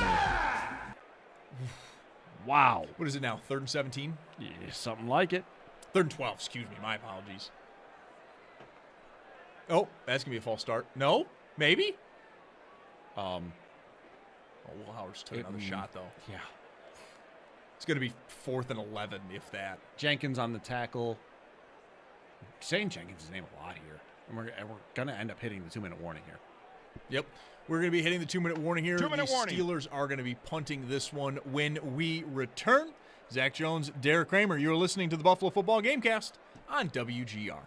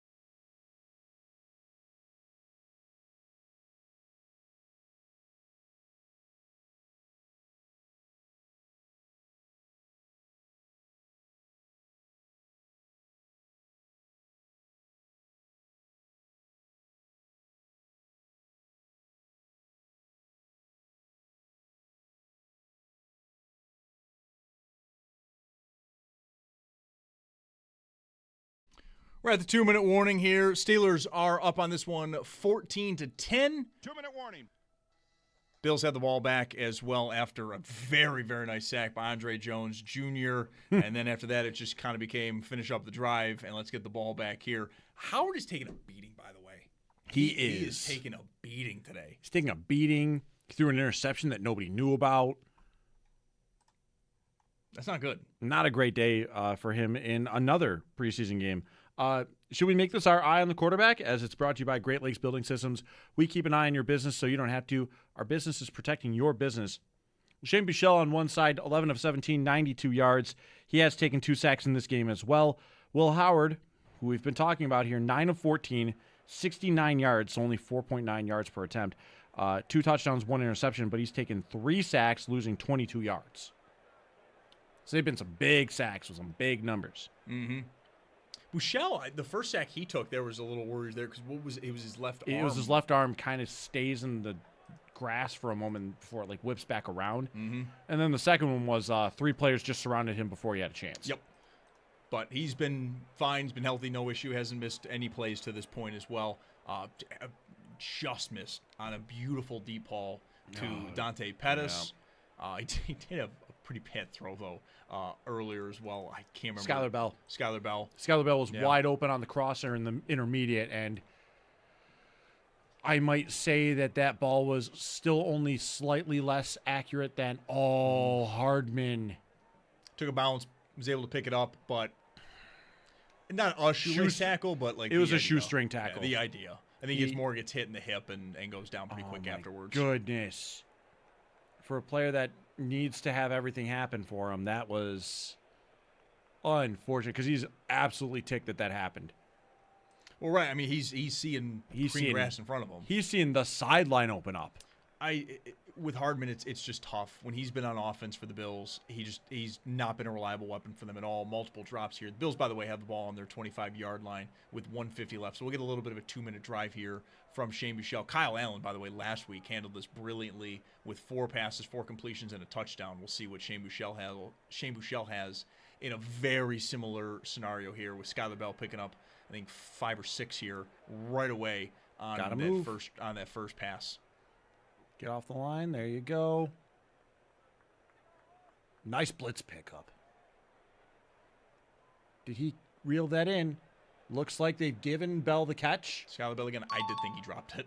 I did not think he kept that, but Skylar Bell with the first down catch there. 1:18 left here in the second quarter. The Bills are on the 36-yard line, 37-yard line. Their own 37-yard line, I should say. 109, 108. Here we go.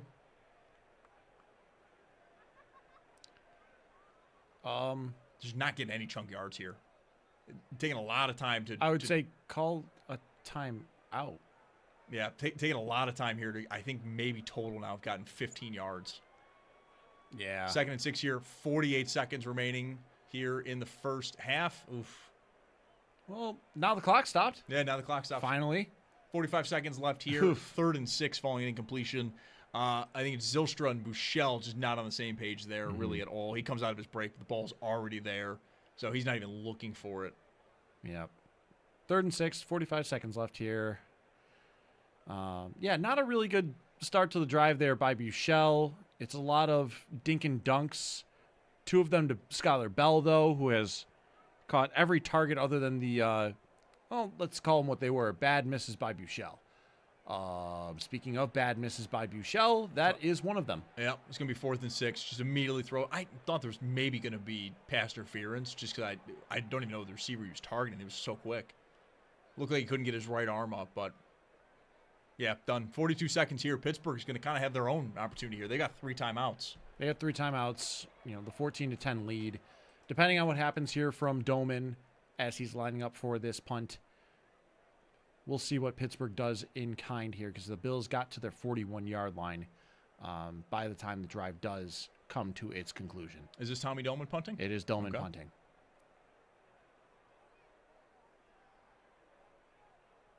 Boy, he's got a lot of hang time on those. Does, and it looks like it's going to get inside the 10. Boy, he has got a lot of hang time on those punts. 35 seconds remaining here, and yeah, it's a very, very nice punt by Tommy Doman. 14-10, the Steelers do lead this one. As mentioned, 35 seconds left here in the first half. We'll talk with Sal Capaccio at halftime, get his thoughts. Also look around the league, get some scores. We'll see if we can get an injury report as well. I don't think the Bills have released anything in terms of players dealing with injuries, but we'll see if Sal has seen anything or gotten any word to this point. I would imagine being inside the 10 here. It was, by the way, perfect coffin corner punt by Doman there. as it looked like Wetchen was going to try to, field it. He kind of drops it out of bounds. Yeah. But he was being led right out of bounds. I'm surprised that Pittsburgh's even doing something here. He got 3 timeouts. Why not? See what happens. I suppose. Attempted hurdle. And a Toriano flag. Pride Jr. with a nice stop there. Yeah, let's see what the flag is here. And holding, and this is going to be the end of the half. Yeah, I would imagine now let's just ride this out here. We got 28 seconds here. No reason to do it. Although, I mean, there is. If Pittsburgh wanted to maybe try to run a 2-minute drill here with Howard, I could see it. Now there's no point. But now, really. now Andre I would Jones stop Jr. forces this one, by the way. Yeah, you're looking at 1st and 15. On your own 5-yard line. Yeah. It's your own 5. Probably wrap this Give one it up here. I don't care that you got 3 timeouts. Oh, they're spreading out 4 wide. Let's go. I love that. Somebody get a pick 6. Show some bravery. Do something cool. Show some bravery. And they don't. There it is. And they don't. You might as well have knelt it. Are we gonna run out the first half? Are or you gonna take a really timeout? They're really doing this. Sure. Awesome. Love that. Is it because of the fact that that run went so well? Could be. I think that's completely fair. Sure. But like you wasted already like half the time that you had. Yeah. On 2 plays that were technically 1. Then again, Mike McCarthy not really known for his time management skills. Most infamously, a certain draw play for Dak Prescott in a playoff game against San Francisco. Yeah, no, I remember that. It was just watching a car crash in slow motion. Yeah. That play. Yeah, they really actually called the timeout there. Sure. Yep. Second All and 4 right. here with 21 seconds left. Pittsburgh's not even at the 20-yard line yet either. So I think they're essentially just trying to run in some semblance a 2-minute drill here. Just get those reps going. And taking a beating today. Well, Howard gets the ball out. It's almost a sack at the 1-yard line. He almost got put down for a safety. Dana, by the way. The league does not want to give out safeties. They would have been nice at the 1. We'll run Nice this swim again. move. Bull rush on the offensive tackle immediately after that. Yeah, he would have been just outside the end zone there. Andre Jones, by the way, if he actually made contact, would have gotten a flag on the hit that he was trying to throw on Howard. Timeout was worth it. 14 seconds The here. timeout was worth, yeah, really worth and it. 4 here. Just call it. What are we doing? See? They do. They do. At this point, call a timeout, Brady, just to mess with them. Oh, please don't. Don't do that at all. Oh, don't my do that at all. God. All right. Whatever that was. That is going to be the first half, and the Bills do trail this one 14-10. We'll get a word in with Sal Capaccio, and we'll also go over some scores around the leagues. We got 2 other games going on as well. We'll do that when we return. Zach Jones, Derek Kramer. You're listening to Buffalo Football Gamecast on WGR.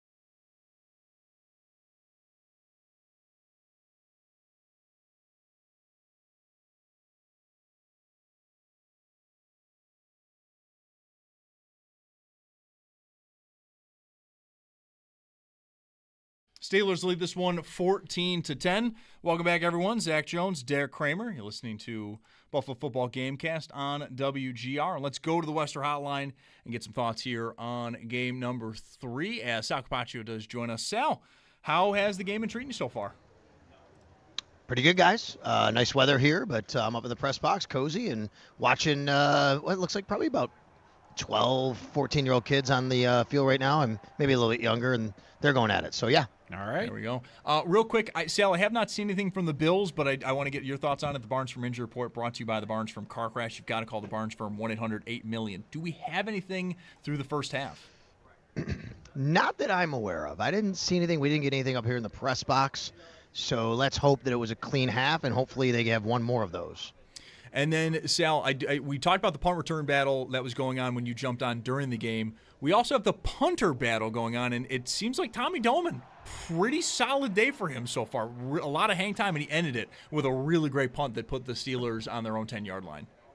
Yeah, and listen, I believe that this is Tommy Doman's job to lose ever since they drafted him, and they spent a resource on him. They went back and forth on punters last year, mainly due to injury. Mitch Wishnowsky did a nice job to solidify it, but they did a lot of work on punters. They needed one, and they drafted him. And to me, it was always going to be Tommy Doman's job unless he kind of fell on his face. That hasn't happened. In fact, Mitch Wishnowsky had a really not a very good punt, and then there was a penalty, and his second attempt was even worse. Went like 19 yards. Mm-hmm. And then you mentioned it right after that. Tommy Doman has a couple of nice punts, including that last one. So he also kicked off, by the way, Tommy Doman. Yes. One time. Was that to open up the game? And that's really interesting. So, he did that in college at Michigan and Florida, and that's nice to have in a pinch because, if you need, somebody, maybe you think he has a stronger leg in the kickoff, you want a better placement, whatever it is, Tyler Bass is injured in any capacity, you can lay off him. So that's just a little bit more what he can do. Sal, one of the bigger storylines, if there were really much of them at all, Skylar Bell. 4 catches, 35 yards on 6 targets. They've been going to him frequently here in the first half. Yeah, I think that's probably intentional. You want to get him involved. You want to see what he can do. And Skylar Bell has made a couple of nice grabs. He made a couple of nice grabs in 2-minute drill just a little while ago. So 4 catches for 35 yards. We knew that he was going to play today, and they need him to get ramped up a little bit here. This is his first action at all because he missed the first 2 preseason games, so no doubt they wanted to get him involved. Sal, a little bit more on the negative side of things. We actually missed the play. We actually ended up seeing it later on Twitter because we had some TV problems, but Max Harrison, a really, really poor effort there on the first touchdown for the Steelers. And then just a couple drives later, Davis Nigmanosin, in sort of a similar scenario, had a really nice tackle for loss, reading a screenplay perfectly. Is this cornerback battle kind of come out of nowhere here, or at least in the last couple of weeks?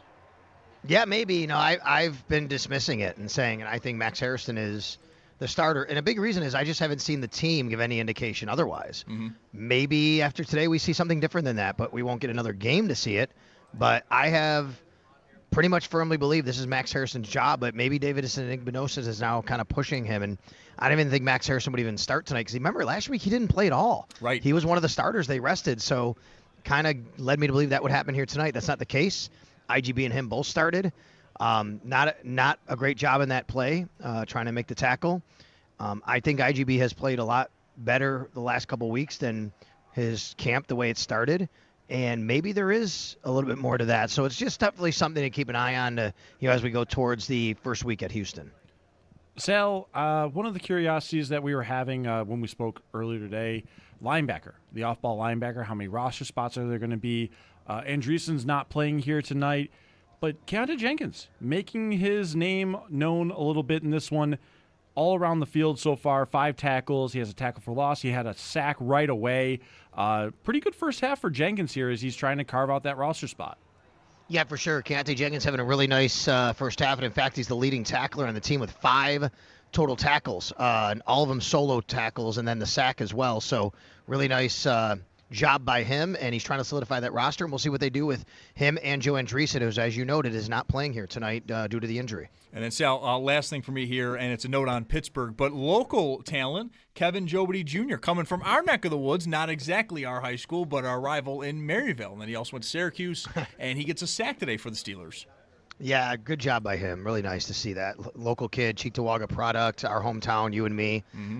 We'll call them rivals. The Cleveland and Maryville used to play when I was younger, and then we didn't in high school. Now they are playing again. But we'll all be on the same family today from Cheektowaga. Very nice to see him. And he's fighting for a practice squad spot, most likely, for the Pittsburgh Steelers. But that was cool to see. And he's got that 1 tackle, 1 sack, actually, for the Steelers tonight. There we go. All right, Sal, we'll let you enjoy the rest of halftime, and we'll speak a little bit later on in the postgame. All right, you got it. Thanks. Thanks, Sal. Sal Capaccio there on the Wester Hotline. Let's take a quick time out here. When we come back, we'll go through some scores around the league. There are 2 other games going on now in the NFL. We've got one a little bit later on tonight as well, the LA game between the Rams and Chargers. That one will kick off at 10. Zach Jones, Derek Kramer, you're listening to the Buffalo Football Gamecast right here on WGR.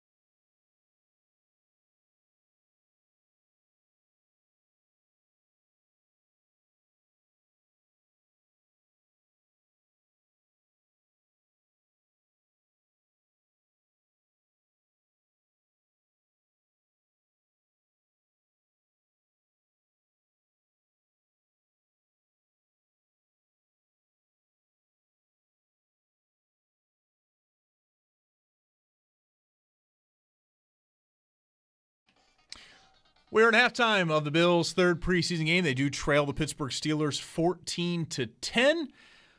We'll go through some of the stats of this game here in a moment, but let's first get some scores around the league delivered by Mike Barney Nissan. Awesome cars, great dealership, lousy jingle. We've got 2 other games going on currently. The Cleveland Browns up on the New England Patriots with 3:30 left in the first quarter, 14-7. It is Dylan Gabriel that got the start today for Cleveland. He's 5 of 6, 72 yards, and 2 touchdowns. Start him. I'm not kidding. There we go.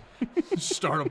Luke Flourier with 2 catches, those 2 catches being 2 touchdowns. And then we've also got going on right now, Las Vegas and San Francisco. The Raiders do lead that game 6-0 with under a minute left in the first quarter. Kirk Cousins actually is getting some action tonight. He is 8 of 11 for 51 yards. Mac Jones also playing tonight. He's 1 of 5 for 7 yards. Also, by the way, because I know for the Raiders, they do have a former UB product out there, Mike Washington, 8 carries so far tonight, good for 49 yards, a 6.1 pop for an average. And then we got Michael Mayer in there as well, 2 catches for 8 yards. Nothing too crazy going on right now.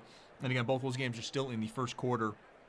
And then, as I mentioned when we took our last time out, we do also have the LA game coming up later tonight. That is Rams-Chargers. That one's going to be at 10 o'clock this evening Eastern. Let's also go to some stats of the game brought to you by Level Financial, helping you retire better at levelfa.com. And Derek, do you want to give us some of the let's hit it up here. Bill Steelers? Well, let's see what we've got here from Bill Steelers. And it is Shane Buechele to start out here, 14 of 22, 108 yards total on the evening. He does have 2 sacks as well. Frank Gore Jr., he has a rushing touchdown on 8 carries, but only 19 yards to show for it right now. Ian Wheeler, unfortunately, not much better in the yards per attempt category either. He has 3 carries for 6 yards. Skylar Bell leading all players in receptions and yards. 4 catches, 35 yards for the rookie.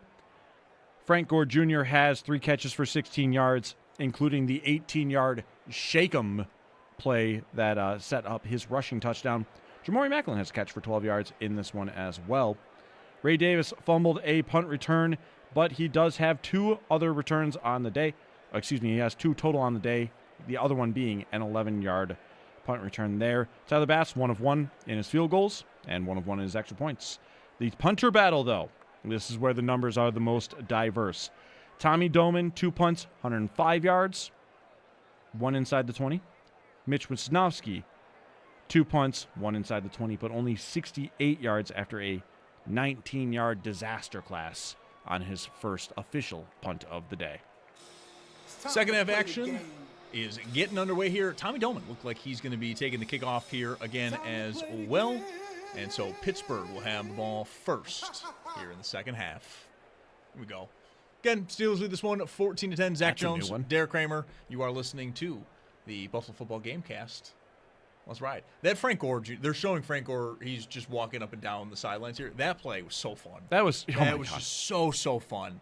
Play ball. Pretty much. There we go. We are on to the second half action. Pittsburgh is going to start with it here, and a pretty good return for them. They're going to be at about the 33-yard line. Here we go. We're back at it. Eli Heidenreich with the return there, 25 yards on that play. It's an insane last name. I had to take a second. I'm not going to lie to you. I am excited here for Drew Aller. I think it's going to be Aller that would get most of the second half action. Yep, it is Aller. He's not Christian Hackenberg. I have somewhat compared him to Christian Hackenberg because of Penn State. Aller actually was good. Hackenberg was never good at Penn State. But he has all traits and not much real honest-to-goodness ability yet. I mean, Aller's going to be a raw product here who I'm going to be very interested to see what the Steelers do with him going not through just this year but the next as well, especially with the fact that, the Steelers are trotting out Aaron Rodgers' retirement tour. Mm-hmm. And right now they have 4 quarterbacks on the roster. Like, we're not talking about it. Their backup is not playing. It's Mason Rudolph. Mm-hmm. This is the battle for, the third-string rookie, young guy, that they're going to be doing here. Again, as I mentioned, I would not keep Will Howard. He's had some pretty awful picks here in the preseason. I don't know what's been going on in practice, but as I mentioned, I would roll with Aller because of the traits. It is 2nd and 6 here. We are underway in the second half, and Bills do pretty well there on that second down run to force a 3rd and medium here, about 3rd and 5. So, solid start so far. They haven't had Aller drop back to throw. It does leave his arm. He had a play last week against the Jets where he rolls back and it's just up the sideline. He just fires it, and it looks like, it's going to be thrown out of bounds. Like, oh my goodness, no, it's not. He has those kind of plays in him. It doesn't turn out to be a great game overall. I think he's under 50% completion percentage, but he has that one play, and that's what I mean. It's a lot like a Joe Milton or an Anthony Richardson type situation where if you can harness all of it, you've got a franchise quarterback. It's the harnessing it part that probably won't happen. Does complete that pass, though, to Wetjen for the first down there. About a gain of 6 or 7, but it was 3rd and 5 there, so it's an easy first down By the for way, the Steelers. No, that's not the good sound, TJ. The Steelers got the first down. There you go. By the way, I feel like the Steelers collected all interesting players for preseason. Like Wetjen out of Iowa, really dodgy, won the returner of the year. Heidenreich out of Navy. Oh, yeah. So, and then, of course, quarterback Aller. Right. It's a bunch of guys that probably won't do. Wetjen maybe is the outlier here. But against a bunch of guys that won't really do much for you in the regular season, but making the preseason entertaining, they will do that. Or at least they're going to be storylines. Troyano Pride, by the way, blew up that screen, pushed the blocker all the way back. He doesn't make the tackle, but he does make first contact, making that screenplay only go for 2 yards. 2nd and 8 here with 12:33 remaining in the third quarter. Pittsburgh up 14-10 here. Drew Aller now in a quarterback for the Pittsburgh Steelers. We'll also see, too, if there's going to be a quarterback change for the Bills. Shane Buechele got the first half. We don't know yet. It could be Buechele, though, the rest of the night. If they believe Callahan's going to be the backup quarterback, let Buechele put out some tape there as well. He, though, might end up be a guy that kind of can comfortably be on the practice squad. I'm also looking and paying attention now to who's playing. We are into the third quarter of the third preseason game. Who's still playing? Zane Durant, Fedarian Mathis are on the field. Toriano Pride on the field as players of note. But Brandon Beane said yesterday with Sal Capaccio and Matt Bove that it was like 50 roster spots or so. 50-ish. Yeah. 50-ish are spoken for already. Third down run by the Steelers, by the way, gets them a first down. So now you're looking at it and going, okay, are there noteworthy players that are going to still be playing in this one? I wonder if Skylar Bell's day is done. He had 6 targets. They did try to get him the football early and often. He does come away with 4 catches and 35 yards.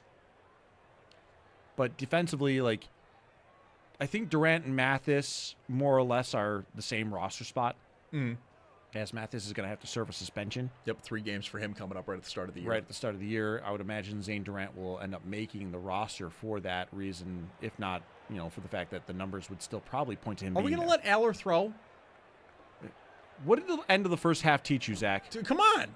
What are we doing? That Mike McCarthy, I still don't know if he knows what he's doing. Another run there for the Steelers. I mean, it's not a bad play. I think they got 6 out of that one, so it's going to set up 2nd and 4 here. But I'm here to watch Aller throw. We're in the third preseason game. You don't get what you want in this game, Zach. Apparently not. And you will damn well not like it. But even if I'm a Pittsburgh fan, like, all right, what are we doing here? Well, guess what's going to happen here again? I'm going to guess. It's absolutely what it's I'm setting going to up guess be. another run. Oh! Ooh. I mean, missed tackle there by the Bills. It's going to be a big pickup on that pass for Pittsburgh. And who came up with that catch there? Is it number 84 again for them? And that would be Antonio Brown. Antonio Brown. Max Hurleman with the big catch there. It's nice play action, although Bills get some pressure in there. Aller gets it away, and it's a missed tackle there. Jordan Dunbar missing the tackle. Corey Couch ending up making the play to stop the bleeding, but Steelers are well now into the red zone. They're on the Bills' 13-yard line. Yeah, I mean, a little bit of a tough scene there. I mean, yeah, we're at who the heck is playing at this point, unfortunately, on defense. You're seeing a lot of players that, you'd probably think are going to get cut here. And again, I'm looking for players that are noteworthy in this. Dwayne Carter is in there right now. There's in some ways you got to get through the game. You got to get through the game. Travis Clayton is in, by the way. Clayton, who switched from offensive line to defensive line this training camp. He also will probably be able to make the team because he still has the international exception. Yes. 2nd and 6 here for the Steelers. They're on the Bills' 9-yard line. 9:05 left here in the third quarter. Oh, wow. That was a missed opportunity there. Anthony Kendall read the route, jumped in front of it. It's a nice bad play. throw, too. He keeps himself in it, yeah. This is going to be 3rd and 6 here for the Steelers. Oh, never mind. Yeah, it's just a bad throw. It's a bad. He has to come back to try to make the play. It's such a bad throw that Kendall.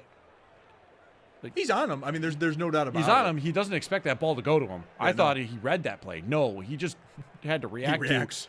It got thrown on his outside shoulder. 9 minutes left here. 14-10. Pittsburgh, 3rd and 6. And it looks like they're going to score. Heidenreich is going to take it in for the touchdown, a 9-yard scamper into pay dirt. And, well, unfortunately, that is what it is. Extra point away from making this one 21-10. Pittsburgh early here in the third quarter. That is Pittsburgh's first drive of the third quarter. Drew Aller, rookie out of Penn State, now in at quarterback. And as Derek has mentioned as well, we've got a lot of backups getting in here as well. Dwayne Carter, though, is one of them. And I think you're right. It's probably just a numbers game at this point. When it comes to interior linemen, or not interior linemen, just like down linemen on this team, Durant, Mathis, Carter all played on this drive. Logue, Clayton. You're basically going through these 5 guys just to get through the game. Yeah, just get through it. Because like Landon Jackson and TJ Sanders start the game, and now you're just going through the rest of your defensive lineman depth. I don't know if we need to really read too much into things, but it is a fact that Carter has not cemented himself, and I don't know if I've seen much of Greg Gaines in this. That it's noteworthy that Carter is being seen on the drive. I think Gaines already comes in as, if they want to do it, they're starting nose tackle and just go from there. He frees up guys like Deion Walker and Ed Oliver to do more things. Like, he's kind of just going to be the space eater run defender, and it allows your ultimately better interior edge rushers to do what they interior rushers to kind of do what they want to do. The Dwayne Carter stuff, though, is something, just because it's never gone anywhere. He's hurt all of last year, but he doesn't really do anything in his rookie year either. And now here he's into the third quarter of the third preseason game. They're kind of always making changes at the defensive line. He's never really part of the discussion either. Like, at least Landon Jackson kind of has to change his role, but he seems to fit this defensive scheme more. Now all of a sudden, he played what, the first 2 drives of this game, maybe? Yeah. Like, he's in. Like, you know what he's going to be doing. He's playing for this Bills starting defense, at least in a rotational role. He's there. And TJ Sanders does have to do the same thing. He has to change his role a little bit here. Instead of being an interior defensive tackle, he is now playing as a 3-man front D-end. Mm-hmm. So the both of them do have to change their roles from the original positions that they play to play the same spots, really. Playing that 4-eye or that 5 shade on the front of the line. It is 21-10 Pittsburgh after that made extra point. We're just under 9 minutes left here in the third quarter. That was Pittsburgh's first drive of the half. Drew Aller now in a quarterback. He only threw the ball 4 times, went 3 of 4, though, 34 yards on that one. Almost had a pick, though, to number 30 for the Bills, that being Anthony Kendall. Just a really bad throw. Kendall kind of has to react to it, just not able to. It's behind him and everything. But I'm curious to see if it's just Shane Buechele the rest of the way here. I won't be surprised by Brady that. did say that both quarterbacks would play in this game. So maybe it was just that you got Buechele to start to see if they flip it. could do something with those players. And if not, well, in comes Kyle Allen, who has missed all of 4 passes in the preseason, by the way. It's incredible. In 2 games. Do you have Skylar Bell still in this one? No, I think he's gotten enough work. He's got enough of the reps. You targeted him 6 times. He comes away with 4 receptions.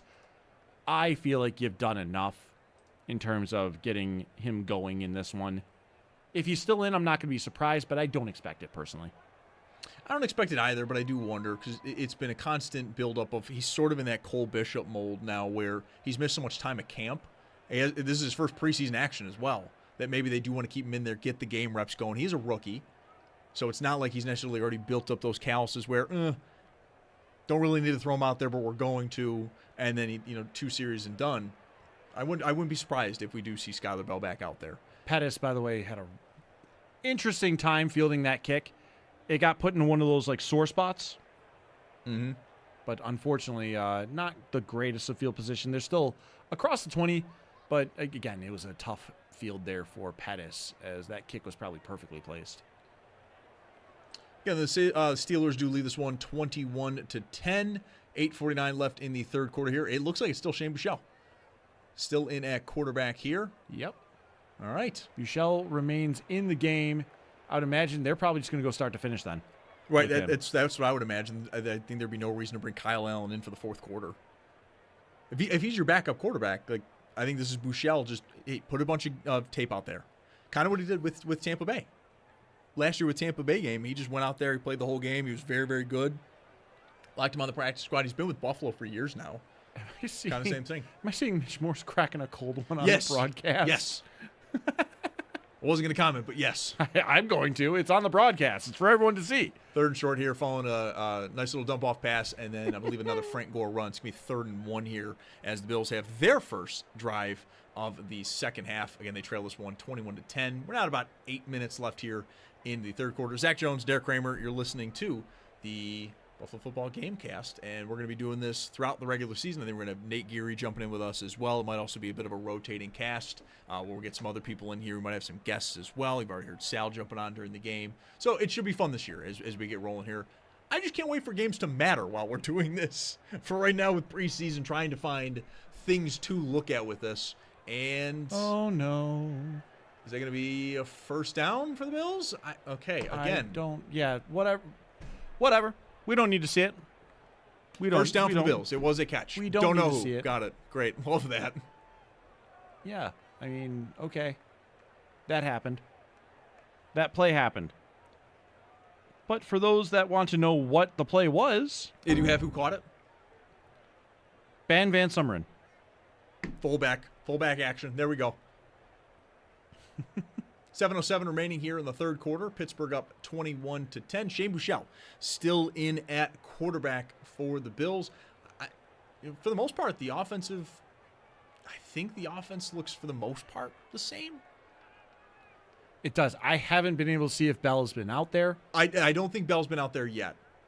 But like I said, I'd imagine his day is done. You have enough receivers on the depth chart to get through this game, by the way.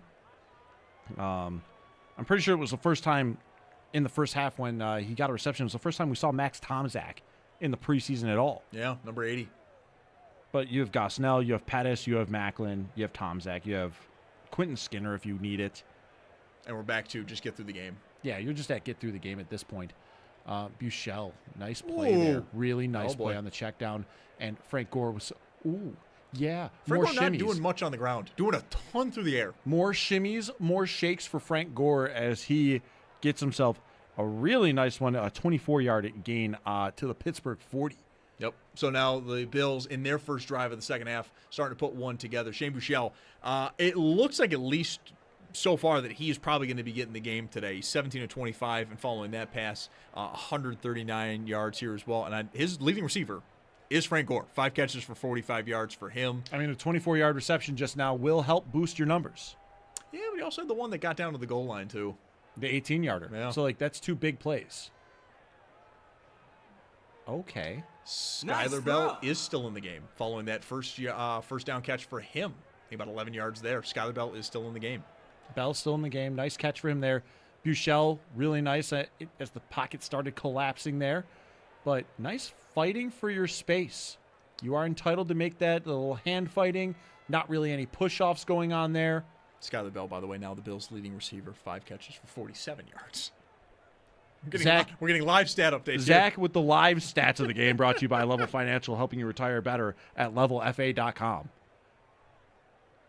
Bills about the Pittsburgh 28-yard line now as they're moving pretty quick. Ooh, nice little trickery here, and it's Bell. And he's going. Wow. Peace out. Nice we have a little touchdown. reverse handoff for Skyler Bell. That is his first touchdown as a Bill in the preseason. It's not going to be a receiving touchdown. It is going to be a 28-yard rushing score for Skyler Bell as the Bills now just trail 21-16 pending an extra point. It's a really nice Well play. executed. Oh, what was the block on the outside? Pettis. What a block. He takes 2 guys out. Giddy up. And that frees up Bell to scamper into the end zone. Hey, you know what? Nice first action for him in a Bills uniform. That's not going to stop anyone from being irresponsible about hopes for Skyler Bell. I'm a big fan of getting the ball into Skyler Bell's hands any way possible. And now penning this Tyler Bass extra point. He's got to stop freaking me out, man. Yeah. It's 21-17, and boy, yeah, we're good. he just We're good. made sure it was going to whispering sweet nothing to the crossbar over here. Camera angle didn't really do a lot of favors. I don't know where the ball was. It's whispering sweet nothings with the crossbar. It was a bit much. All right, it is 21-7. Pittsburgh does lead that one. Both teams score on their opening drives. For the Bills, it's a 21-yard rushing touchdown for rookie wide receiver Skyler Bell. Zach Jones, Derek Kramer. We'll be right back after this quick timeout. You're listening to the Buffalo Football Gamecast on WGR.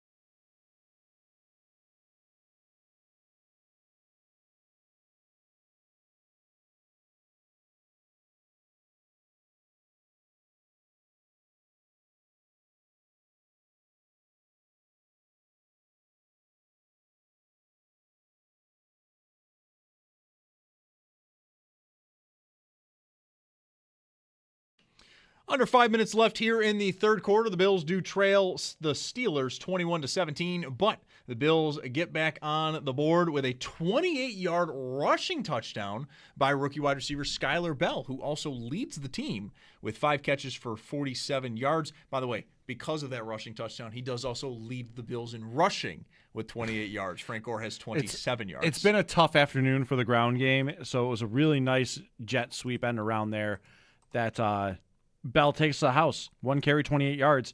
It's better than what Gore has been able to do on the ground with 10 carries. He has 27 yards. Yeah.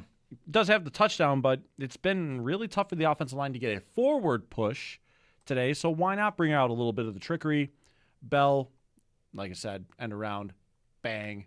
Beautiful block by Pettis. He takes 2 guys out of the game. Bell looks so natural. He looks so natural.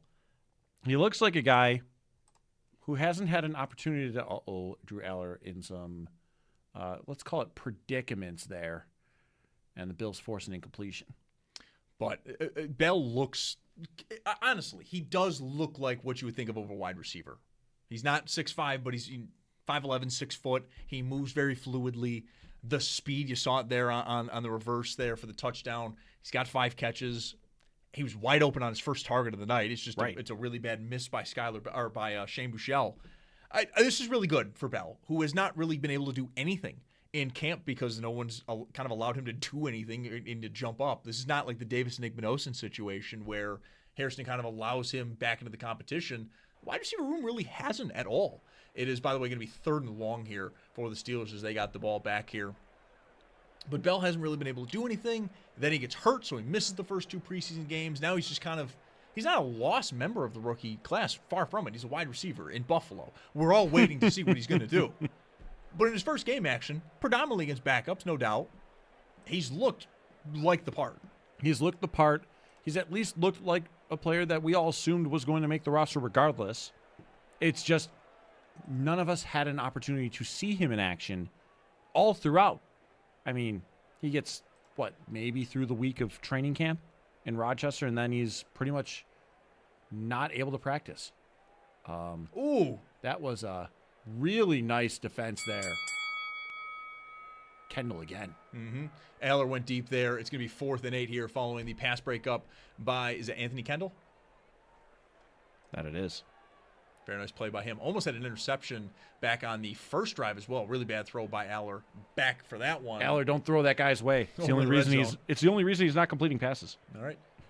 I mean, pretty much, actually, yeah. The two times he has incompletions, he did have another incompletion in the first play of the drive. He is forced out of the pocket. Yes. But it was a really nice breakup by, I don't know if that was Kendall on that side of the field there, but it was a really nice play, nice breakup on the sideline. But the punt return, it looks like it's Hardman out there. And, I mean, the roller coaster of his night is continuing. It's a really nice return. No issues there at all. Yep. Fine return. Fine return. It's the usual in terms of punt returns with Mecole Hardman. And I want to see Skylar Bell back in the game. Yeah? I would like Skylar Bell to be back in the game. I think that's a nice bit of intrigue. It's the watchability of these games. It's the watchability. It's the 3rd preseason game. It's even a storyline, so to say. Mm-hmm. Nobody's had a chance to see him. Right. No one's had a chance to see him. You could end the story tonight and he'd be fine. He's leading the team as of right now in rushing and receiving. Right. He's got, 75 total yards? With 4 minutes left in the third quarter, just about 3:52. He's leading the Bills in receiving and rushing. I'm watching that play back again. The speed. Guy's got angles on him. He's just faster than him. He's faster. I'm still really loving the block that Pettis threw. Mm-hmm. Takes 2 players out of the play. And that has something to do more also with Bell's speed setting that up because he's trying to get around the block that Pettis throws, and the defensive back tries to get the angle on him, and he's cut off. I'm curious how the Bills use him at the start. Like that play really sort of, I think, opens up the window here a little bit of maybe what they could be looking at with him, because more than likely he's going to be the 5th wide receiver with the jersey. You know, everyone's kind of got their roles. DJ Moore's the one. Josh Palmer, it seems like he's going to be the number 2 outside. Khalil Shakir's your number 1 slot receiver, and then you have Keon Coleman kind of floating a little bit. Kind of being the number 2 of every one of the spots, maybe. Right. Then, of course, you have Dalton Kincaid and Dawson Knox for your tight ends, James Cook and Ty Johnson when Ty Johnson is healthy. Like, where does Skylar Bell fit in this whole thing? I think I'm going to say something that's not going to be popular. He might not be a week-to-week player getting a uniform. No, he may not. Considering what happened with Ray Davis in the punt return game, if he was capable of doing the punt returns, we don't even have to have a McCole Hardman discussion. Bell is the 5 wide receiver, and the Bills are probably dressing 5. Mm-hmm. And that's the end of it. And that's the end of it. Yeah. But Davis doesn't really look particularly good in his 2 returns today. Totals 11 yards, but one of those returns is a straight-up whiff. Muffs the punt, and it leads directly to a Pittsburgh touchdown. The very next play. Yep. Which we did not see. It's Which we much did like not see. Stephon Diggs' first ever touchdown as a Bill. Some saw it, many did not, with the TV issues. Some saw it, many did not. Again, score is 21-17. The Bills do have the ball back again here on their own 31-yard line with about 3:52 left here in the third quarter. Shane Buechele still in at quarterback. I believe that is also still Skylar Bell in the game. So I think we might be getting a full game action from Bell as he really just this week gets back to being healthy. I would have liked to see a little bit more of a productive play on that step up. Wheeler took a bit of a shot there, had to make a catch there. It's going to be second and medium, second and long here. Second and looks like 6. I think there was a gain of about 4 to Wheeler there. Buechele did a nice job stepping up into the pocket, but I don't think he realized he had more time than he thought when he made that step. Oh, he just got rid of it. He got rid of it, and it was a little off target as well. And it causes Wheeler to have to take a little bit of punishment for catching the football. Michael Hoyt with a mustache going on here. I mean, that's, they're clean. Again, the Bills running the ball in a standard running game, not doing anything. Not doing much at all. Ian Wheeler there with the carry. It goes for a yard. Maybe. I mean, as mentioned, Skylar Bell with the 1 carry for 28 yards is their leading rusher. Yeah, and it's 28 yards. It's not like he broke this thing for like 65 and peace out of here. Yeah, no.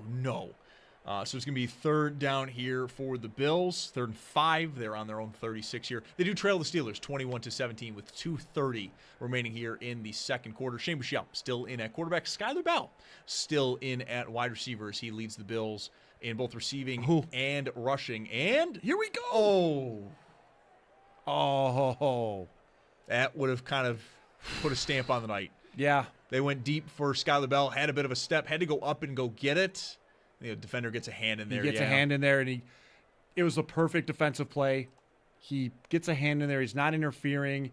And then as Bell catches it, he just moves his hand incomplete. That's one, like, we see it all the time where, like, there's a missed pass and the cornerback will be like, ha-ha, clamps. Right. But no, that's the proper celebration right there. My hand is the reason why that's not a 25, 30-yard catch. Wow, Kendall down the field there. Oh, no. Some friendly fire for Pittsburgh. Wetjen had some room there, and his guy's just in his way completely. He can't go anywhere. Which, that is caused by Anthony Kendall. He gets down the field, and the guy that's responsible for him is who ultimately runs into Wetjen. Yeah. Like, Kendall misses the tackle, but he sets the stage for Keontae Jenkins.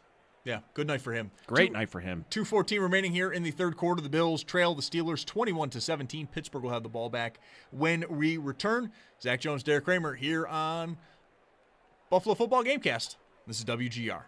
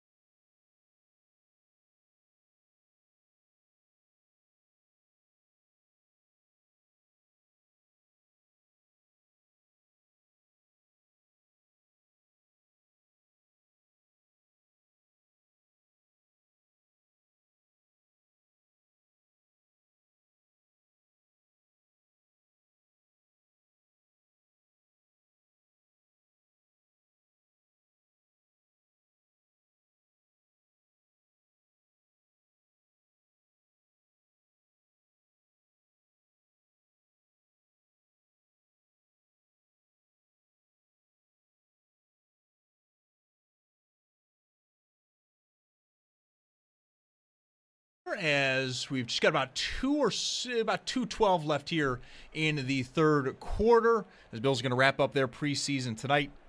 And then we've got a long wait until their game against Houston to open up the regular season in Houston, a building they have not won in since 2006. Zach Jones, Derek Kramer, along with here on the WGR Buffalo Football Gamecast, You can find it over on our YouTube page, WGR Sports Radio 550, or of course right here on the WGR airwaves. We're also going to be on postgame as well. We'll talk with Sal again. We'll hear from Bills head coach Joe Brady. We may hear for some players as well. I think Shane Buechele talked last year following the Tampa Bay game after he played. If he's going to play all game, why not make him speak this year? So we may see that. It is 2nd and 4 for Pittsburgh as Drew Aller has been in at quarterback for the second half here. They haven't really asked him to do much, though. He did throw one deep ball. He threw one deep ball. That's it. Mike McCarthy hates fun. We all know this. Just trying to get through it. I think that's everyone. We're just trying to get through it.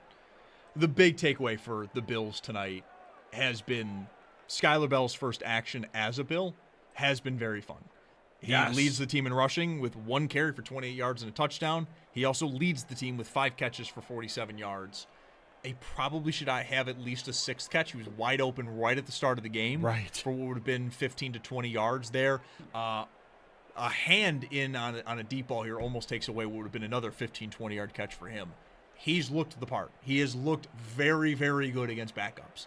And for a 4th-round rookie who will probably be the Bills' 5th wide receiver option, I think you got to feel pretty good on this one. A nice strike from Aller to get a first down there. Pretty big pass there for the Steelers. That goes for, I'm going to get an update here in a minute. It was a nice throw by Aller. Yeah, it's a 13-yard pass for them as they get rolling here. Mason with the catch there. Aller so far tonight is 4 of 7, 47 yards. No touchdowns, no picks, no sacks either. Still has a better yards per attempt than Howard did. Man, Will Howard took a beating, I thought, tonight as well. Ooh! Nice play by Mike Dana. Got right in there, tackle for loss there on a first down run for the Steelers. 2nd 11 here when we return as we are to the 4th quarter. I think we're going to stick here, though, and just kind of keep rolling here. We're going into the 4th quarter. The Steelers, though, lead this one 21-17. And, yeah, I imagine for the Bills, the guys you see out there right now are going to be the guys that stick with this one. We know Brandon Bean speaking with Sal Capaccio and Matt Bove on the It's Always Game Day in Buffalo podcast, which you can find on YouTube. They had about 50 or so guys that they sort of knew of, a 53-man roster. And we've kind of seen, I think, some of the situations get handled tonight. We'll be right back after a quick timeout. You're listening to the Buffalo Football Gamecast on WGR.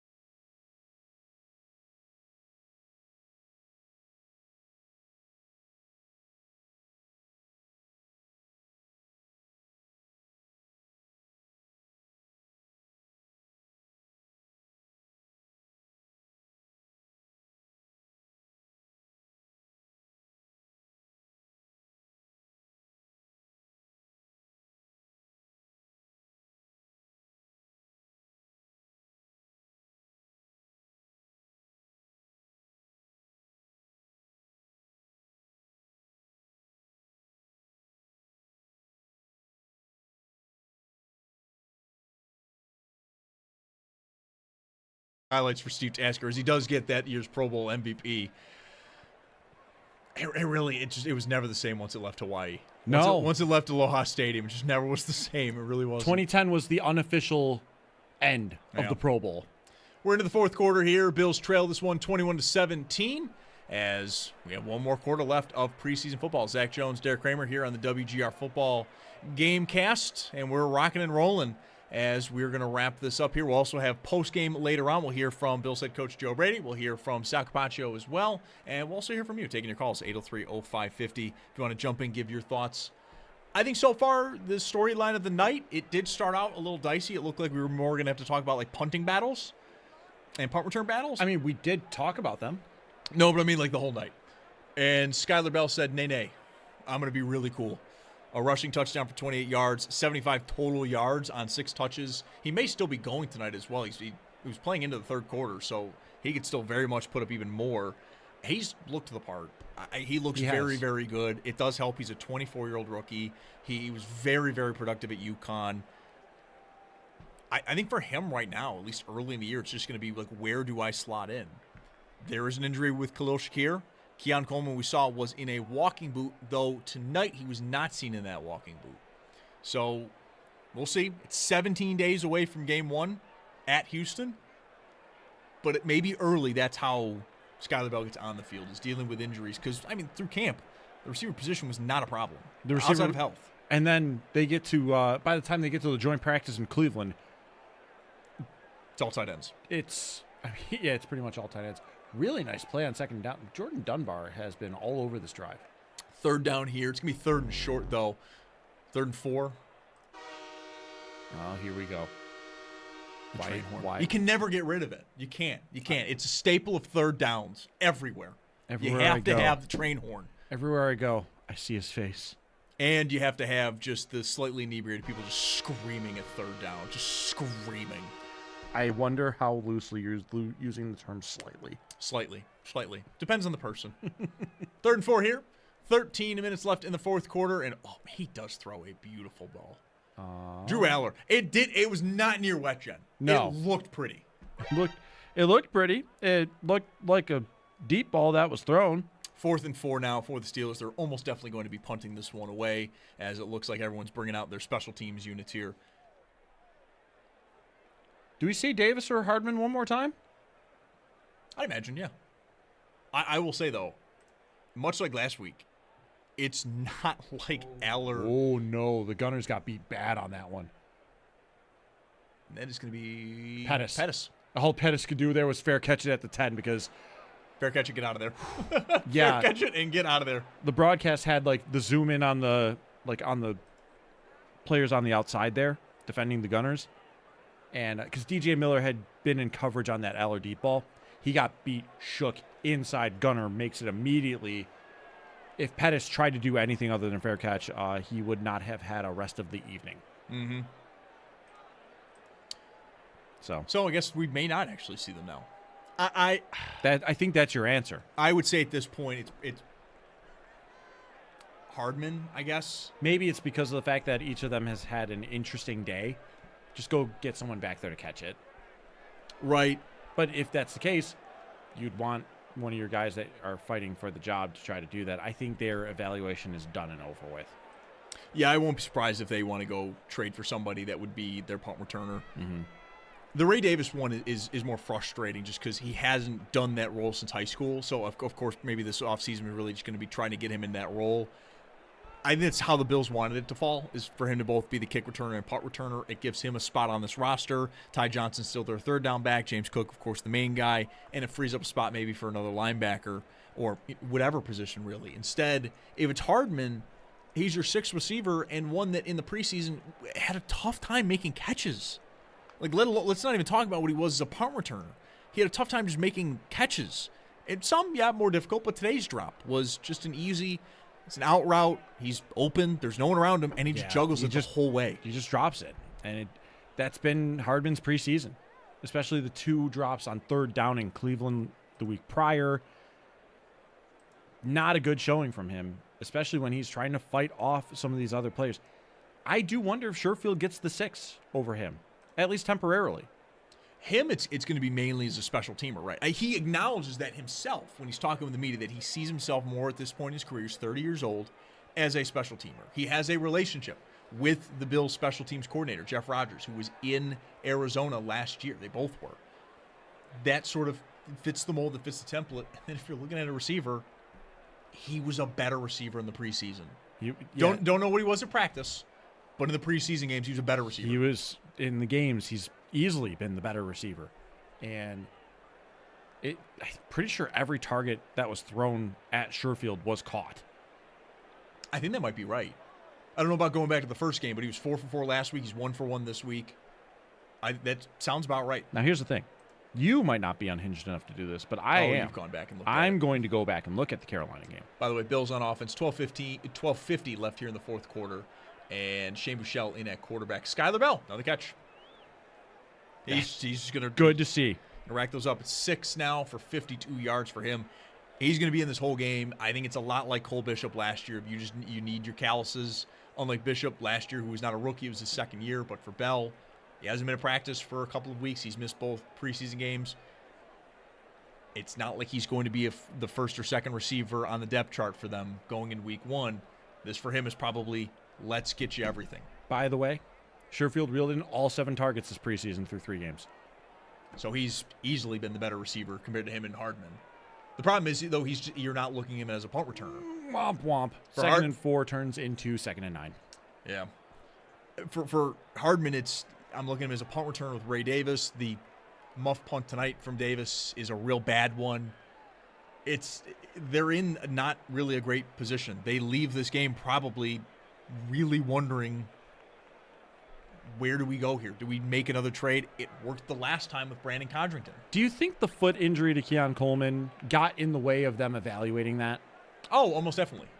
Because I would imagine they were going to give Coleman some punt return snaps and see if he could take the job. Yeah, maybe not this week, but last week. I think it would have been both weeks if he was healthy. Like, you are actively a member of this punt return competition, for example. We have 2 games to evaluate this between 3 players. Let's rotate them all in. Right. He may not do anything offensively, but... I mean, even keep him in offensively, but rotate him in with, so that while it's less punt returns for each player, it's more opportunities to see them in live game action. Yeah. Bills on offense here. I don't know the down and distance. We have an interview going on right now. It is 2nd and 9 after a false start, unless they decided not to show us 2nd and 9. Which, I mean, based on the broadcast tonight, they very well might not have. 2nd 11. Oh. 2nd 11 following that penalty. 11:52 remaining in the game. Oh, boy. Buechele, nice dancing. Oh, no. Oh, no. That ends horribly. Badly. Not the worst. Could have been a sack. He had to throw it away. 3rd and 11 here coming up for the Bills. They are deep in their own zone. They are... He did some dancing, though. On the 7-yard line. But again, Skyler Bell another catch, which is kind of all I'm working with right now. And Bell's day continues to be all the more impressive. That's 6 catches, 52 yards now on 9 targets. Mm-hmm. Very consistent in terms of how he's been getting open. Good catch percentage. It's not like he's got 15 targets for 6 catches where you're like, okay. And each of the incompletions, you could see why they were incomplete. Right, the one's a complete overthrow. The one guy gets his hand in there. Really nice pass breakup by the defender. So the first one's the overthrow by a mile. The second one's an overthrow on what was supposed to be an attempt on a 50-50 ball. And then the third one is where the defender makes a really nice play to break it up. They got him for the sack, by the way. So, yes, it did end as badly as possible. About as badly as possible. 3rd and 18 here. Oh, man. Buechele in the end zone. Oh, no. And, I mean, that's going to go about as quickly as it's going to go. No, it's not a safety, but now you're looking at this. Hang on. This is a scenario that I would like to see Tommy Doman in. 4th and 18. It's at your own 1, and you have to punt this. Backed up in your own end zone. I think here is always one of these situations of just please don't botch the snap. Don't go over his head. Don't make it where he's got to dance around. He actually steps out of bounds into safety. Yep. Like for Doman here, it's just get the punt off cleanly. But also catch the ball. Yeah, right. Just catch the ball. Catch the ball, but your process is sped up. You have to get it done. So far, so good. And the punt is not blocked. There's your good news. That is a win. That is a net win. And so, well, tackling is not a net win. Tackling is not a win. Speaking of net, I don't think you're getting any on this return. Oh, no. Speaking of net, that didn't exist because it is a punt return touchdown for Caden Wetjen, the returner of the year last year in college football. After some pretty poor missed tackles from the Bills there. Incredible patience, by the way. He puts 6 people on the other hash mark. And he's just gone. And then all he's got to do is a simple shake on Doman. And, well, it is now going to be 28-17 following a, I assume, made PAT for Pittsburgh with 11:11 left in the fourth quarter here. Ouch. I mean, it wasn't the best of punts either. I think it only went like 44 yards. And it didn't go super far. It didn't get to midfield. So he didn't. But again, you speed up the process when you're backed up like that. So, good thing is, it didn't get blocked. Bad thing is, he got a net of 0 yards. Oof. Can't have that. Cannot have that. All I know is that Jeff Rogers is probably screaming at someone on the sideline. There's I don't a know flag whom. here. There's a flag on the PAT. Are we going to... 11-11, make a wish. I wish this game was over. We're getting there. We're getting there. Am I being cynical about the third preseason game? Maybe. A little bit. It was a good play by Wetjen. It really, it's poor tackling, and the entire Bills contingent that met him It looked there. like it was going to be another one of those where they frustrated Wetjen. Yes. They stop him at midfield instead, and nope, he manages to slink away. And for him, by the way, it really kind of makes his entire night. He was not having a good day with the returns. No, by the way, real quick here, it's a penalty on the Bills, so now it's going to be a 2-point attempt for Pittsburgh. We'll see if they can get that here. Yeah, no, you're right. Wetjen hadn't really been able to do much up to that point. Because he ends up right now at 4 for 61, and one of them is a 45-yard touchdown. Mm-hmm. I don't feel like doing the math, but yeah, I'm not going to. Take 45 away from 61, and you've got a not-so-productive day on 3 punt returns. No, you know who else had been really frustrating him, too, was Steven Gosnell. Gosnell, Jenkins. Yep. And I don't believe either were Kendall out there at that also point. frustrates him on his last punt return where he runs into his own guy. Mm-hmm.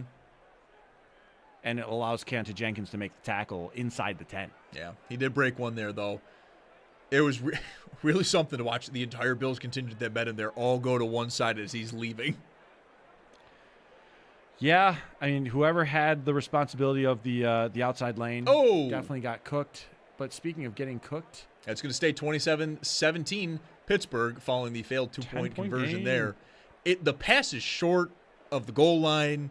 The guy's got to dive for it. I could argue he doesn't even really come up with it either. Aller's best moment. No. Zach Jones, Derek Kramer. We'll take a quick time out here. Again, the Steelers do lead this one 27-17 with 11:11 remaining in the fourth quarter. You're listening to the Buffalo Football Gamecast on WGR.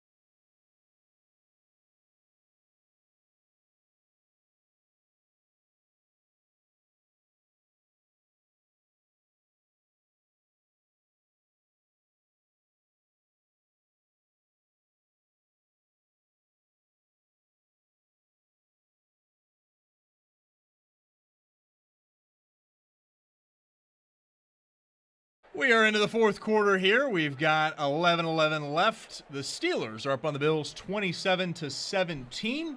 Zach Jones, Derek Kramer, you're listening to the Buffalo Football Gamecast. We're just cruising along here. Skylar Bell's been awesome tonight. Skylar Bell's been really good. Been able to appreciate him throughout the entire day. The punter battle took some interesting turns here tonight, including the latest touchdown, Caden Wetjen, for 45 yards. I think it's less on the punter there with Tommy Doman being the one. No, it's the next weird turn. I will say, the one issue probably in the preseason has been special teams, right? You have Bass with a missed field goal all the way back in week 1. He's been super dicey on a number of other kicks as well, where he's basically kissing the crossbar. Obviously, now you have a punt return touchdown. We've had a punter battle, which has not always been the nicest in the world. We have a punt returner battle also that has not been that great. There's a turnover there from Ray Davis tonight. I mean, if you're looking for any negatives for the Bills this preseason, I think it's absolutely been the special teams, kind of across the board, all in different moments, not all at the same time, but it's definitely been the special teams. Outside of that, it's been fine. Yeah, the special teams have been weird. Again, there's 2 plays that lead 2 touchdowns directly in terms of failures of the special teams in the punt game in particular. Davis has the muffed punt, leads right to a Steelers touchdown, and of course, your coverage was there until it wasn't on Wetjen's touchdown. That is, very directly a problem. Mm-hmm. 2nd and 6 here for the Bills after a first down completion here. Shane Buechele still in at quarterback, likely will be for the rest of the night here. And I think it's going to be 3rd down here. I saw a clean pocket and Buechele kind of doing his little tippy taps. And has to dump it off. I was a little underwhelmed on that one. So now it's going to be 3rd and short here. Shane Buechele, by the way, pretty solid day for him. 22 of 32, 167 yards.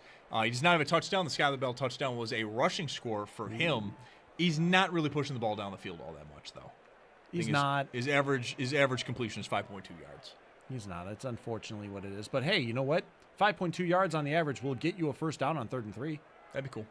And, Buechele is not going to do any of that. He's going to run it for the first down there. Now He's we're in Pittsburgh territory. For him. What it be? That's kind of an easy one. You saw the 2 crossing routes. They didn't really he didn't really throw it to them in stride, and after that it's too late. Yep, 9-yard rush by Shane Buechele to give the Bills first down. We were under 10 minutes here in the fourth quarter. Bills going to wrap up their preseason action tonight, and then it's a while, 17 days off before they will then face Houston at Houston for week 1 on that Sunday afternoon when the rest of the NFL gets underway. I do think Skylar Bell's evening is done. I have not seen him on the field on this drive. And considering what he's done, the body of work tonight, understandable. Do you need him in for the rest of the fourth quarter? He is still the Bills' leading rusher, 1 for 28 and a touchdown. He is also the Bills' leading receiver, 6 for 52. Frank Gore, though, right behind him, 5 for 45. But yeah, he is still the Bills' leading rusher. That's all capital brutal. Yeah, it is. They have not run the ball well. The backup offensive line has not had a good day. No. Not even a little bit. Yeah. You got to consider the fact that, Buechele has been taken down a couple times as well, but they're getting no push up there. Oh, my goodness. Very nice. Is that Max Tomczak? I think he was touched there. Buddy, yeah. you're not slick. It's now, yeah. But a nice completion there to Max Tomczak from Shane Buechele. Hey, actually, he has more of a case on this one. We don't know if he really reels it. I don't think he really knows if he reels it in when he's touched by the defender as he's falling down. Yeah. You know what? I'll give Scott Bell's day is not done. He is back in on offense. It's not done. He's back out there. It was, by the way, a 20-yard pickup for Max Tomczak. Really nice completion there from Shane Buechele. Really just dropped it right over the shoulder to Tomczak, who was coming over the middle of the field. Dropped it right in the breadbasket. That's the kind of play you want to see. Skylar Bell, by the way, on the outside here. Oh, he thought about it. Thought he was going to pitch it out to him. He looked at him. I really thought he was going to do that. He looked at him. He froze the corner on the outside. I will say that. He's past the line of scrimmage, but I was waiting for just the little pitch out to I thought he was going to straight up stand still and throw it for him. He almost did. 4-yard rush for Shane Buechele. 2nd and 6 here as the Bills now are on Pittsburgh's 21-yard line, His right outside worst, of the red zone. his worst impulses almost got the better of him on that play. Oh, that would have been fun. That would have been fun. 7:16 remaining here in the fourth quarter. The Bills do trail Pittsburgh 27-17. A number of costly special teams plays are a big reason why Pittsburgh's up in this game. A muff punt by Ray Davis, and then a punt return touchdown for Kyler Wetjen. Oh, yeah. Well, 7th catch for Skyler Bell. That's going to hurt the average. That's going to hurt the average, and it may put Frank Gore back in play here to lead the team in receiving yards tonight. 7 for 49 now. He lost a couple yards there. Yeah, that one was ready. It wasn't a good ball for the screen. No. Bell really had to wait for that one. It was like that's the pass he didn't put zip on. Yep. 3rd and 9 here. 6:30 remaining in this one. Again, Bills do trail Pittsburgh 27-17. They are just outside of the red zone here. Bell back in the slot, by the way. He doesn't even look that way, though, because who cares? That's the throw you should be making. Macklin, the intended target, but unfortunately, too much air on that one from Buechele. Yeah, he's open, and he puts too much air on it. Oh, hang on. It allows the corner to get back there. I don't care if it's preseason. Throw that flag. His hands in the face. Hands in the face, never looks back. You could have. I think you could have thrown the flag there. I need a better ball there. Yes. He's open, and he's got to jump for it. He's got to stop and jump for it. He has to stop and jump for it. Yeah, he doesn't get led at all after beating his man clean. 42-yard field goal attempt coming up here for Hey, Tyler Bass. this is the problem area, right? And he drills it. Nailed it. We got a 7-point game. 27-20. The Bills do trail the Steelers, and we have got 6:17 remaining here in the fourth quarter. God, I mean, they really have force-fed the ball to Skyler Bell. I don't say that negatively. I mean, he's getting open. Like, it's not 10 not targets, bad. 7 receptions. They are getting him the ball. I mean, he's also got the touch as well. He's got the rushing touchdown. They're getting him the ball. He looks not like he belongs necessarily. He looks ready for the season. And he looks better than most of these backups. Yeah. I'd say he looks ready for the season. Yeah. This is exactly what you wanted out of tonight for him, which is get him an opportunity, give him plenty of touches, plenty of looks, see how he does with it. Yep. By the way, real quick update here. About 20 minutes ago, I'm seeing this from John Scott. Rookie Zane Durant was in the blue medical tent. I don't think we've seen any updates since, but that is going to be something to monitor there. He's flashed as a rookie so far through the preseason. He's been flashing a little bit. We don't know if he's healed yet, though. We don't know if we can go back. Yeah, out we on the can't. We trails. can't go with that one. We don't know if we can go back out on the trails yet. But that's the healing noise, and then there's a recovered noise. Sorry. Yeah. We have both. We have both. But that is, by the way, the Barnes Firm injury report brought to you by the Barnes Firm. Car crash, you got to call the Barnes Firm 1-800-8-million. By the way, 'cause we're getting through about 5 minutes here as well. We got some other stuff here. Defensive play of the game. I don't know if I can give it to the Hamlin interception because I couldn't see it. With. Yeah, I'm kind of fighting with it Hey, too. He's more center field guy. I've got your play for you. First drive of the game for Pittsburgh. It's Keontae Jenkins. Is that the first play? I think it's the first play of the game. Mm-hmm. Jenkins comes in clean on the blitz, and it takes down Will Howard, and it ruins that drive right away for them. Yep, defensive play of the game. We'll go with that. Keontae Jenkins, first sack of the game, very early in the game as well. And that is brought to you by Roswell Park Comprehensive Cancer. Spend just one day with us. And then the drive of the game. I think we're going to give it to that Skyler Bell touchdown drive. Oh, yeah. Just because I debated Frank Gore as well. He doesn't score on that play. The shake makes it worth considering, though. But I think with Bell, he's flashing. And look, there's a one. You're playing favorites. It's okay. Absolutely. But there's a one or two if he's in last week against Cleveland or last week against Carolina. I'm not even asking for both. Just one of those two games. The way they have fed him the ball, the way the backup quarterbacks have played as well, he might be somebody that we're all, frothing at the mouth, waiting for him to get in. This is the only taste many Bills fans have gotten. Many of us are not at practice, especially later on into the preseason. I mean, these practices are only for the media. We have not really been able to see him this much. And through 4 quarters of action, he's very much looked the part. So I'll give the perfect drive that Skyler Bell end-around touchdown that early on put the Bills in a pretty good spot. Is brought to you by United Healthcare right here for Western New York's teams on and off the field. He is currently, we'll see if he gets another drive. May not. Hey, why not at this point? All right, 7 catches, 49 yards. And, of course, as I've been joking around, he still does lead the team in rushing. 1 carry for 28 yards and a touchdown. Frank Gore's right behind him at 27 yards. It has not been a banner night rushing the ball for the Bills. It is not. As a matter of fact, Ian Wheeler and Frank Gore Jr. both only averaging 2.7 yards per touch. Yeah, not great. On a total of 16 carries combined for the two of them. So it's not been, for your standard rushing attack, it's not been a good night for them. By the way, if Buechele keeps running the football at the rate that he is, he'll become second on the team or lead the team. He's got 2 rushing attempts for 13 yards. Yeah, like it's going to take one hole to open up. It's like, yeah, there's your leading rusher. Yeah, like it's not been a good night for the offensive line at all for the backups there. About 5:30 left here in the fourth quarter. 2nd and 8 for the Steelers. Drew Aller has been in at quarterback for the second half. He has got a whip. Strike. He has got a whip of an arm. That is an absolute strike there from the pocket from Aller there, who, unlike Howard, has been far more willing to push the ball into the intermediate and deep portions of the field. He has been. I'll always wonder with Aller if he had left Penn State a year early after the playoff game against Miami, the one they lose, I believe. His stock maybe was never higher. The receivers on Penn State were bad, so there was always that perception like it was him, Tyler Warren, running backs, and the power of friendship. Like he really didn't have much to go off of. And his stock was high in a bad quarterback class that was basically Cam Ward and nobody else.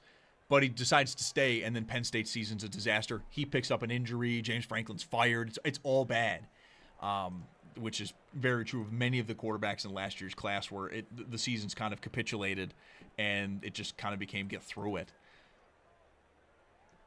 Anthony Kendall, by the way, just wonder nice about tackle him. on this play. I do wonder about him and maybe what it could have been.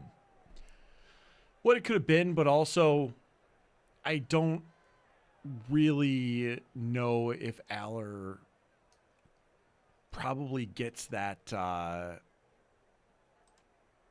you got to think about what's the draft class looked like from a couple of years ago, right? It's Cam Ward. I mean, that's it. I mean, that's the thing too. I'm saying this for Aller, but like he could have been eaten alive by the draft process, right? Which he likely should have been.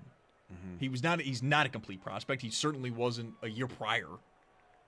But is he probably the second quarterback taken, or is it still Tyler Shuck? Right. Excuse me. Jackson Dart also goes in the first Jackson round. Dart as well, but Dart comes around later. Like Dart's the one that shoots up the board late. Yeah. Is that Aller instead, or does it become the opposite?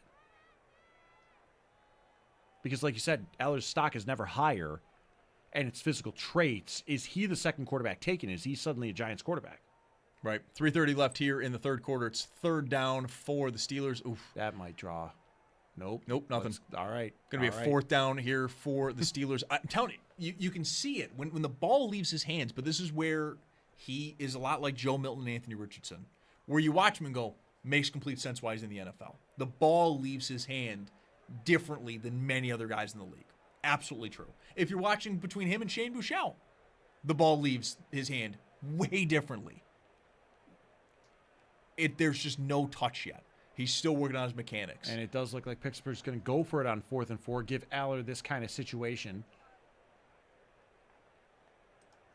But also not pulling a Mike Tomlin and punting at the Buffalo 41. Tomlin would have done it even in a preseason game. Oh. It's not a great throw. Got to make that catch. Turnover on downs for Pittsburgh. Eller is under pressure. He does roll himself out. Fedarian Mathis, by the way, causing the chaos on that play along with Dwayne Carter. And, you got to have that ball a little higher. I don't think he was realistically catching that thing unless that ball is a couple more inches up. Big moment for Shane Buechele here. Hey. 7-point game, 3:20 left. Or dare I say, big moment potential for Skylar Bell. Oh, that would kind of complete the night. I thought the deep ball that just got broken up would have been the stamp. There you go. End the night. Take him out. This is perfect. Him catching a game-winning touchdown here would be huge. Bills with 3:20 left are going to start on their own 41-yard line. And considering the yards per target Buechele has been throwing for, it's perfect.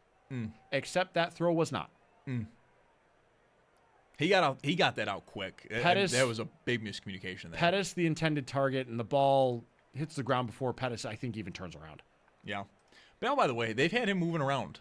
Mm-hmm. He's been in the slot and outside as well. That play, I believe he was in the slot. The last drive, I think they had him outside quite a bit. He was motion man on that one. Oh, I just saw a massive divot. There it is. Ooh, that doesn't look safe. Yeah. It's kind of off to the right of Bouchel on your television. About like the 34-yard line. Yeah. Oh. No way. That's not great. Oh, man. That's not great. I wanted to see the Mariota magic. Tip drill there. Bouchel catches his own tip ball. What are the Bills doing? Pretty much. And he loses yards. He's trying to get to the line of scrimmage. He loses 4 yards on that one. You just got to bat it down. Shane, know who you are. I appreciate you trying to be an athlete. Know not, who you are. But knock it down. 3rd and 14 here for the Bills. 2:40 remaining in the fourth quarter. This is not going the way of Shane But Bouchel also, at all. him catching that, I got feelings. Bat it down. Know who you are. When he caught it, I'm like, come on, get it done. Mariota won a Heisman. If you bat it down, know who you are. Ooh, Pettis. All right, well, it's first down. Know who you are, baby. Dante Pettis with a really nice play after the catch there. Catches it about 2 yards shy of the first, but a shimmy shake and nice spin move. So Nice first spin down for move. the Bills following a 15-yard completion there. So that'll be a 2-minute warning. Gonna be a 2-minute warning here. They're not going to get to the ball on time on this one. They were all rushing out like they were going to do that, though. They all were rushing like they were going to do that. But also, you have 2 minutes, 3 timeouts, and you're just past midfield. All right, Bills trail this one 27-20, as you heard. 2-minute warning here. Shane Bouchel, what do you got, buddy? As we've got 2 minutes remaining in the 2026 preseason for the Buffalo Bills. Zach Jones, Derek Kramer, you're listening to the WGR's Buffalo Football Gamecast. We'll be right back.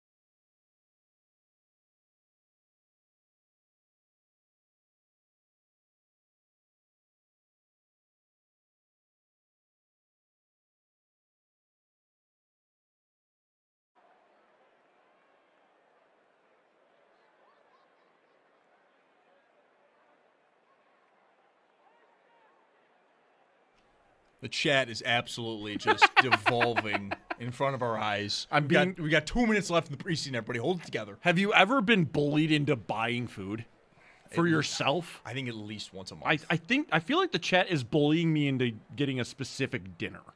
Yes, they are. Got to get the Stinger sub. Got to get it done. It's a Buffalo staple. There you go. Got to get it done. I suppose so. Think of the kids that wish they could. You got money. What do we have against a Stinger sandwich? No, nothing. I just don't feel like spending money. Oh, just tonight. Okay. I mean, I already know where I'm going. Fast food establishment. Actually, it's open late. I get It's gonna paid in a happen. couple. You know what? I get paid in a couple days. The heck with it. Fine. I'm Zach doing Jones, Derek Kramer here on the Buffalo Football Gamecast on WGR. We got 2 minutes left here in the fourth quarter. The Bills are down 7, and they have gotten the ball. They are in Pittsburgh territory with Shane Buechele trying to make a name for himself here. Oh, boy. He almost did. Oh, he got the flag. And he got the flag. Pass interference. Bills are going to be well into the red zone here. Dante Pettis. He got beat up there. Yeah, no, Pettis, by the way, for only having 2 catches. Kind of productive in his he only has 1 catch, by the way. In his 3 targets. I mean, he immediately just gets grabbed. Ball's not near him. Yeah. And he immediately gets grabbed. In his 3 targets. It's a good throw. Yeah. It just. I think that's going to. Because it's a penalty, it doesn't count, so it's technically his 4th target. Mm-hmm. But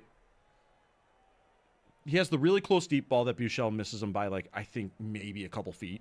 Yeah, Bill's on the 7-yard line. And then he has this one that draws a penalty inside the 10-yard line. Mm-hmm. Minute 53 remaining here. Don't try running it. Oh my God! It actually kind of worked. It mostly worked. They're going to be on the 1 or 2 yard line. They got 6 of the 7 yards. Hey, here we go. Kill time, by the way. Yeah, there we go. Kill time here. Probably the best that the run game has looked tonight. I'm not kidding. What's the longest? No, Skylar Bell. No. That's a different. That's a jet sweep. Different. Or an end around. Call it whatever you want. Second goal here. Pittsburgh's smartly holding on to all their timeouts for this. I mean, again, this is where you let him score.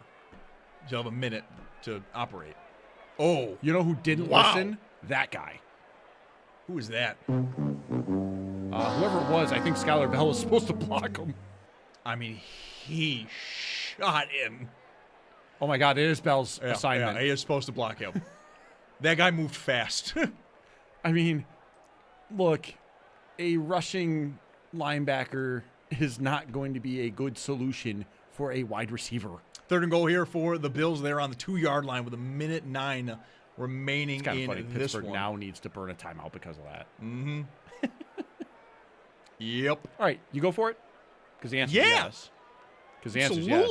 You don't go into a tie. And you also go for 2 after you score here. Yeah, that's what I'm saying. 100%. I wasn't talking about 4th down. Are you kidding me? Good. They're losing the game. Good. Or do you try to avoid taking a loss this preseason? I'm not doing that. Absolutely not. You're right. Go for it if you give me the win score. Or give me death. Do not give me the tie. That's right. All right. Well, they did. Wow. Okay, now they let him score. Ian Wheeler walks in. That had to be communicated. Guys, chill. Let him. Yep, and they're signaling. I feel like no one has to answer that. They're going for 2 guys. Yep, they are going for 2. Good for Ian Wheeler. Actually, I don't know. They were trying.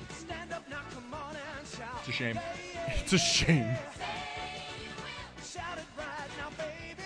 I believe now, Skylar Bell, Frank Gore, and Ian Wheeler all have touchdowns on the ground. Yep. Wild. A team that has an average of only 4.1 yards per carry at this point, but that includes the 28 for Skylar Bell. Yeah. Has 3 rushing touchdowns. 2-point attempt here for the Bills, following the Ian Wheeler score. Skylar Bell in the game. And okay. Oh no. Oh my. Oh! Pettis! And there you go. Looked like it was going to have to be a throwaway, essentially, by Buechele with the pressure. Instead, he lays it right where Pettis is. Perfect. Bills up 28-27 with a minute remaining here in the preseason. You love that. Call him Kobe, because that was a fadeaway. That was really good. That was a fadeaway jumper. It really was. At Texas, he had the Steph Curry warm-up going on with the football. Watch the video. You'll find it anywhere. Shane Buechele, Steph Curry warm-up. You will find it. But Dante Pettis, really nice 4th quarter. Yeah, he draws the pass interference to get you down there, and he catches the 2-point conversion to hopefully seal the win and what would be a perfect preseason for the Bills. Got to work on the leap, though. That's a tall wall. That is a tall wall, though. That is a tall wall. I wonder why. Maybe it's a little bit of a... You got to make a bit of a business decision if you want to go streaking. Yeah. You got to immediately watch out for your kneecaps, see if you tear anything on your approach to the field. See, my thing was can my ankles take that? Probably not. Let's not do this. Someone's tearing their MCLs, landing improperly. Mm-hmm. Bills up 28-27 following that 2-point conversion Shane Buechele, 26 of 38 tonight, 196. Doesn't have a touchdown or anything. He does have that 2-point conversion, though, to Dante Pettis. And we'll see what Pittsburgh has. They've got 2 timeouts here, and as mentioned, 106 remaining in this one. Considering they just took the lead, dare I revise the drive of the game? Yeah, that's fine. Driven by your Upstate Honda dealers. For the best deals this season, visit your Upstate Honda dealer today. As, again, it is mostly on the back of a pass interference penalty from Dante Pettis, drawing it as 2 players kind of bully him in that one. But the drive overall for you was 6 plays, 59 yards in 2 minutes and 14 seconds. This would, by the way, be a double-digit second-half comeback. Bills were down 21-10 in the third quarter. Would be. They now lead this one 28-27. Following, by the way, after a penalty, a botched 2-point conversion for the Steelers. That's right. There we go. It would be a tie game if not for the fact. Let's see what Aller's got. They just need to get in the field goal range, though. That's a tough play there, as the Bills are trying to make the tackle in bounds, but Cornell Powell finds his way out of bounds. They only gain about 2 yards, but this clock stoppage is just as important at the beginning of the drive. And again, they only need to get in the field goal range. You're only up 1 here.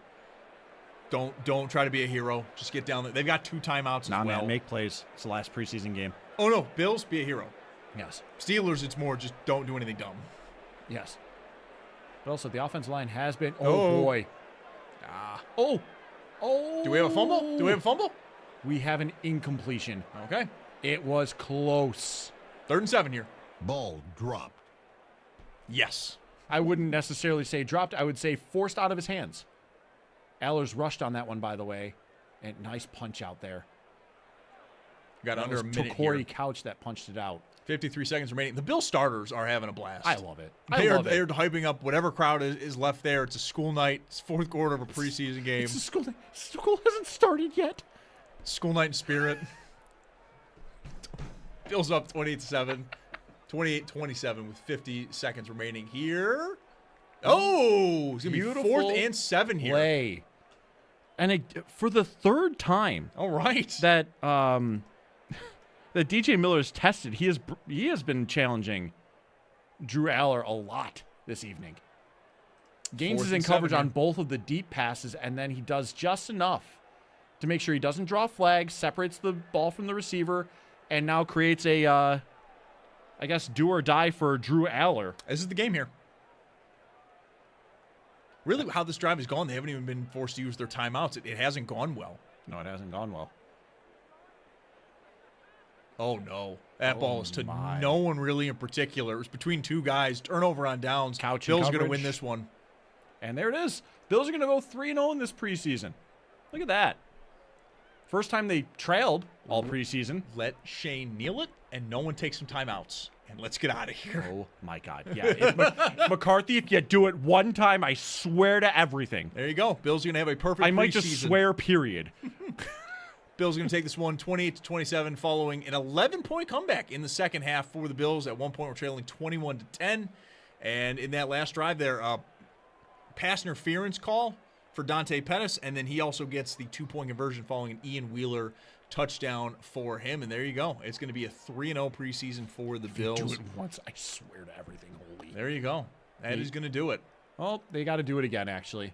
The play clock would run out on the game clock. That's right. Yeah, we have at least that second. It was 44 seconds on it, so, now you can just kneel whenever you want. Just do it. By the way, the start, not great. No. Every game, I would say, for the Bills has been... We got back to entertaining. They were entertaining. I was going to say watchable, but no. I think these games were flat out entertaining. For preseason football, for the fact that you got starters for 2 series in game 1, I had a good time. Not that it really wasn't that bad or painful to get through anything like that. Buechele was constantly very good in the preseason, as was Kyle Allen, who didn't even get to play today. Hit it, TJ. Game over. 28-27. The Buffalo Bills are perfect in their preseason. We will take a quick timeout because we are not going anywhere. We will be handling postgame today, 803-0550. You want to jump on and give your thoughts as Bills do go perfect in the preseason, and now we've got a 17-day wait before the Bills next take the field. It'll be in Houston when they take on the Houston Texans. Zach Jones, Derek Kramer, TJ Luckman as well on the wheels of steel. And Gianluca, our afternoon video producer, also been hanging out with us throughout the afternoon. He's going to be with us also through the post-game. Let's take a quick timeout post-game when we return. And actually, before we take a timeout, today's Gamecast is brought to you in part by Tim Hortons, the official coffee of Jeremy and Joe's morning show on WGR. Start your day strong with Tim Hortons and the Bills. Now we'll take a quick timeout. You've been listening to Buffalo Football Gamecast on WGR. Post-game up next.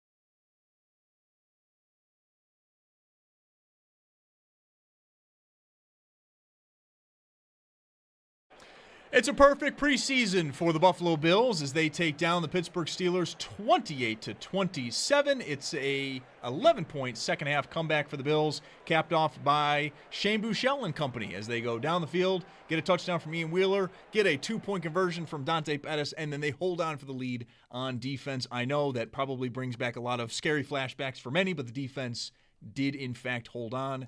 Good evening, everyone. Zach Jones, Derek Kramer. If you've been hanging with us for the Gamecast, stay there on YouTube as well. We're going to be keeping going here as we go throughout the post-game show. We'll be hearing from Bills head coach Joe Brady likely a little bit later on here in the evening. We'll see if we get one of the Shane Buechele, who started today. We'll see if we get him as well. Sal Capaccio will be along. And, of course, your calls. 803-0550 if you want to jump on. How's it feel? Perfect in the preseason, 3-0. I know many, though, in the 90s did mention those teams were bad in the preseason. Let's not worry about that. Furthermore, though, if you had an opportunity to go to the stadium, this might have been your first time. Yep. You can go ahead and give us a ring as well at 716-803-0550, the number to call. But this game, like you mentioned, 11-point comeback, and it leads us right into the stats of the game. Brought to you by Level Financial, helping you retire better at levelfa.com. Shane Buechele, the starter throughout for the evening tonight, 26 of 38. 196 yards. He takes 3 sacks, all of them in the first half, by the way. Oh. I did not know. Okay. Oh, excuse me. The one is in the second half because Buechele gets sacked at the 1. The Bills yield a punt return touchdown. Oh, because that does count as the sack. That's right. That's right. Yes. It does count as a sack. But Buechele, 196. He does take 3 sacks in this game. Skylar Bell leads the team in rushing and receiving. It is indeed final as the case. Bell with 1 carry for 28 yards and a touchdown on a quick end around. Really nice play by him.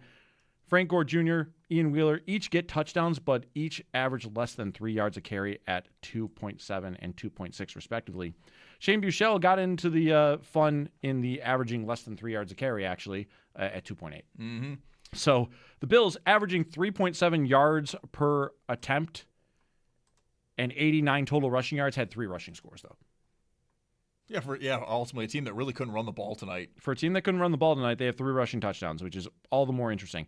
Bell, again, helped lead the team in receiving yards as well as total receptions, leading all players there. 7 catches on 10 targets for 49 yards. They gave an extensive look to Bell to see what he can bring to this team and the plays that could be made. Frank Gore Jr., a couple of nice plays as well, totaling up 5 catches for 45 yards and setting up his own touchdown with a nasty shake of a linebacker that I swear he probably was in Amherst after that play. That was really, really nice. That was such a fresh play there. Dante Pettis only comes up with 1 catch for 16 yards on 3 targets, but there's a nice deep ball attempt. There's also drawing the decisive pass interference that sets the Bills up for the game-winning score, and he also catches the game-winning 2-point conversion. Meanwhile, on defense, Keontae Jenkins, 6 tackles, all solo tackles, as well as opening the game defensively with a sack and a tackle for loss. Vidarian Mathis was pretty busy here today. He had 4 tackles. He had a sack in this game as well. Andre Jones Jr. did tally up the 3rd sack for Buffalo as well. Damar Hamlin continues to have the ball find him. I mean, it's sometimes the trait that you need is for the ball to find you. Mm-hmm. And Hamlin takes advantage. He gets the pick on Will Howard. Punt return battle, it wasn't great really necessarily for either player. McCole Hardman, 2 punt returns for 21 yards. Ray Davis has 2 return attempts. The first one, he muffs it, and the second one goes for 11 yards. Tyler Bass, 2 for 2 on field goals, 2 for 2 on extra points. And then the punting battle. Tommy Doman goes with 4 punts on this one, averaging 52 yards per punt. 2 of them go inside the 20. Unfortunately for Doman, one of those punts does get returned on a house call by Caden Wetjen. Who is very exciting. He is very exciting. And he was a fun idea on draft day. He is exciting.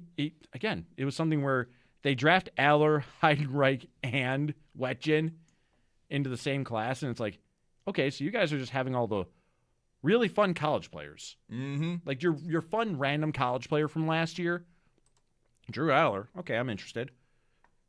Eli Heidenreich. Okay, I'm interested. I'll tell you on Aller. Caden Wetjen. I'll tell you, though, on Aller real quick. I'm interested. He's a long way off. Mm-hmm. Again, another night where, look, the ball leaves his hand different from many quarterbacks in the NFL. You can see the talent. He's 50% completion percentage. He's 9 of 18. And he ends up averaging less than 5 yards per attempt. Like it's not great. There's a work in progress there. But for the Bills, just an impressive preseason. I think they looked very good pretty much everywhere. And why I say pretty much is, as I mentioned on the Gamecast too, special teams is probably where I'm nervous for them. Tyler Bass is a huge question. He had a few he had a few PATs that were dicey. The field goal diciness is still, of course, there with him. We had the punter battle, which I think Tommy Doman probably locked up even before tonight. But tonight, I think Mitch Wisnowski got himself cut with that 19-yard punt. I think so too. The punt return battle was also something as well, which tonight did not ultimately go that well. You had the muff punt by Ray Davis, and then McCole Hardman. It's less on the punt return stuff. It's more, I can't really totally trust him as a wide receiver with just in the last 2 games, 3 drops. All fairly makeable. And so special teams, if I had to only pick one area, because ultimately they were very, very good in the preseason, it would probably be there. 803-0550, the number to call. As previously mentioned, we are listening for Bills head coach Joe Brady, who will speak with the media probably coming up here shortly. But before we do that, let's go to the phones. Again, the number to call, 803-0550. You want to give your thoughts on tonight's game, the preseason, or if you even went to the stadium and this is your first time and your thoughts on that, we'd love to hear them. Let's go to the phones here, and Mike is up first tonight. Mike, how are we doing? I'm doing good. How about you guys? Doing very well. We're here. Yeah, like I said, it's preseason. I don't know. I think Joe Brady, our defense did phenomenal. Our offense did phenomenal. The plane did, was phenomenal. Damar Hamlin, thank God he's still here with us, no matter what team that saved his life. Do you think Tyler Bassey he did pretty good, 3-for-3. Do you think we're gonna keep Matt Prater for a backup? Or do you think we're gonna get something for him? I don't know. Yeah, Mike, thanks for the call. Matt Prater's not on the roster. They only have the one kicker. It's Tyler Bass. They're acting like it is just Tyler Bass, and that's it. While I would have liked some sort of like emergency fallback because of the fact that he was dealing with, kicking for the first time since that injury that took him out all year last year. But it looks like Bass is good to go because while he's flirted with some disaster on a couple kicks in the preseason, he misses only one. He stresses me out. He very much stresses me out. It doesn't help either that for Bass specifically, he was always about a middle-of-the-road kicker. And so right with him dealing with an injury or him going through a rough spell is bad. It's not kind of bad. It's not dicey like we can survive this. It's bad. And it's wondering what the cap cost is to release him. Yeah, and his misses are within that 40 to 49-yard range. It's not 50-plus yarders that you're sort of nervous about or even the ones where, hey, this is a prayer shot. We're just happy he has a big boot. It's the makeable field goals that are a real question mark for him. He makes one tonight, right? What was it, 42, 43 yards for him there? So he made one. No issues there. Just he leaves a lot to be desired for me. I wish they had gone not to another kicker, but just brought in somebody for a competition, especially because he missed last year with a bunch of injuries. Back to the phones here, and Mark is up next. Mark, how are we doing tonight? Hey guys, good evening. Thanks for taking me, man. Thanks for calling. First, let's give praise to the higher powers. We made it through the preseason without any devastating injuries. That's right. I mean, that alone deserves a parade, considering what with the rampant ways that it was running through the NFL. Somehow we dodged bullets, so I'm happy. Number two, let's say this name often, Skylar Bell. Thrilled to see him through the game. That the staff, the coaches kept putting him in. Great to see. I really like what's there. Well worth the wait, and looking forward to see just what he can do this season. Other than that, though, go Bills. Appreciate you guys. Have a great night. Thanks for the call, Mark. You as well. And yeah, number one, dodge the injury bug. And I mean, if you're just looking at the short term, the Houston Texans didn't. I mean, they have been dealing with some injuries here. Even Braden Smith, backup right tackle for them. It's not considered serious, but he's going to be out probably for a couple of weeks there. I mean, that's a big depth, offensive lineman for them. I know he's competing for the right tackle spot. I don't believe, though, he was in the driver's seat there. Of course, you have the Jaden Higgins injury. They've dealt with a couple others here as well. Where for the Bills, the one injury I would say the Bills have seemed at least somewhat not pessimistic, just like somewhat concerned with is probably McGovern, but it's not even the Bills saying it. It's McGovern. It's him saying that like the goal is to be ready by week 1. And that might also just be player speak, knowing that, sometimes things do happen. You just want to make sure that you're trying to get there by the time of week 1. I do wonder about C.J. Gardner-Johnson, though, because it looked serious initially, the situation that was reported from camp in Rochester. But then he returns to practice briefly for like a day, and then we haven't seen him on the practice field since either. While the Bills have not expressed any pessimism there, it's noteworthy that maybe he tried to rush back. Could have, absolutely. I mean, we already know, too. I mean, I think it was Josh Reed who was tweeting it out. Michael Hoyt is one of those players, too, where you kind of have to yank the chains back a little bit. Like, dude, no, we got to protect you from you. Like, he wanted to go out multiple times today, and eventually in the second half, he didn't have his helmet with him, where before he's like begging the coaches to go back out there with his helmet on. It's like, dude, relax.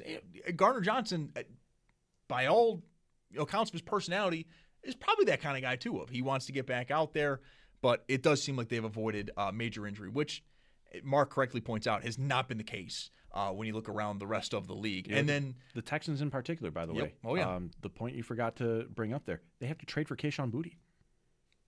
Yeah, and they also signed Zay Jones, and I can't remember who the other receiver was they signed after a workout. Sterling Shepard. Yep. So, I mean, they've had to because Tank Dell's not ready yet either. Tank Dell's not ready, and it was, I'm sorry, who did they lose for the season? Jaden Higgins.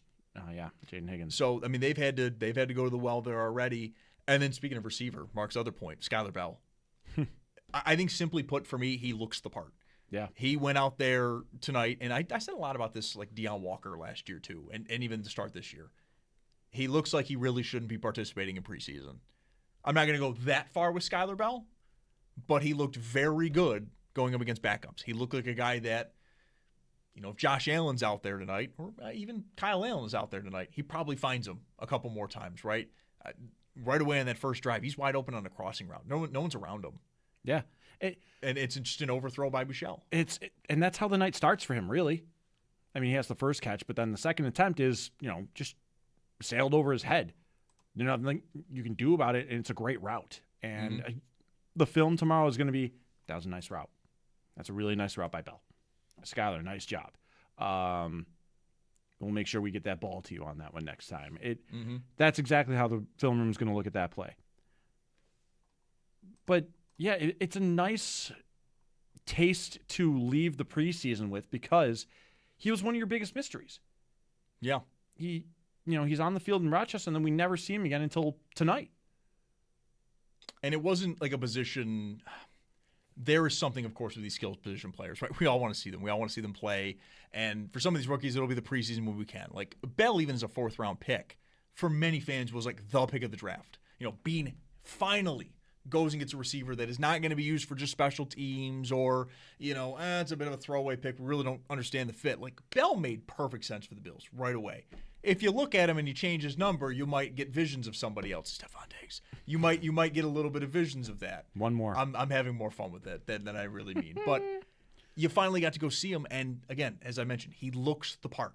He looked very, very good. I don't know how they're going to necessarily get him on the field in week 1. They're probably going to carry 5, maybe 6 receivers with Mecole Hardman being a punt returner.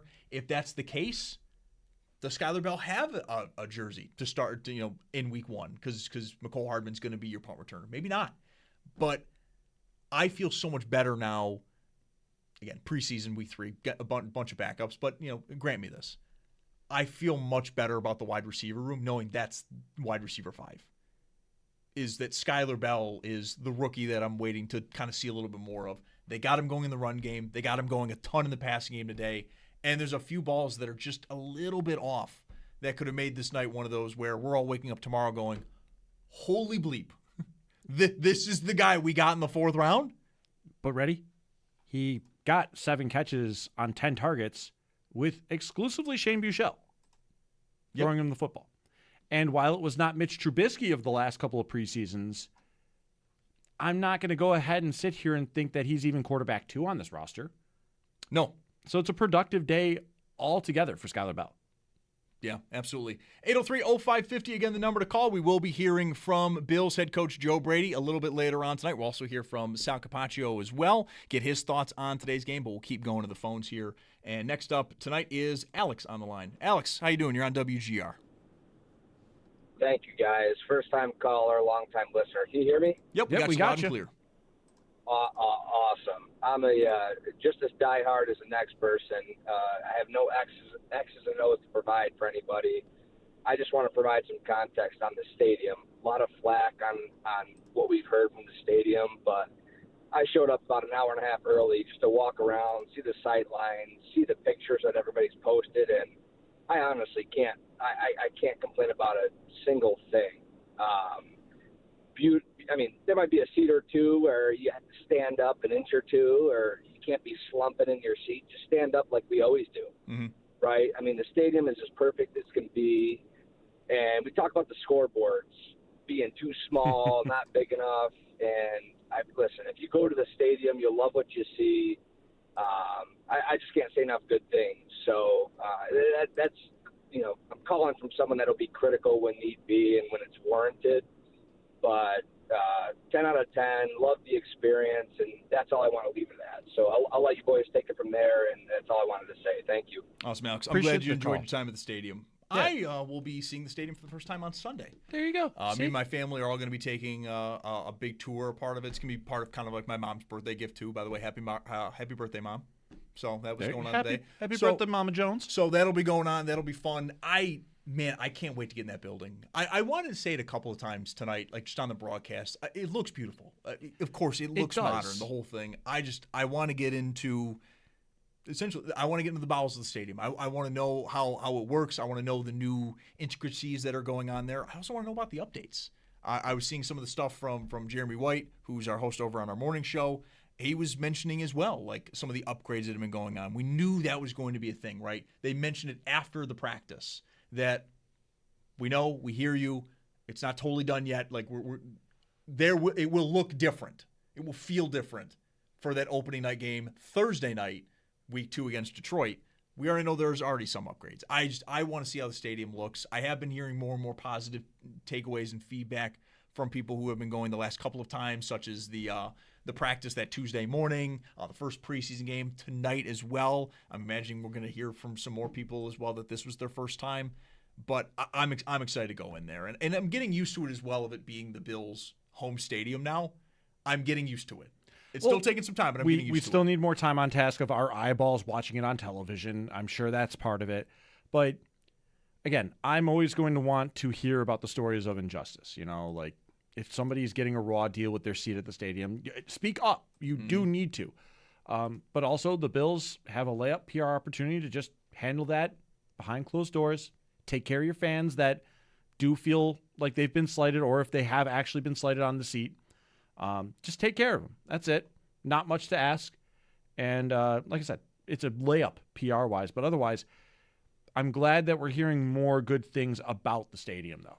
And I think we're going to get more on the stadium here as we go back to the phones. And Samar is up next. Samar, how we doing, man? Hi, good. How are you? Doing very well. I just want to say it was my first time in the new stadium, and I was obsessed. I don't want to piggyback off the last guy, but everything was pristine. I loved the scoreboards as well. I don't think there was any issues. I think people just wanted to complain. I think we said 10s all across the board. The only thing is they ran out of blue cheese, which I feel is a dishonor for Buffalo. Smart, I got to cut you off here. Else. I'm so sorry. We do got to go to the head coach, Joe Brady. Fun times. What did you learn? Anything specific tonight about your team? Yeah, I think that fourth quarter kind of embodied so much of what we've talked about, right? Like, I care so much about those guys in the locker room. Like, we're not going to pick and choose when we want to compete. And there's a lot out there that, wasn't good enough tonight, right? And that are going to, but we're down by 2 scores. Guys don't blink, go down, score, go for 2. We want our defense on the field in a 2-minute situation. And they didn't blink and made the opportunities. And so there's so much to be proud of for those guys. Some of those guys might not even play football again, and I wanted to make sure they did everything they can to play good football. And so learned a lot about just the mindset of both our starters, just how they were on the sidelines, but just the makeup of the football team. You stuck with Bouchel all night. You said the other day that they both play. Wanted to change your mind on that. Yeah, I wanted them all to start, right? Josh started around game 1, Kyle started game 2, and I wanted Shane, but just kind of in the flow of the game. Like, Shane's the one quarterback that hasn't gotten as much preseason time through the years, right? He got hurt a couple years ago and played all of Tampa last year, and it was like the way the game was kind of flowing, I was like, I kind of want to just keep him rolling with it. And so I've seen a lot of those guys, and obviously there'll be some roster decisions in the next couple of days. Given that he hasn't had a lot of preseason action this time, how cool is it to see him lead the game-winning drive? Yeah, it's awesome, right? That's what, look, people might, no one will remember the scores of these games and the records, but these are guys playing football, and they have the opportunities to continue their careers, and it's hard playing this sport, and so I want to make sure that they got everything, and so seeing him go down there, you can see the energy, you can see the excitement. Look at the whole sideline once we got that 2-point play, and so. Real cool for him to get that opportunity, that experience. It's hard as a backup quarterback. You don't get to play a lot of football, especially with the starter that we have. And so when they get those opportunities to make the most of it, it's a lot of fun. Did you actually get Josh involved in any of the play calling? He called the whole fourth quarter. No, I didn't. There was a lot going on in that game that, he's on the headset and I'm communicating with him. We'd have some 2-minute. Like, we're talking the whole game, and we'd have some 2-minute drills, or some of the situations. I'd be asking what he's thinking there, and so we had a lot of that communication. But we had a lot of moving parts, offensive line wise, a lot of moving parts what they're doing defensively in this game. And I was like, Josh, let me take this. But was there talk about the benefit of it though, having just what you said, this communication thing? How helpful is that for a guy at this stage of his career? Oh, it's huge. Like. You hope that, and we've been together for a while, so you hope that he finishes my sentences or understands once we get into certain areas on the field what I'm thinking. I think there's so much power to you talk about you go into a game and you get into a certain situation and the quarterback's already walking into the huddle because he knows, and we're thinking the same thing. And I don't have to be like, all right, I wonder what Josh would want right here. And we have a lot of those conversations. And man, I've loved being on the field and being able to have those and kind of be able to look the guys in the eyes and have that. So it's been good. And in these situations, it's 2-minute drill. Hey, this is what I would be thinking. Asking him, what would be your thoughts right now? And so usually the first things that come to the head, his head is the things that I probably should be calling, right? And so I've had a lot of fun with it, and it's been good for him to be on the headsets. What happens on the headsets obviously has to stay on the headsets, right? Because we're all a little crazy, but it's been good. What did you think of Schuyler Bell's first game action tonight? Yeah, it was good. It was try to get him involved and get the ball in his hands and allow him to go play some football. It's been a while, right? You go from not getting a lot of reps and going, getting one kind of full speed practice to having to play a lot of plays, and it wasn't too big for him.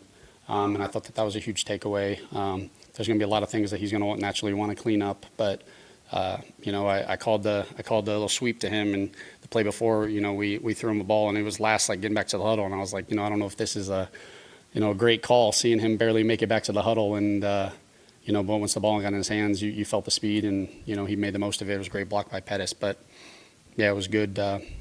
It was good to get him back out there, that's for sure. Coach, did you see enough of to play Maxwell tonight? What's up? What went into your decision to play Maxwell tonight? Yeah, I think I talked about this before, but you go to these. It was my first owner meetings, and you talk about the impact of guys playing in preseason games. In terms of what that looks like from a medical standpoint the first month of the season, and some of that also is how many games they've played in their career. And I thought it was important for Maxwell. Hasn't had an opportunity, coming off a rookie year, didn't get to play a preseason game, missed some time last year, and then not being able to get in the red blue, not being able to get the preseason game in here. I thought it was just good for him to just be able to come out, go through it, get a feel of the environment, the game, and all of that. And so that was the biggest reason for it. Is there a competition for that number 2 job with Davis? He's our starting corner. He's our starting corner. Maxwell's got exactly what we look for in a corner, and I was excited for him to be back out playing football. And as always, there's a reason you're out there, and that's why we want to get out there. And I know he had the missed tackle, and that's why we're practicing, right? That's why you go through the preseason to feel that, to be able to clean that stuff up that some guys had preseason 1 and have had those opportunities. So, no, he's our guy, and we're fortunate of who we got. Sorry. No, you're good, man. Did you get to see enough of those situational game situations that you'd like to see during preseason? Yeah, we've been fortunate that we're in a lot, and we're calling the same call sheets for a couple games, right? We're not doing maybe a lot of our situational calls that we'd have in the season, right? But seeing just the guys do the little things of how they're handling a 2-minute drill, both offensively, defensively, and just operation from the coaches to players and them understanding it. I thought as much as we can, and look, the live bullets will really start happening in a couple weeks. Coach, what's the message to Bills Mafia? Preseason's over. They've gotten to see this new stadium. Let's go to the season. What's the message? The message is let's just figure out what we got to do tomorrow, and just continue to have the competitive stamina. And look, I understand what comes with it. And now it's a season, everybody's excited, but this weekend's not fun for me. What's about to happen, but just continuing to have the competitive stamina to just it's a life and a lifestyle, and just reset and be ready to go. And in a couple of weeks we'll be ready. How would you assess just Mitch and Tommy, the way they both kind of alternated tonight punting? Yeah, it's tough, right? You got two punters having to alternate and trade off and kind of roll with it. Obviously Mitch is going to want the one back. The one he kicked before was a really nice one that obviously we were in a legal formation. It was good to see Tommy get some kicks in the way. We know Mitch has kicked in the past. I'm talking from a kickoff standpoint. Mitch had to do it sometimes last year, so it was like us just being able to work through some of those, making sure he has some of that in case it happens. But we obviously punted too much tonight. That's the biggest issue. But, it was good to see Tommy get enough in the stadium. He didn't get that opportunity last time. Getting Michael Hoyt some game action. I know you said it was coming. I know you probably watched the tape that, but what did you see from him in getting him that game time? Yeah, he was a captain for the game. I'm so proud of how he's handled just coming back and playing football. That's hard, and Dwayne Carter had to go through that his first week. There's a lot of emotions to it, and Like he was a game captain and wanted to try to find a way to trick him at the coin toss. Like that's just who he is. But he was just so excited to be able to play football, and it was important to him to get some play time before he was going. And like I'd be lying to you if I'd be able to see exactly how he played. But I know he was excited to be able to kind of knock off some of that rust and just get back out on the football field. How are you picking the game captains? Is that like a you decision? Is it coordinator decision, or how's that go? Do you know who they've been? Yeah. No, it's. I think it's some of it is hey guys that have been here. Some of it is like I know Shane was starting today, and Reed's obviously been here for a while, and Hoyt's finally getting back on the football field. So there's rhyme and reasons as we go. We'll have captains. We'll pick captains as we go once the team's all together. But like some guys I know don't ever want to go out for a coin toss, right? So it's and who's making those decisions and actually communicating that goes into it. But so I'm figuring it all out. Awesome. Thank you, guys. Thank you, Joe.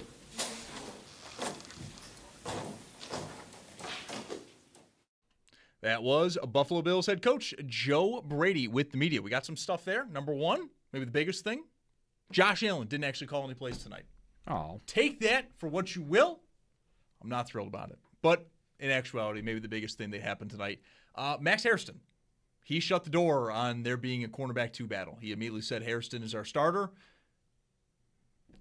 Also take that for what you will. Even though tonight was not tonight was probably the worst thing you could have wanted for Hairston in particular because of the fact that there are similar screenplays. Hairston does not make his tackle. It goes for a touchdown. Igbinosun on the next screenplay that is called for Pittsburgh immediately reads it, reacts proper, and makes the tackle in the open field. Not ideal for that sort of thing, but the coach slams the door on it. It is still Hairston at cornerback 2, which I would have suspected. 803-0550, the number to call if you want to jump on, give your thoughts for this game, the preseason at large, if you're at the stadium tonight as well, if that was your first time or second time. If you want to give your thoughts on the stadium, we'd love to hear them. Zach Jones, Derek Kramer, here on the postgame shows. The Bills do wrap up their preseason. 28-27, a win over Pittsburgh, and a perfect 3-0 in the preseason. We'll be right back. This is the Buffalo Football Postgame Show on the Voice of the Fan, WGR.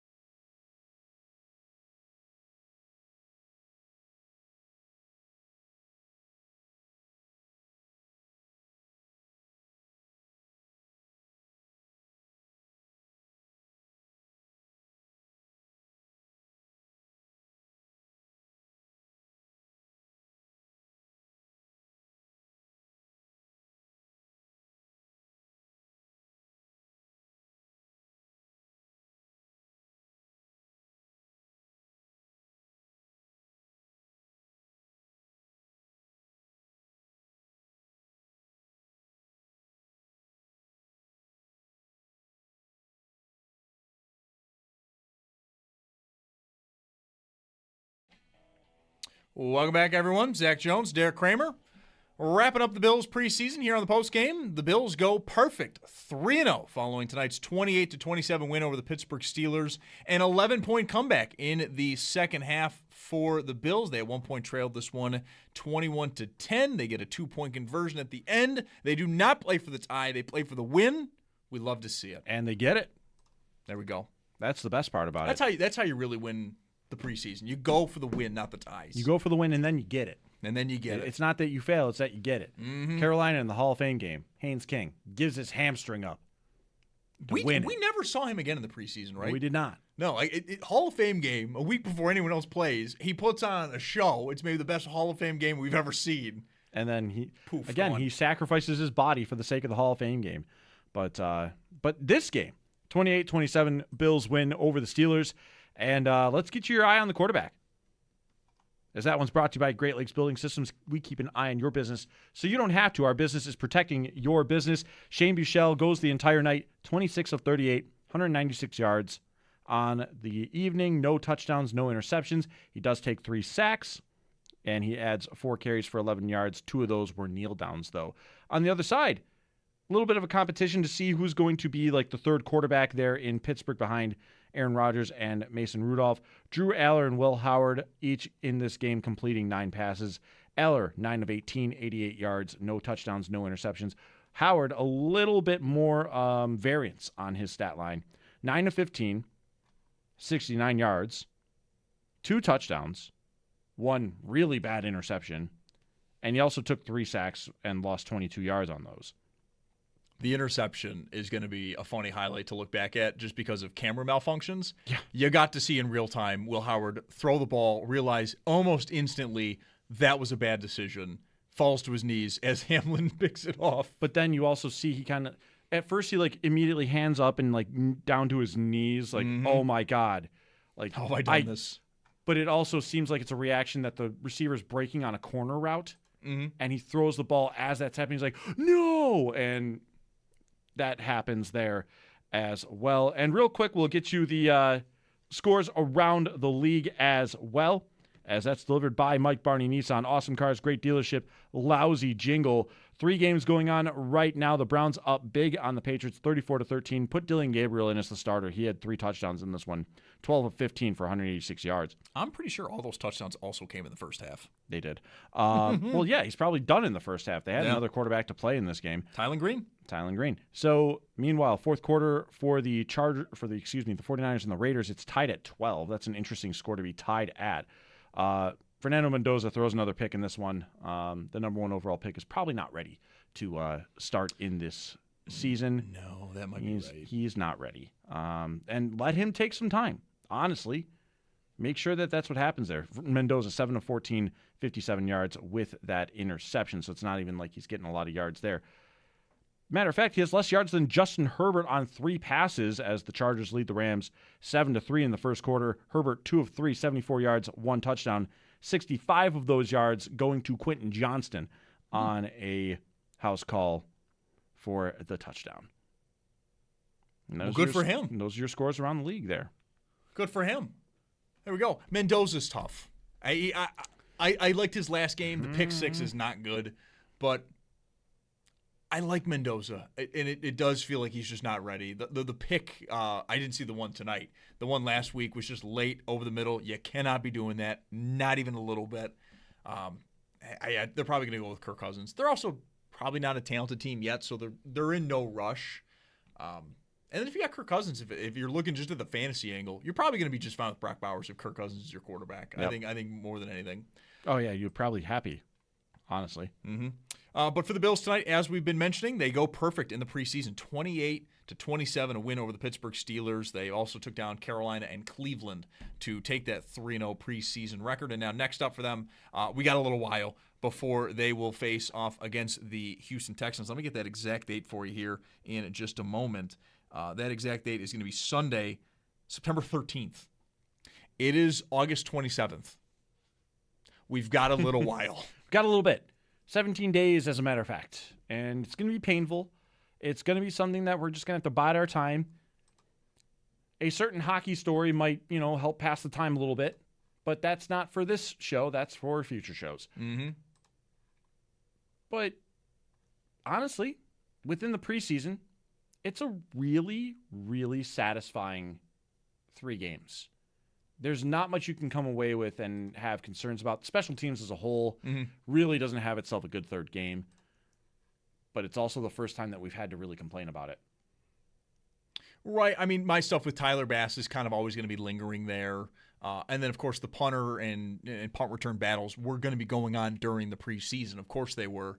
It's just, as a whole, this is a wonderful way to end the preseason. It's a wonderful way now for this to kind of sit with you as a fan for 17 days of, man, they looked really good throughout the entire time. Like, they just looked very, very good. The depth looked good. Rookies looked very promising. Like, we're mentioning Skylar Bell a lot, but Davison Igbinosun had a strong game tonight, strong preseason. TJ Parker, I thought, had a very strong preseason as well, and that's not even going into practices, which many of the fans were unable to see. So it's a really nice kind of last moment here. My issue with the special teams is, of course, I was nervous about it in the preseason, and that was the only thing that I would say did not have a good night tonight. You know, Tyler Bass notwithstanding, you have the punt return for a touchdown against you. You have the turnover by Ray Davis as a punt returner. It was not perfect. And then even Wisnowski. Yeah. One punt counts, but they were both pretty awful. So that's really my only gripe now with the Bills through the preseason. And there's really, to be perfectly honest, not much you can obviously take from the preseason. That's my one concern is special teams. That's it. I've liked what they've done on offense. I'm really excited by what I'm hearing and what I'm seeing, with pushing the ball down the field more, with DJ Moore. I've already mentioned tonight was a really nice thing of, that's my 5th receiver, Skylar Bell. Right. Oh, that's a really nice way to lead this off. The run game is the run game. Great. Defensively, they're probably going to give up more big plays than they have in years past. But they also may make more big plays than they have in years past, which is exciting. That's a difference. And that also might be the difference in some of these games. We know the Bills can win shootouts. We know they can keep up with pretty much anybody with Josh Allen as their quarterback. In the last 2 years, they're doing it with Mac Hollins as one of their main receivers. They're doing it with Brandon Cooks off the street. Amari Cooper 6 months away from retirement. Like, they're able to do that. The defense just needs to be able to, I think, make a couple more plays.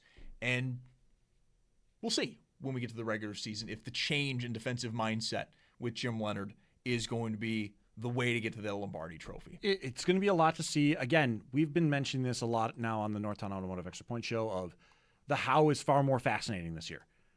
It is going to be a little bit of a fact-finding mission this season about the Buffalo Bills. What are they going to look like with the changes that are made? How much of this is the shadow of Sean McDermott and what he cast over them? How much of it is just business as usual? There's a lot that has to be considered. There's a lot that has to be looked into.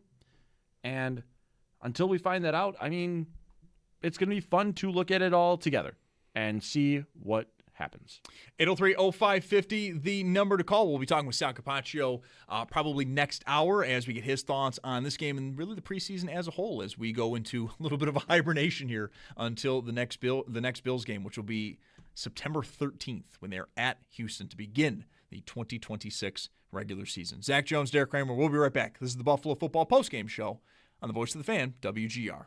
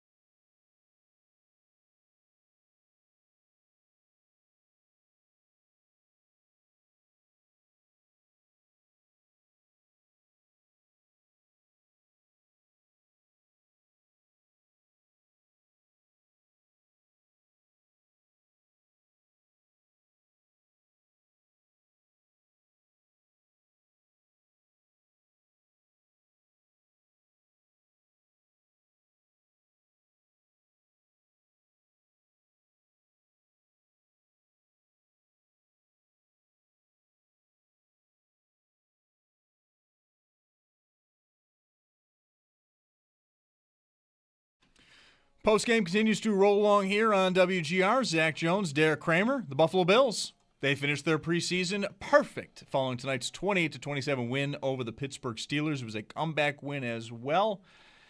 Derek, let me tell you, I've just spent most of the break just rewatching every catch from Skylar Bell. Just every single one. You can't tell me he doesn't look like Stephon Diggs. Take the numbers away, take the nameplate away, and just put up highlights. There would be people that think it's Stephon Diggs. You're thinking about that. I'm thinking about how to pay the bills. That's fine.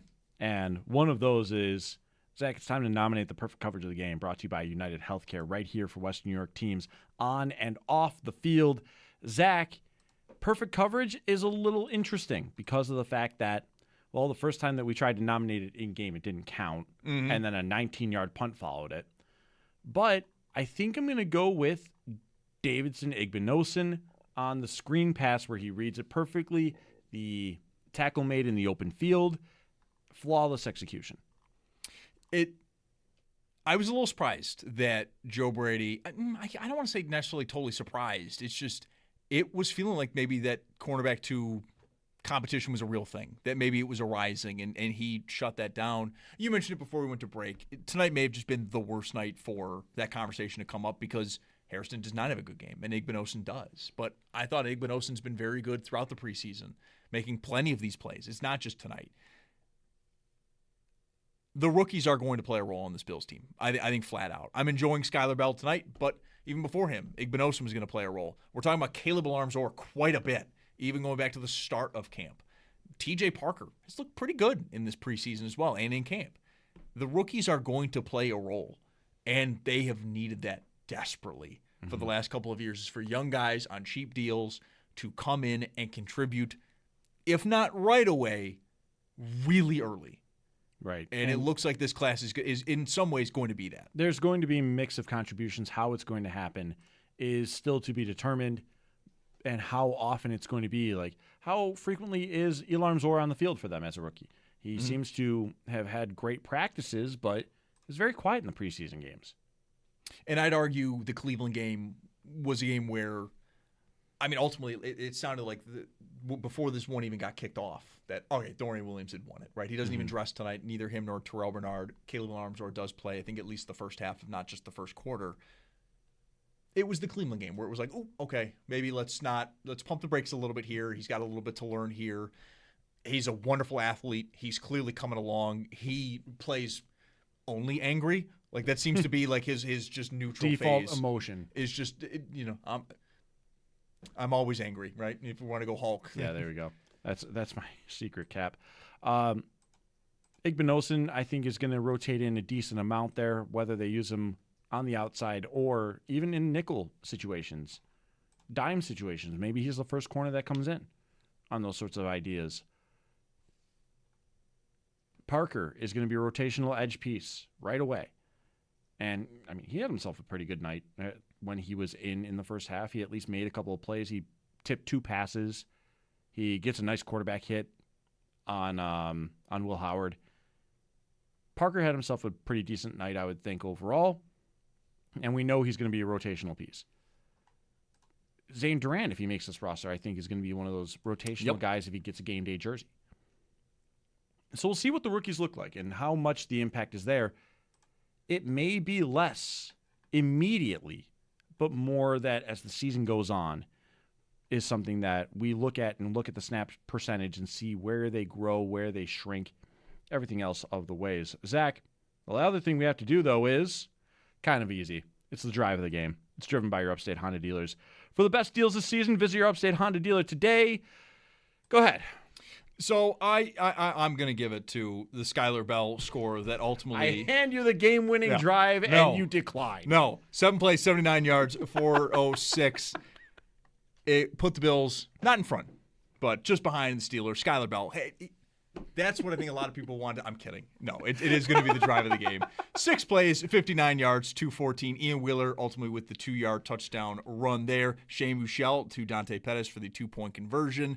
Most of that drive, though, is from Dante Pettis as well, drawing a pass interference to put the Bills, I think, on the 3-yard line or 2-yard line, whatever it was. Mm-hmm. Oh, it was a 7. Wheeler makes it 6 yards on the first carry. That's right, yes.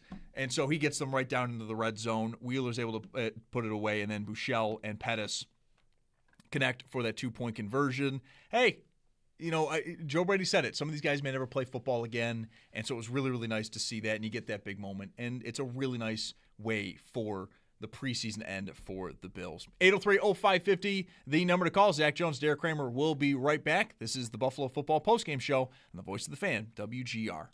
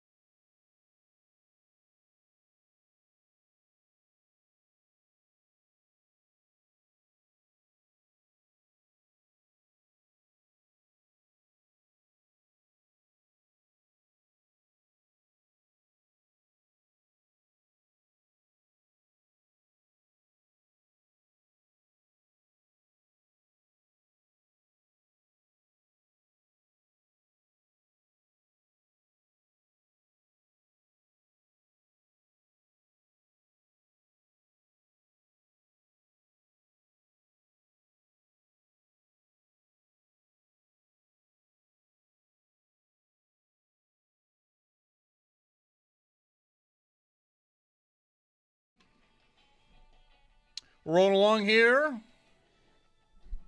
for some post-game action as the Bills finish up their preseason perfect 28-27 win over the Pittsburgh Steelers. That is a 3-0 finish for the Bills. Now they've got a little bit of time off, 17 days before they'll get their season underway at Houston, September 13th. It'll be that Sunday at 1 o'clock.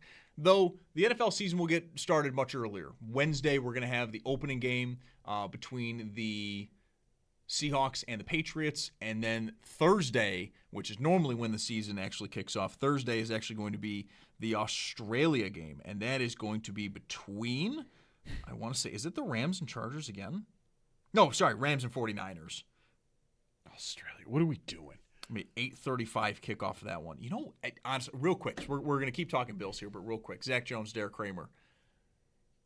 There's no way teams are happy with this. No. Like specifically the Rams and 49ers of, cool, we're going to start our season off completely just tossed up in the air. Mexico's one thing, Brazil's one thing. That can be very much in We're your at least time zone. near same time zones. Yeah. No, I mean, depending on where you are, that's exactly in your time zone or just a Right. normal trip. It's just a longer flight. Australia, not even remotely close. It's an 8:30 kickoff Eastern Standard Time. I'm fairly certain it's an 11 a.m. kickoff. Or, I'm sorry, 10:35 a.m. kickoff in Australia. It is very early in the morning on a Thursday or Friday. I'm not even sure. Maybe a Friday morning for them. It's smart to at least use 2 West teams for that. Right. Like that's... But there's no way teams are happy with that. That's how your season starts. That's how the season's going to begin for you. There's no way teams are happy about that. Fans, one thing, teams, No. I think are probably pretty upset with that, especially for professional football players where we do know Aussies are going to get confused over the surplus of equipment they're wearing. Oh, that too. That actually could be a thing. But Not confused, but they're going to hate it. Going to hate it. Not rugby. But NFL players specifically are very regimented. And they do things a very specific way. They recover a certain way. They warm up a certain way. Their mornings and afternoons are handled the same way, especially on game days. That does throw a wrench into it. Mm-hmm. And I would imagine many of those players are not happy. I'm excited for the game, mainly because we'll have 2 games before the weekend slate gets going. I'm happy with that. I'm fine with that, especially because we're going to have such a wait here before the Bills play again. But, man, that's a tough way to start the season. But I guess if you're going to do it, maybe starting the season's better rather than like week 5 or 6, where you are into the routine, and then a wrench is thrown into it. Maybe that would be this is better. so much worse. The NFLPA would be like, absolutely not. Yeah, no so chance. maybe actually this is the better way for it. But that'll be the second game of the year between the Rams and the 49ers. The opening day game will be that Wednesday night, and it will be Seattle taking on New England in a Super Bowl rematch, which for the AFC, I mean, I'm really quite curious to see what New England looks like. You have, of course, the Mike Vrabel stuff from the offseason, which it's been a couple months, but that is something that has surrounded the team. I'm curious to see how much the broadcast brings it up, if at all.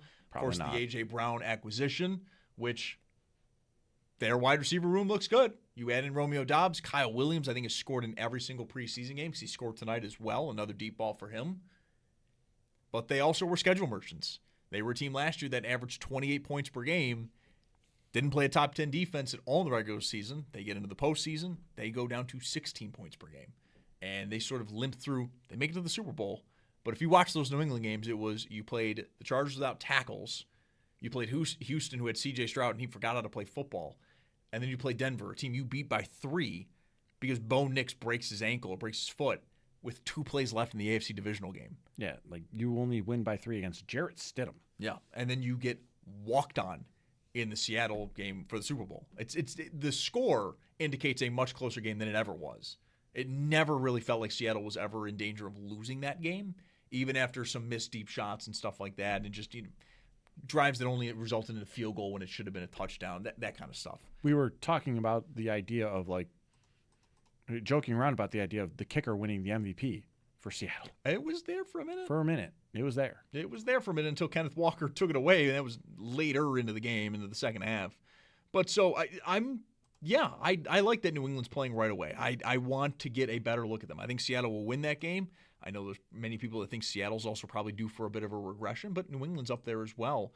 So I'm excited to see those two teams duke it out again, even though that Super Bowl was really kind of boring. All right, let's do some scores around the league. This is delivered by Mike Barney Nissan. Awesome cars, great dealership, lousy jingle. The Bills, of course, they have wrapped up their game, 28-27. We do already know that. But the other two games that were going on close-ish to the Bills start time are also wrapped up. The Browns take down the Patriots 37-13. Take a bow, Dylan Gabriel. 12 of 15, 186 yards, 3 touchdown passes. Man, has as many touchdown passes as passes that hit the ground. Tylen Green also got in as well, a rookie out of Arkansas. Big athlete, can't really throw the football. 5 of 7 for 27 yards. Don't worry, though, he had 8 rushes for 67 yards, including a 30-yard rush, which was the longest rush of the day. And then the other one that got going at 8 o'clock is 49ers and Vegas. The 49ers take down Vegas 18-12. That's a super strange number. Whatever, we're going to move past it. It was all field goals, except for, did they get a touchdown late? Nope. It might have just been oops. It's all field goals. It's oops, all field goals.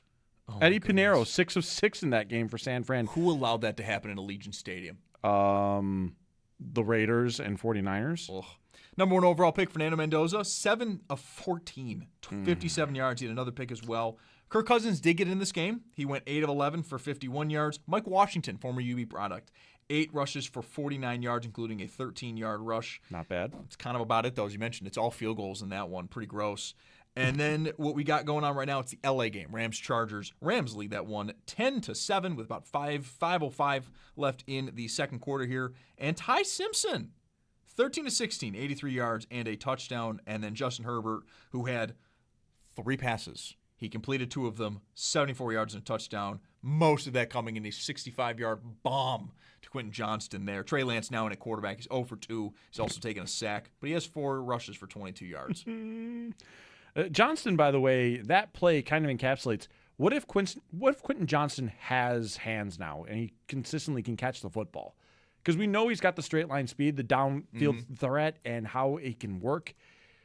He has consistency issues in terms of reeling in the passes. So, I mean, for the Chargers' sake, hopefully Johnston has it figured out. I hope not.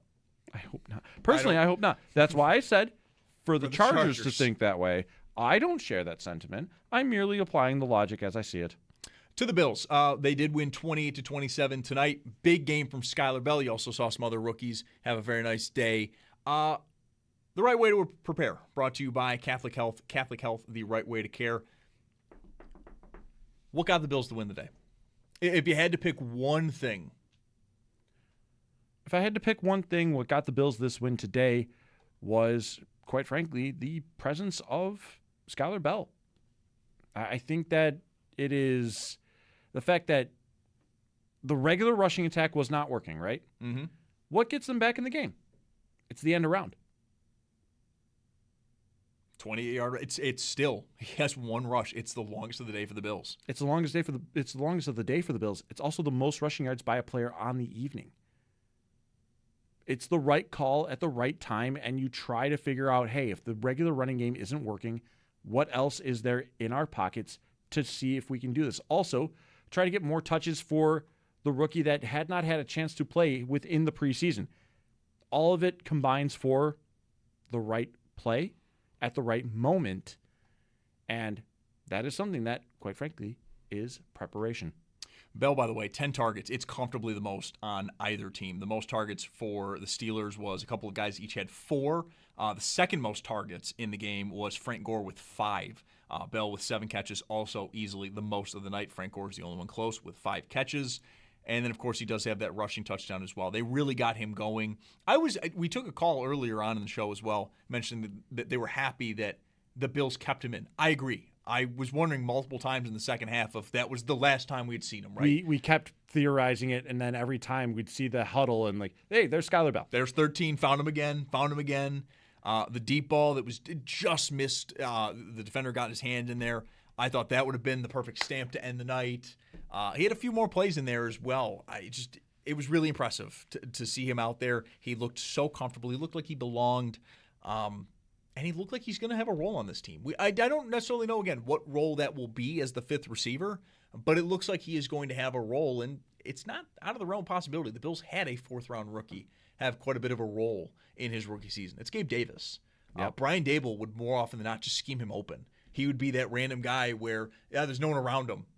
And 13 comes up with a touchdown. Like, I'm thinking of, I think it's San Francisco, where Allen rolls out, it's a little just dump off, and no one's near him.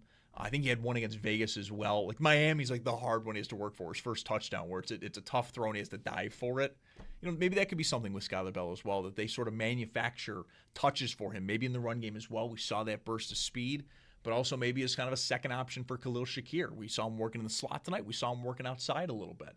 He's a real fun player, and I'm glad we got to see at least something from him before the preseason ended, because I think once the regular season got going, if he was dealing with injury still, because we know he was dealing with a groin injury, that maybe could have really derailed his rookie season to kind of just being a real afterthought, and year 2 being maybe where we can start to see him again. Care to take care of one more here with the defensive play of the game? Mm-hmm. And it's brought to you by Roswell Park Comprehensive Cancer Center. Spend just one day with us. I think it was the first defensive play of the game. Yeah, I agree. That was Keontae Jenkins getting the sack right away, derailing Pittsburgh on their first drive. I mean, Jenkins leads the team with 6 tackles on the day, and that was just the start of his night.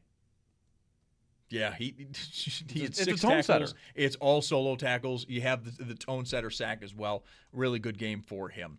803-0550, the number to call. Sal Capaccio when we return. We'll get his thoughts on the game, and then we'll start to wrap up shop here pretty soon. 803-0550, though, if you want to jump in and get your thoughts before we run out of time.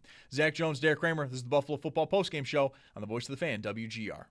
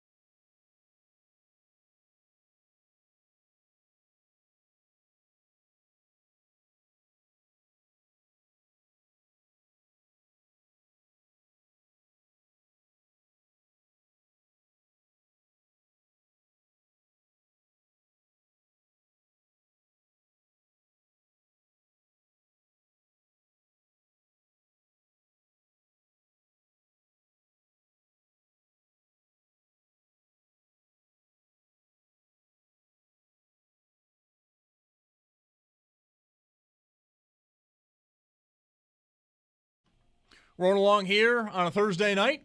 Zach Jones, Derek Kramer, Post-game for the Buffalo Bills as they finish out their preseason perfect following tonight's 28-27 comeback win against the Pittsburgh Steelers. Good for Shane Buechele, by the way. Starting the entire game, goes 26 of 38, 196. No touchdowns, no interceptions, but he does have that crucial 2-point conversion to Dante Pettis.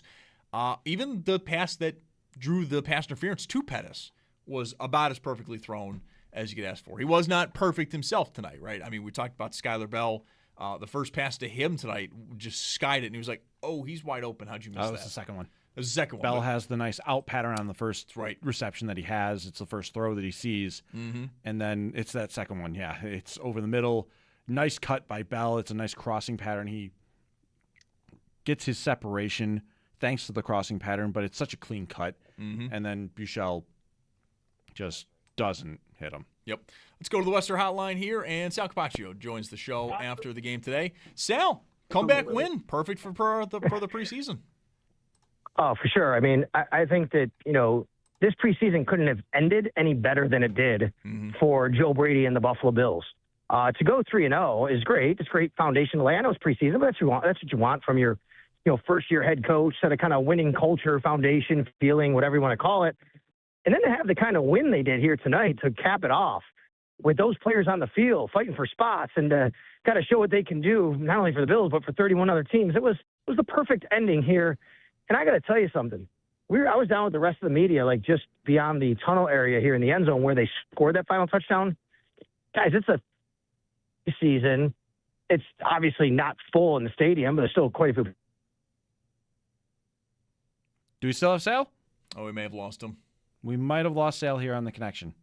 Well, all right, we'll put him on hold here, and we'll see if we can get Sal back. In the meantime, we have one more scores from around the league. Let's do that here real quick. Let's hammer that out real quick. We have one game going on. We have one game going on, and that is 10-7, the Rams against the Chargers right now with about 29 seconds left.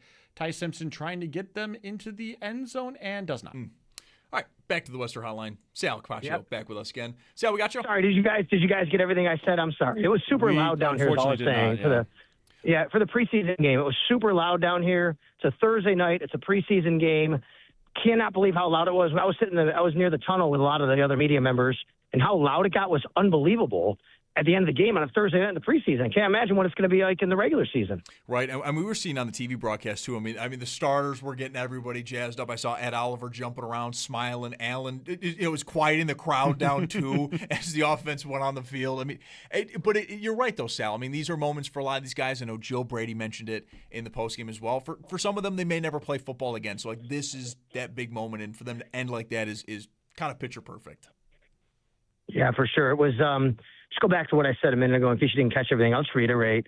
To end this preseason the way they did, overall, to have that comeback win, to cap off a 3-0 preseason for Joe Brady, to set that foundation and culture, I'm sure it was important to him. Now, we all know it doesn't matter if they go to Houston and lose week 1. I totally get that. But I just think it was important to do all those things. And, guys, I mean, I think the most important thing was it feels like they got out of this preseason healthy. And I know there are guys banged up. But we're not talking about like a major injury to anybody on this roster right now, and that's always something you want to avoid. It's always something you want to avoid. And I was going to bring up the fact that we had a caller in the first hour say that's one of the biggest wins in preseason, not just that you went 3-0, but you avoided major injury here. And Sal, of course, as you mentioned that, though, it's the Barnes-Firm Injury Report brought to you by the Barnes-Firm Car Crash. You've got to call the Barnes-Firm 1-800-8-million. Sal, we talked to you about him earlier, and it was what a night for Skylar Bell. The only preseason action that he gets, 10 targets, 7 receptions. He leads the team in both rushing yards and receiving yards and gets into the end zone. Yeah, a really nice night for Skylar Bell, and they intentionally targeted him, I think, early and often. They wanted to see him, get out here and show that he can contribute to this offense in more ways than one, and he did that with that end around. That was a beautiful play. I talked with him after the game and asked him what was going through your mind on that end around when they called it in the huddle. It was a really interesting answer. He said, well, we actually had 2 plays called. He said one was the end around. The other was that Shane had a chance to check out of that if he didn't like the look that he had. He said, I was just praying, don't check out. Mm-hmm. And he didn't. And he handed it off to me and he took it to the house. And then, of course, to add on what he did in the receiving game, it was just very important, guys. It's very important for Skylar Bell. He didn't play any of these games in the preseason. He's been banged up. He gets out here in the last preseason game, and shows that, hey, without Keon Coleman, without Khalil Shakir, I can fit right into this offense and I can do the job. Now, we'll see where it goes with those guys. Good news, Keon Coleman was not in a walking boot pregame when we saw him. We'll see where these guys are as they get towards the regular season. But I think Skylar Bell gave a lot of faith to the Bills organization and the fan base after tonight.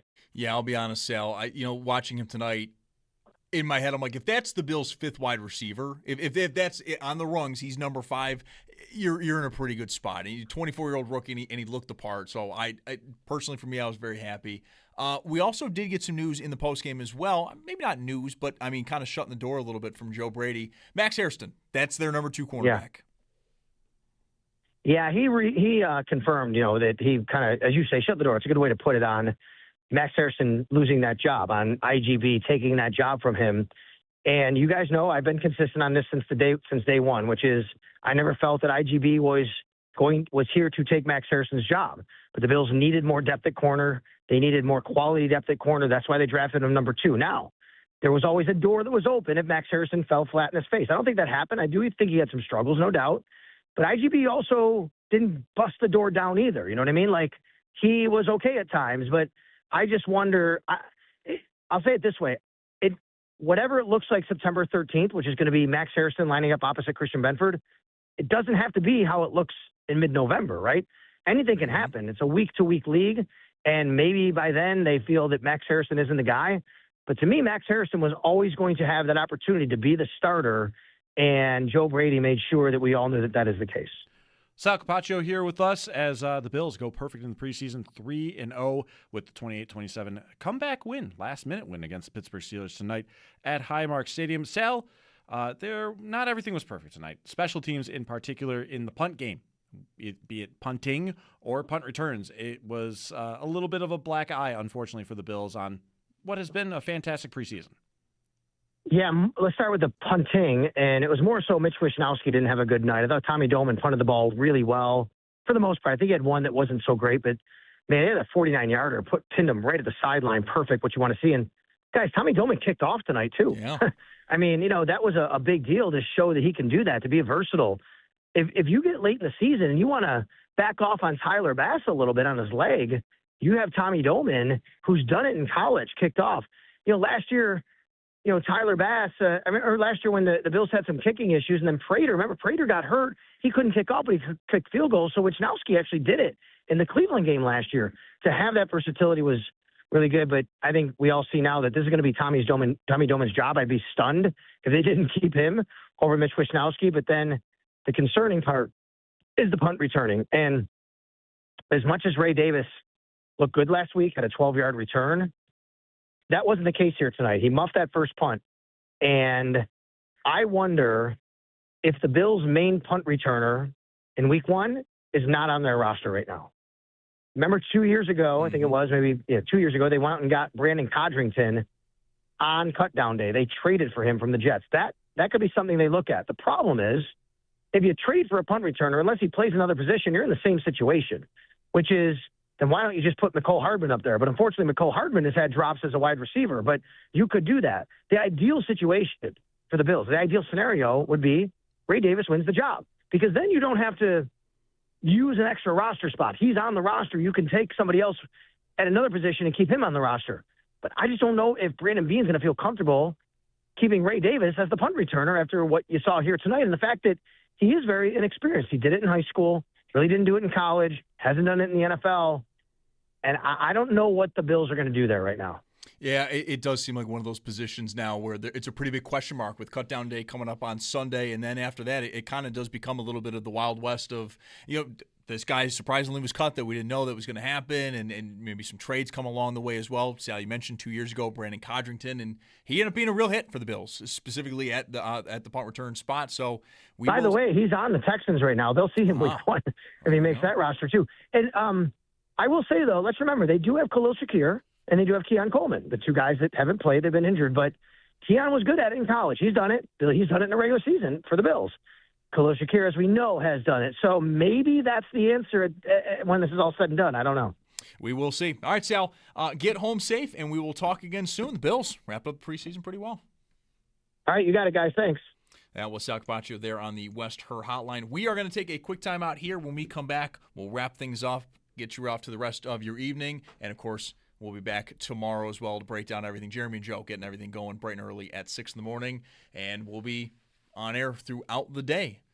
There's also some hockey news as well. But we don't have to stick with that. Zach Jones, Derek Kramer, this is the Buffalo Football Postgame Show on the Voice of the Fan, WGR.